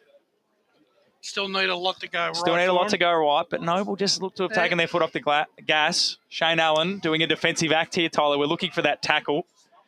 Is he going to close off as the lights come on? The Charlie Haley run around. It's absolutely what Charlie's going to do. Run to the arc, plays on, has a shot for goal from 40, likes it off the boot. Yes, Beautiful kick from Charlie Haley. Gives it to the 8 supporters standing there on the left half forward flank and closes the gap to 24 points. Balwyn 7-6-48. Noble Park 11-6-72. Charlie Haley has his second. He's kicked 2 goals, 3. Balwyn keep the flame fluttering. They do. What advice were the 8 supporters giving him there, you reckon? Look like the quietest set of Noble fans I've seen ever. So were they the 8 supporters, or you reckon that was the Noble bench? No, he definitely went to the supporters. I'm surprised there's 8 Balwyn supporters here. But I reckon they're no, but they might just be neutrals. They didn't seem too aggrieved by the goal. No, they didn't. So we're back in the middle. Byers did well. Gave it to Marson. Cross lays the tackle. Umpire says, give it to me. So we're not even halfway through the quarter. So I hate when they do this on the on Channel 7. But there's time left. Yeah. It just means Noble are going to kick the next one. McCaffrey, been one of Balwyn's best. Got it to Urban, to Jaffa Williams. He fell over. I think he might ping him if on the ball, but there's nothing he could have done. Common sense there from the umpire. That's probably the worst part of the ground other than the centre square where we're positioned right now. You can tell where they've had training drills. That's where You reckon that's where they do the contested ball there. Horton Milne got the handball out the back to McDonald. Got a little bit close to the oncoming ball and player and kicked it high. Gobleitson did well. Spoiled ahead of Francis. Off the knee of Fairbank to Francis. Right foot wobbler. He's across the face. Handy point, though. Pushes it out to 25. 11-7-73 Noble. Balwyn somehow have been given that behind by the scoreboard. So they're 7-6-48. And the scoreboard operators have a bit of a mare. Balwyn got 2 points for that Noble Park behind. McCaffrey takes the play on from the kick in, Kicks down line to Cross. And then Wilson puts pressure on Martin. That kick will work. Oh, wow. Everything Kyle Martin does works. Keane takes the mark, play on, low ball, looking for Nelson. Got Leeson's under pressure, took the intercept mark and played on. Williams is a target in the centre square. Umpire has paid a free kick. Jaff Williams will take advantage, pop it up. Wilson's going to get cleaned up by Sketcher. Brought it to ground. Oakes gathers, got onto his left side. Low ball, Lyle. This will make him nervous. That free kick in the middle of the ground, he took advantage. I thought it was a mark, and you can't take advantage from a mark. So that's actually a big call for Balwyn. And very quick thinking by Jaffa Williams. So Jordan Lyle has kicked one already. Nathan Oakes, that was a lot of poise as well, surrounded by Noble Park players. His ex-teammates, of course. This is to bring it back to big kick here. 19 points. Jordan Lyle, 35 metres out, slight angle. It's right off the boot, was always right. Might not even make the difference as Haley tried to keep it in play. They'll be disappointed with that from Jordan Lyle. So he's got 1-1. The margin is back to 4 straight kicks. 7-7, 49 Balwyn. Noel Park 11-7, 73. We've gone 11 and a half minutes. Considering Lyle hasn't had many opportunities to kick And he's goals. the type of player that would be your sort of 8 touches, Yeah. 4 goals. So Morrison plays on. He keeps going to that side despite, from all reports, Steve Hughes telling his players to not go to that side. He'll get it back, though. Maybe that was all part of the plan. Yeah. Then he chips it back. So these two are playing kick-to-kick here amongst themselves. There's still plenty of time left. Goes long down the line. Good mark. Great mark taken by Jake Gaines. Hillard's on the ground, hobbling around in the centre corridor. They go down the wing. Good kick. This is a nice ball movement. Found Jack Francis. Well, they obviously got more players injured on their bench, Noble, than we actually realised. Clearly someone has addressed the fact that he's not going to do any further damage, you would assume. As Francis goes down the line, Chancellor got back, got the big jukes up, took the mark. Needs to go quickly. Nathan Oakes is the option. He goes slightly over the top of him to Urban. He's got runners in the middle, and he'll use Goblitson, who marks at centre-half back. Wants his right foot. He'll poke it towards Oakes, who takes the mark. He's had a good second half, Oakes. He has. Balwyn. This time, looking for Haley, back in that left half forward flank. Hillard came through, crumbed it, gave his handball back to Tua, gave it to McDonald, gave it to Hillard. Little low drilling ball finds Shane Allen, who's pushed right up the ground to Look get at a that touch. kick, he's fine. He's fine, you're right. They breed him tough out this way, don't they? So Allen, are we disappointed with that ball? And they're missing Jeff Goebbels today, I think. Yep. Brash, they needed that second tall. Goblitson gets his kick down the line. Hillard backing back, lost his footing. Pickup was very clean by Sketcher. The kick, though, was not clean and will go out of bounds on the full. So Balwyn have a chance. Another inside 50 opportunity coming up here for The Balwyn. free kick will go to Tom Wilson, who's been good in his defensive role. Jack Francis is way too close to the man on the mark there. Really should have been 25 metres. As it's put to the hot spot, big fly by Chevy Anderson. Picking it up, sticker, right foot, snap across the face. One behind. So handy point, though. 7-8-50 Balwyn, 23 points behind Noah Park, 11-7. 73. We've gone 13 and a half minutes in this last quarter. It's almost like the next goal for either side could be the killer blow, especially for Noble. If they get it, it's all Noble over. get it, it's over. I still think it's over. But Balwyn get it, they'd have to get it before time on to even have half a chance. So Marson, Jordan goes out wide to Kyle Martin, who dropped the mark, made him work in the end, and will have a ball in. So they look a little bit nervous now, Noble, Tyler. Just a little bit nervous. If Lyle had kicked that one, they would have been a lot more nervous. Yeah. Would have been anxious. Yeah, I just wonder if that lack of rotation may come back with obviously To bite Pikes out. Balwyn. Yeah, just they might run out of legs in the last 10, but obviously Maybe. They've got a lot of momentum now, so that doesn't look like the Might be case. a free kick here. No, Dan Bid's paid holding the ball against Alex Urban. So that was hot on it. So Kyle Martin got the free kick.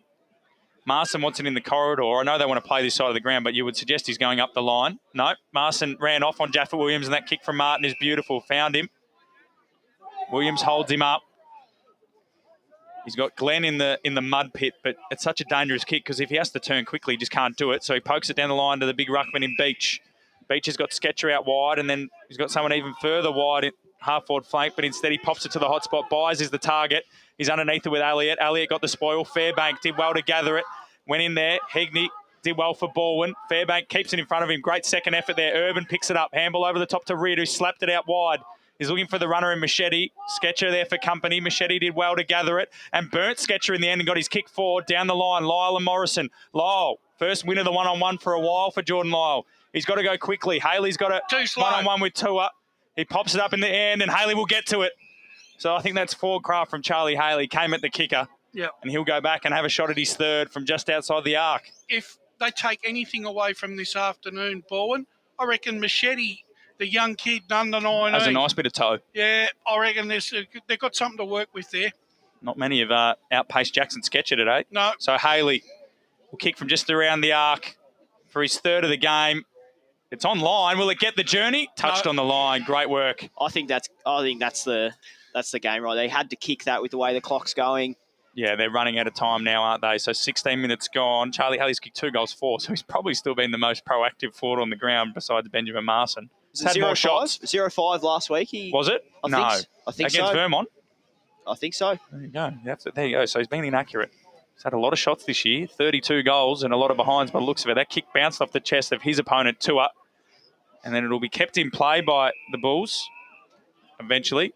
And we're going to have a boundary thrown right in front of the new scoreboard, which is doing more than the lights, to be honest, at the moment. Out here at Pat Wright Senior Oval, 22 points the difference. Balwyn have done really well. They've won the second half easily. Brash, I believe. Yeah, they have. They'll Two goals Noble have kicked to their 5. So it's just that second quarter where they just got blown out of the water. It's cost them here as we tick closer to time on. Any stats jumping out of you this quarter, Paul? Balwyn have taken the last 8 marks inside 50, and they're going to win another clearance here. So Glenn got the handball back to McDonald under pressure, just kicked it to space. Orwin and Egni, the 2 number 5s, go at it. Orwin, great tap to Marston, sold some candy, and then went out wide towards Jack Francis, who's got Gobleitson for company. Francis kept it in front of him, gained about 30 metres without taking a possession. Jamie Ridd did well, used his speed to get back, got it to Gobleitson, who just kicked it blindly around the corner, and Cole Martin accepts the gift. He turns and goes. He's had 40, I reckon. Goes along inside forward 50. Byers has got the set.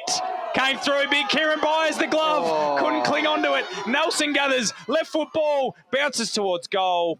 It's a boundary throw in. Big Kieran Byers, the gloved one, had about 4 attempts at that. It's not a cloaky glove. It's not. It's clearly not. It maybe needs the extra fingertips. He's cut off at the end. Actually, it's a good win there for Noble to get that out of bounds there. Closing in on time on here, 22 points the difference. Balwyn have dominated the second half, really, but as we mentioned, Noble's second quarter means they're looking at jumping into second spot. Luke Nelson toe poked it. Hegney did well. He's wrapped up immediately by Kevin Keane. 18 minutes gone. Byers, Elliott, Allen in his 200th game. Nelson tried to sock it off the ground. And we should have another stoppage. We will. Another boundary throw-in. Balwyn looked tired. That lack of rotations is really hurting them now, you would suggest. Chris Pendlebury out with an ankle. Josh Pollock's out with a collarbone. And then Brendan Hillard, is he still out there? He's just come to the bench. He's hobbling around for some reason for Noble Park. Byers out of the ruck. Tapped it to himself, then handballed it forward. Nathan Oakes been Balwyn's best. Got a little kick away just in time. Nelson came in. Was he taken high? Umpire said no. And we'll have a ball up. Might have been a bit of mayo on that one, I think. Yeah, a tiny little bit of the boxer wobble there, didn't he, Luke Nelson? So we go again. Elliott and Byers. Byers tapped it down. Gobleitson kick high up and under. Urban sits under it and takes a really good mark. Umpire said play on, though. Handball to Hegney. He'll handball to Oakes, who's away at centre half back under pressure from Orwin. Got the handball to Lyle. He'll handball to Urban. He's got McCaffrey wider. He's going to have to handball over the top to Wilson, who wasn't looking. Got knocked off it. And then he might have to lay a tackle. Couldn't do so in front of Bull. Low ball to Shane Allen. He's about 50 from home, but it's his 200th game. He doesn't want to pass it, but he does. Kevin Keen's under one. Gobleitson came across the front, and the premiership defender slaps over the line for a boundary throw-in. 19 and a half minutes gone here. Balwyn, it just looks like they've got to commit numbers to get the footy, and then they look up and they've got nowhere to go.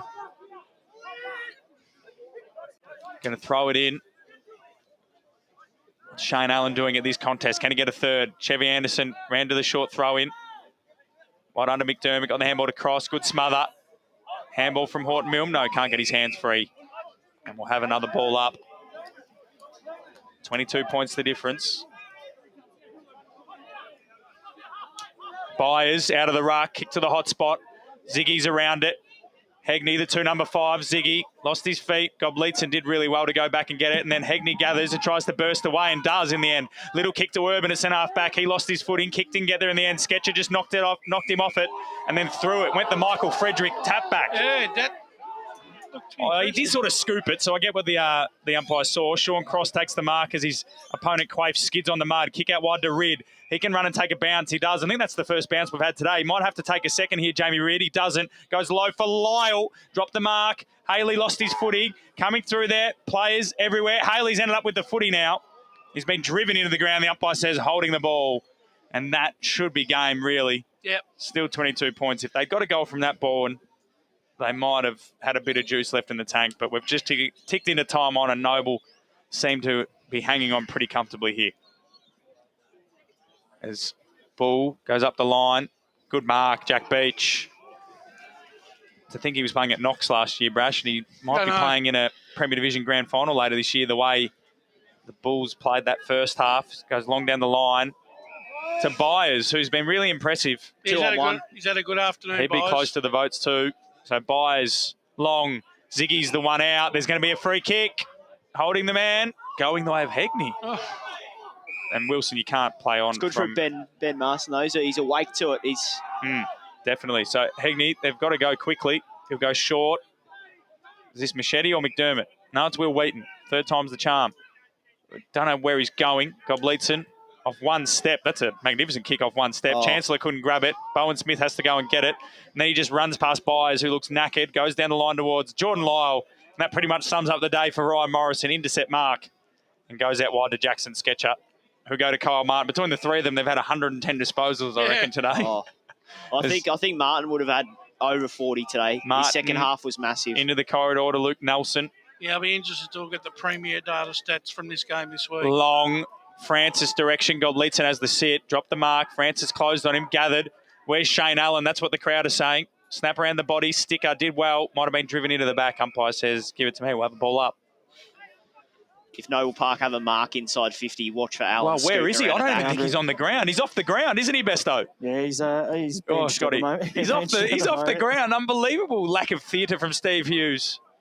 There's Balwyn rushing behind and push it out to 23 points. 11-8-74 Noble. Balwyn 7-9-51. Any scores around the grounds, Paul? Moorabach are in front by 70 points, 111 to 31 in 4th Division. Churnside Park led by 61 points over Croydon North, 84 to 23. In the end, Brash, I think we've actually picked the closest game. We have. The balls goes into centre half forward for Noble Park. Horton Milne to Martin, to Keane, to Sketcher. Sketcher runs 15 metres across goal onto his left foot, snap to the top of the square. Byers has marked that one. I don't know why Nick Chancellor's still remonstrating a little bit there. That was a clean mark from Byers. More frustration, I guess.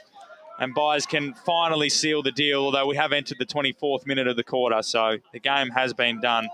But he would deserve this goal, Kieran Byers. Yeah, he had a good afternoon. Very good afternoon, especially that second quarter. He was instrumental. So Byers from 20 metres out, directly in front to push it out to 29 points. A steady approach from the ruckman, awfully close to the man. He just popped it. He's just dinked it. But it's a goal anyway. Like a chip and chase in the rugby union from Kieran Byers. He's kicked the goal, as I mentioned, out to 29 points as we go boundary side. Yeah, Shane Allen back on, boys, in place of Kevin Keane. Okay, here we go. Are we playing Allen's paddock? Surely we're playing it. Surely it is get the ball to Shane. That's got to be the message from the now. The Noble Park runner is going out now. That's got to be the message. Shane, where are you? Got to get to the goal square, Shane. What's Kieran Byers doing? Get out of his way. KB. Sense the occasion. Allen's down there, Giggles, but Kieran Byers is in his way. Clear it out. So how long left? 24 minutes gone. 29 points. Balwyn have won the second half pretty comfortably, to be honest. Horton Milne came through, though.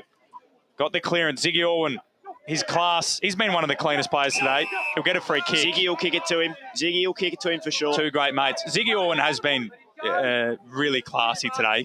His clean skills have been. I know why you want Shane down there, because you want a bit of Bill Laurie commentary. That's why. No, 200th game. You want to kick a goal. He's on the lead in the pocket. McDonald's marked this ball 60 from. He's having a shot. Michael McDonald's not read the script. Shane, please take a mark. Where is he? He's popped it in the Allen direction. Will it get to him? Shane Allen almost went the one hand. Marson for 5. Dribble to the top of the square. Chancellor's just going to get tackled over the line. For a rush behind. He looks checked out from this game. Chancellor, he looks absolutely cooked. He's checked out, I think. Well, he'll be waiting for the siren. 25 minutes gone. He plays on. He's going to go up the guts. Big Nicky Chancellor with the mung in the Bowen Smith direction. Got a little shove. It might work out in the end. Haley's there as well as Oakes and Sticker. And then we're going to have a ball up. Dead centre circles. 30 points the difference. A clean 5 goals. 12-9 plays 7-9. Queen's Birthday. Noble back on the winners list. Into second position. Free kick going the way of Balwyn. And there's the siren. Noble Park jump into second spot on the Premier Division ladder thanks to a 30-point win over Balwyn. 12-9-81 to Balwyn 7-9-51. Ben Marston led the way with 4 goals. 2 to Jack Francis, 2 to Shane Allen in his 200th, and singles to Jackson Sketcher, Kieran Byers, Jack Beach and Luke Nelson. Whilst for Balwyn, it was Charlie Haley with 2 goals, 4 leading the way, whilst Yaron Jaffa-Williams, Jordan Lyle, Chevy Anderson, Nathan Oakes, and we think maybe Bowen Smith kicked a major. Tyler, Brash, Balwyn will take a lot out of that second half and they'll be ruining that second quarter.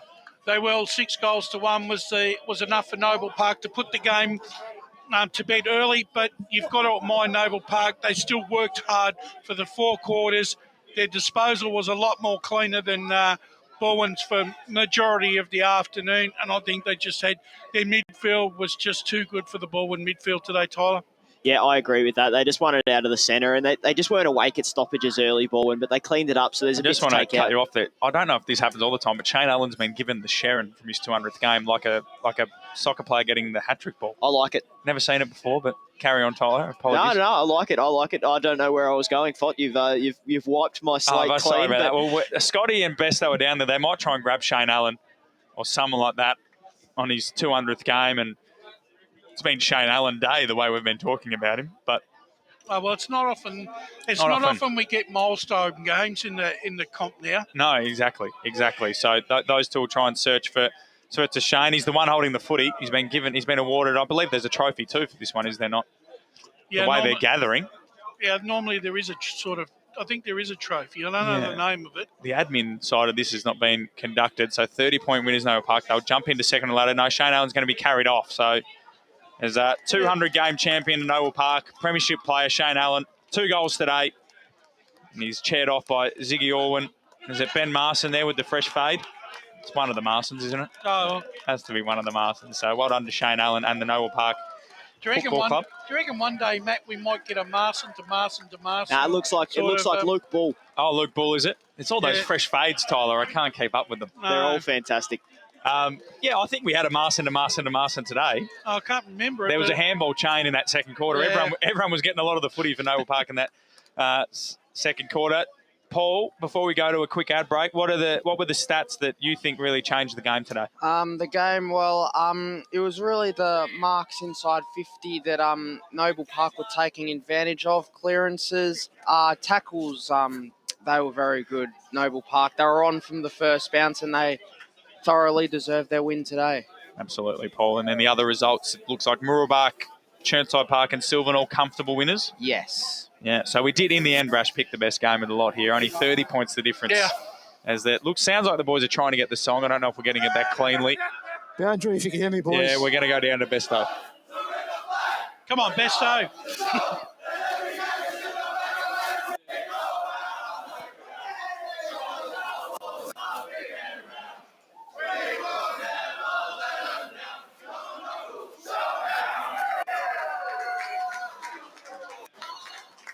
Noble Park theme song there after the Bulls have won by 30 points here on Queen's Birthday weekend. We're going to go to a break, and when we come back, we'll sum it up, give out our player of the day, and hopefully chat to one or two of the Bulls. Today at Eastland, Lucy's trying on jeans for a momentous occasion.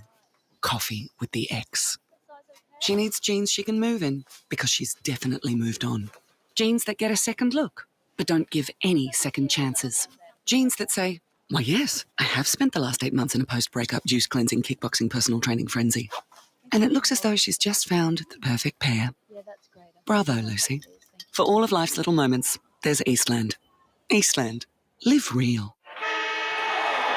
Sprained your ankle, bursting through the banner? Broke a finger, high-fiving the ruckman? Or did you run into the goal post again? For bumps, breaks or bleeds, be seen sooner, close to home at Knox Private 24/7 Emergency Department. The preferred provider of emergency care to the Eastern Football Netball League, you'll generally experience shorter wait times. You don't need private health, but there is an out-of-pocket fee. Be seen sooner, close to home at Knox Private 24/7 Emergency Department, 262 Mountain Highway, Wanturna.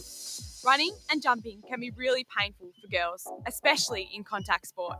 Boob Armour supports your breasts, minimises the bounce and guards against impact and injury. Feel confident, feel supported, available at boobarmour.com.au. At Yarra Valley Water, we know reducing your shower time, or show time, to 4 minutes can save you an average of $200 a year on water and energy bills. Shower shorter. Save water. Authorised by the Victorian Government, 1 Treasury Place, Melbourne.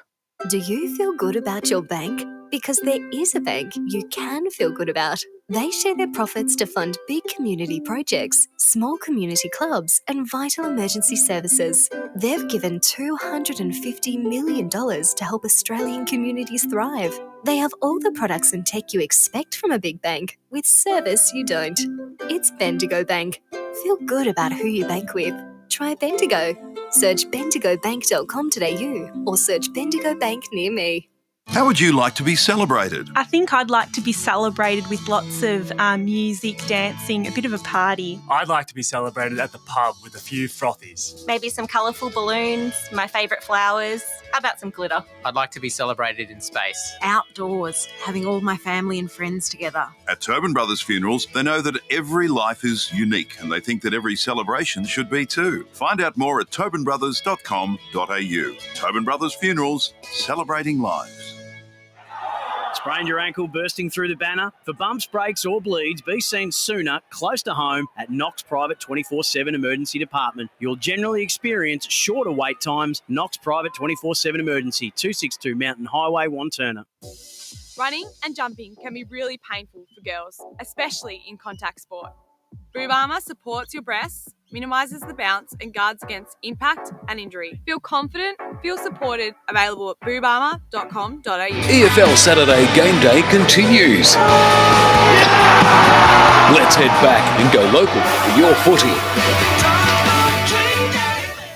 Welcome back to the Bullring. The temperature has dropped substantially since the players have left the field, but nonetheless, it was a strong win to Noble Park, who won 12-9-81 to 7-9-51. Despite losing the second half in the end, I think pretty comfortably, Brash, from my quick maths, 5 goals to 3 or something like that.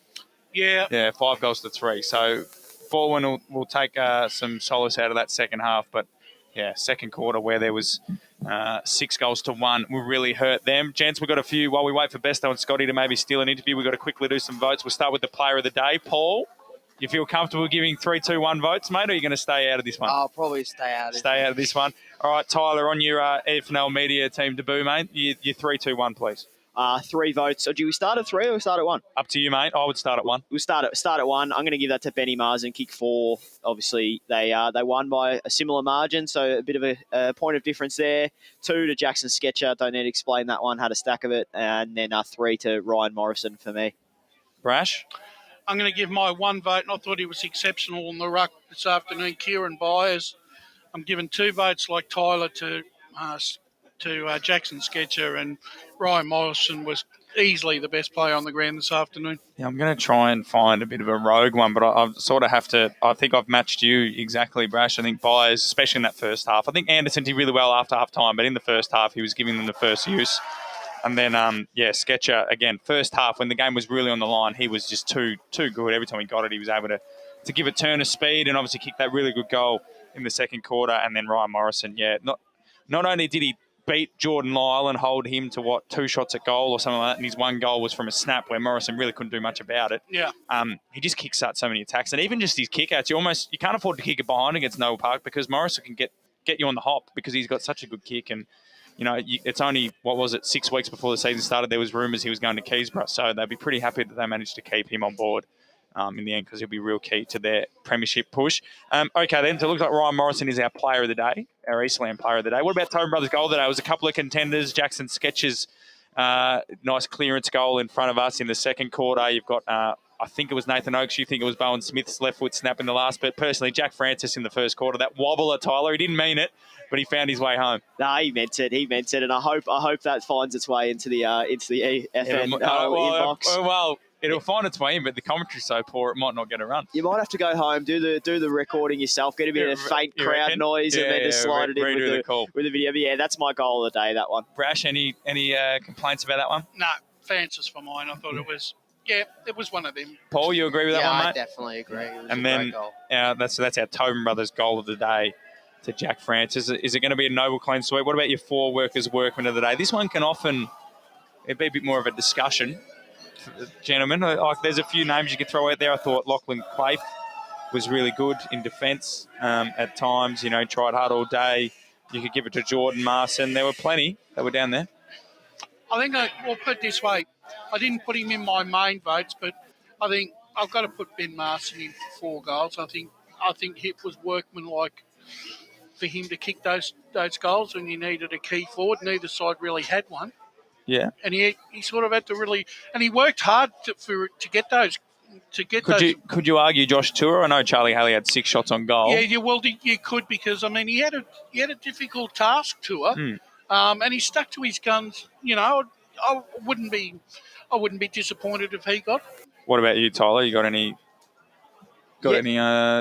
Yeah, I think too. You just got to think about where Haley's had his shots on goal. Yeah. So he's kicked 2-4, but he was in basically the car park for one of those, and then the others we were questioning whether he had the journey. So he's so far out. So inside 50, Tour was really good. Yeah, no, they didn't. Yeah, Haley's not kicking any of those goals where he gets out the back. He absolutely clamped down on him, and Steve Hughes is pretty confident he's the best defender in the comp, is he not? One of the best defenders in the comp. He's confident, but you can't have 2 of the same, and he thinks Ryan Morrison's the best. So you can't have 2 of the best. You can have 1, 2. Yeah, but then he's not the best, is he? If you're not first, you're last. Come on. Well, that's what people have been telling you for years and years. Exactly. Exactly. And I think for both sides, I think there's two. If I'm looking at 2 young guys from each side that I thought had good days, and I think we're going to see a lot more of. I was really impressed with Fairbanks for Noble Park, and Machete for Balwyn.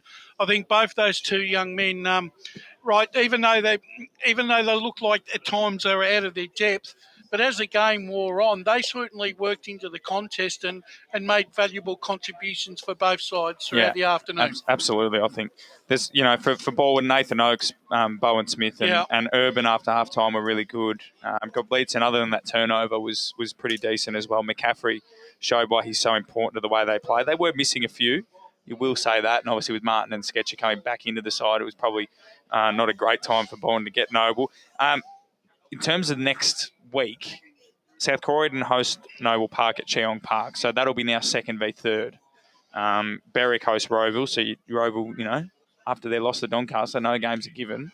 And then you've obviously got Doncaster host Balwyn, so a really big game for both of those 2 sides. So that's how big today's win was in context. We're going across down to the boundary line to the 200-game star, Shane Allen. Shane, you can turn around, mate. We're up on the balcony. Down there with Brett Beston. Shane, congratulations on the 200th game. Great way to celebrate. Fantastic win today. Yeah, absolutely. Probably just another real game of footy, but it means a fair bit to me. So it was just a good get through. So I didn't really care if we played very well, but as long as we won, that'll be make do. So. Can you remember your first game? No, I don't think I can. No, I don't. So I'll just leave it at that. You've been with the club, obviously, for 200 games. You've seen a lot of changes. You've seen some coaching changes. I mean, how would you describe the last few years in your time at the club? It's been a bit of a roller coaster, some near misses and some good times. Yeah, look, I was away I came back this year, so look, I wanted to finish my career as an Noble Park person, so it's good to get back to the club really, because it's where my heart is. So so it means a lot. Fantastic, boys. Have you got some questions upstairs? Yeah, Shane, how do you handle Media Street, mate? It's been Shane Allen week across all forms. So I shouldn't swear, but yeah, I'm a bit over it. And in terms of today's game, would Steve be a little bit disappointed with the last quarter? Yeah, look, we knew they were going to come, and it was a bit of a scrap the whole game. But look, I was a bit nervous in the last quarter there, but thank God they missed a few. But look, we're always going to have to grind to win out. And these conditions, and especially against Balwyn, they're a tough side. So. That being said, though, Shane, that second quarter that Noble Park put on the ground is as good a quarter of football that we've seen this year from a Premier Division side. At least you know that when you come up against against the big three, that you're capable of pulling out really good quarters to set up game victory.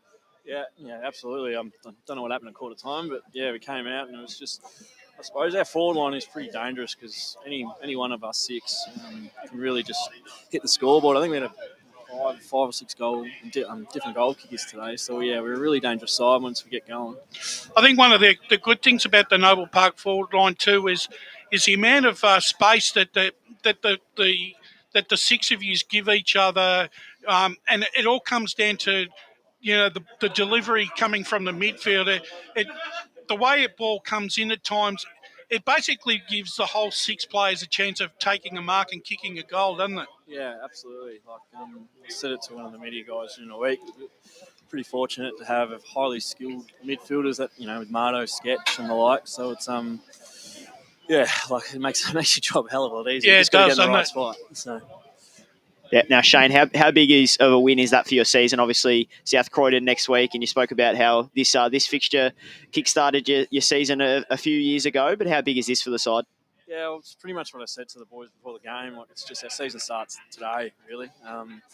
Sort of going through it's hard with these weather, and your mindset sort of changes a bit. But today really was, let's send a message to everyone. This is where we're at, and just roll on kind of thing, and just use that momentum throughout the year. Well, you definitely got a plenty of momentum going up against one of the premiership favourites, mate. A comfortable 5-goal win, 2 for yourself. Hopefully you can enjoy an evening, a long weekend, and get back into the second half of the year. Yeah, cheers, boys. Thanks. Shane Allen there, 200-game champion for Noble Park, and a very, very happy Bull today. And I don't know who's happier there, Brett Beston or Shane Allen. Besto, absolutely. Did you see the smile on Brett's face? It was like a Cheshire cat, wasn't it? Brett's got Gatorade dripping down there from the song. Got chucked in the middle there, which was... It was nice of Scotty to take the headset off him for that one. But Shane Allen there, I think we will have to leave him alone for the next 6 years because I think he's pretty much done with people asking him questions, Tom. Yeah, you threw me for a question there, and he said that he was sick of Media Street. And he was talking about you. I was one of them that interviewed him during the week, so I was like, oh, come on, don't give me a question here. But that was the under-the-bus stuff that we spoke about off the top. Nice to finish it off. But, yeah, it was good to have a chat to Shane after a big game. But he talks about that this second half of the year now. Like their season starts now. It's pretty handy to start your season 6-1 and second on the ladder, Brash. Or 6-2, sorry. Yeah, I mean, look, and they've had good wins against Vermont and now Balwyn. They've taken 2 big scalps. They met Roval yet? Have they played? They beat Roval. Roval beat them in round 1. Yeah, that was the big shock. So, I mean, look, they're in it right to their eyeballs here.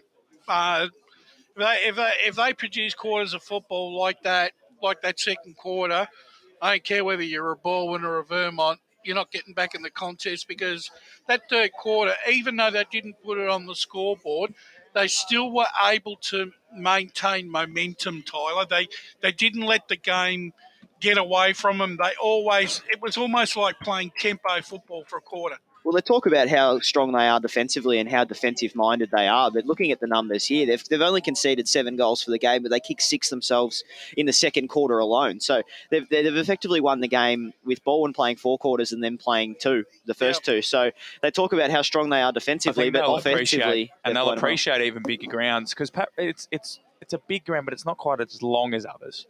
And you can tell at times they sort of get it just forward of the centre circle, and all instincts, especially standing up here in the balcony, is go long, and they look for that extra possession.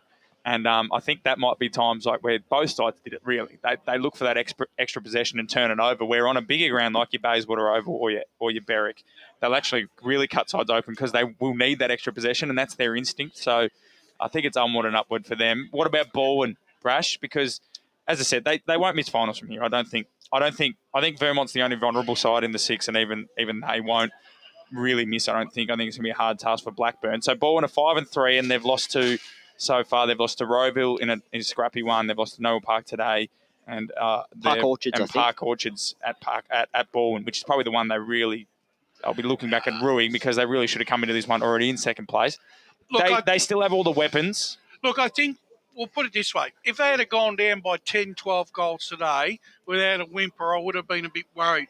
But they found something in the second half for them to give them something to hang on to.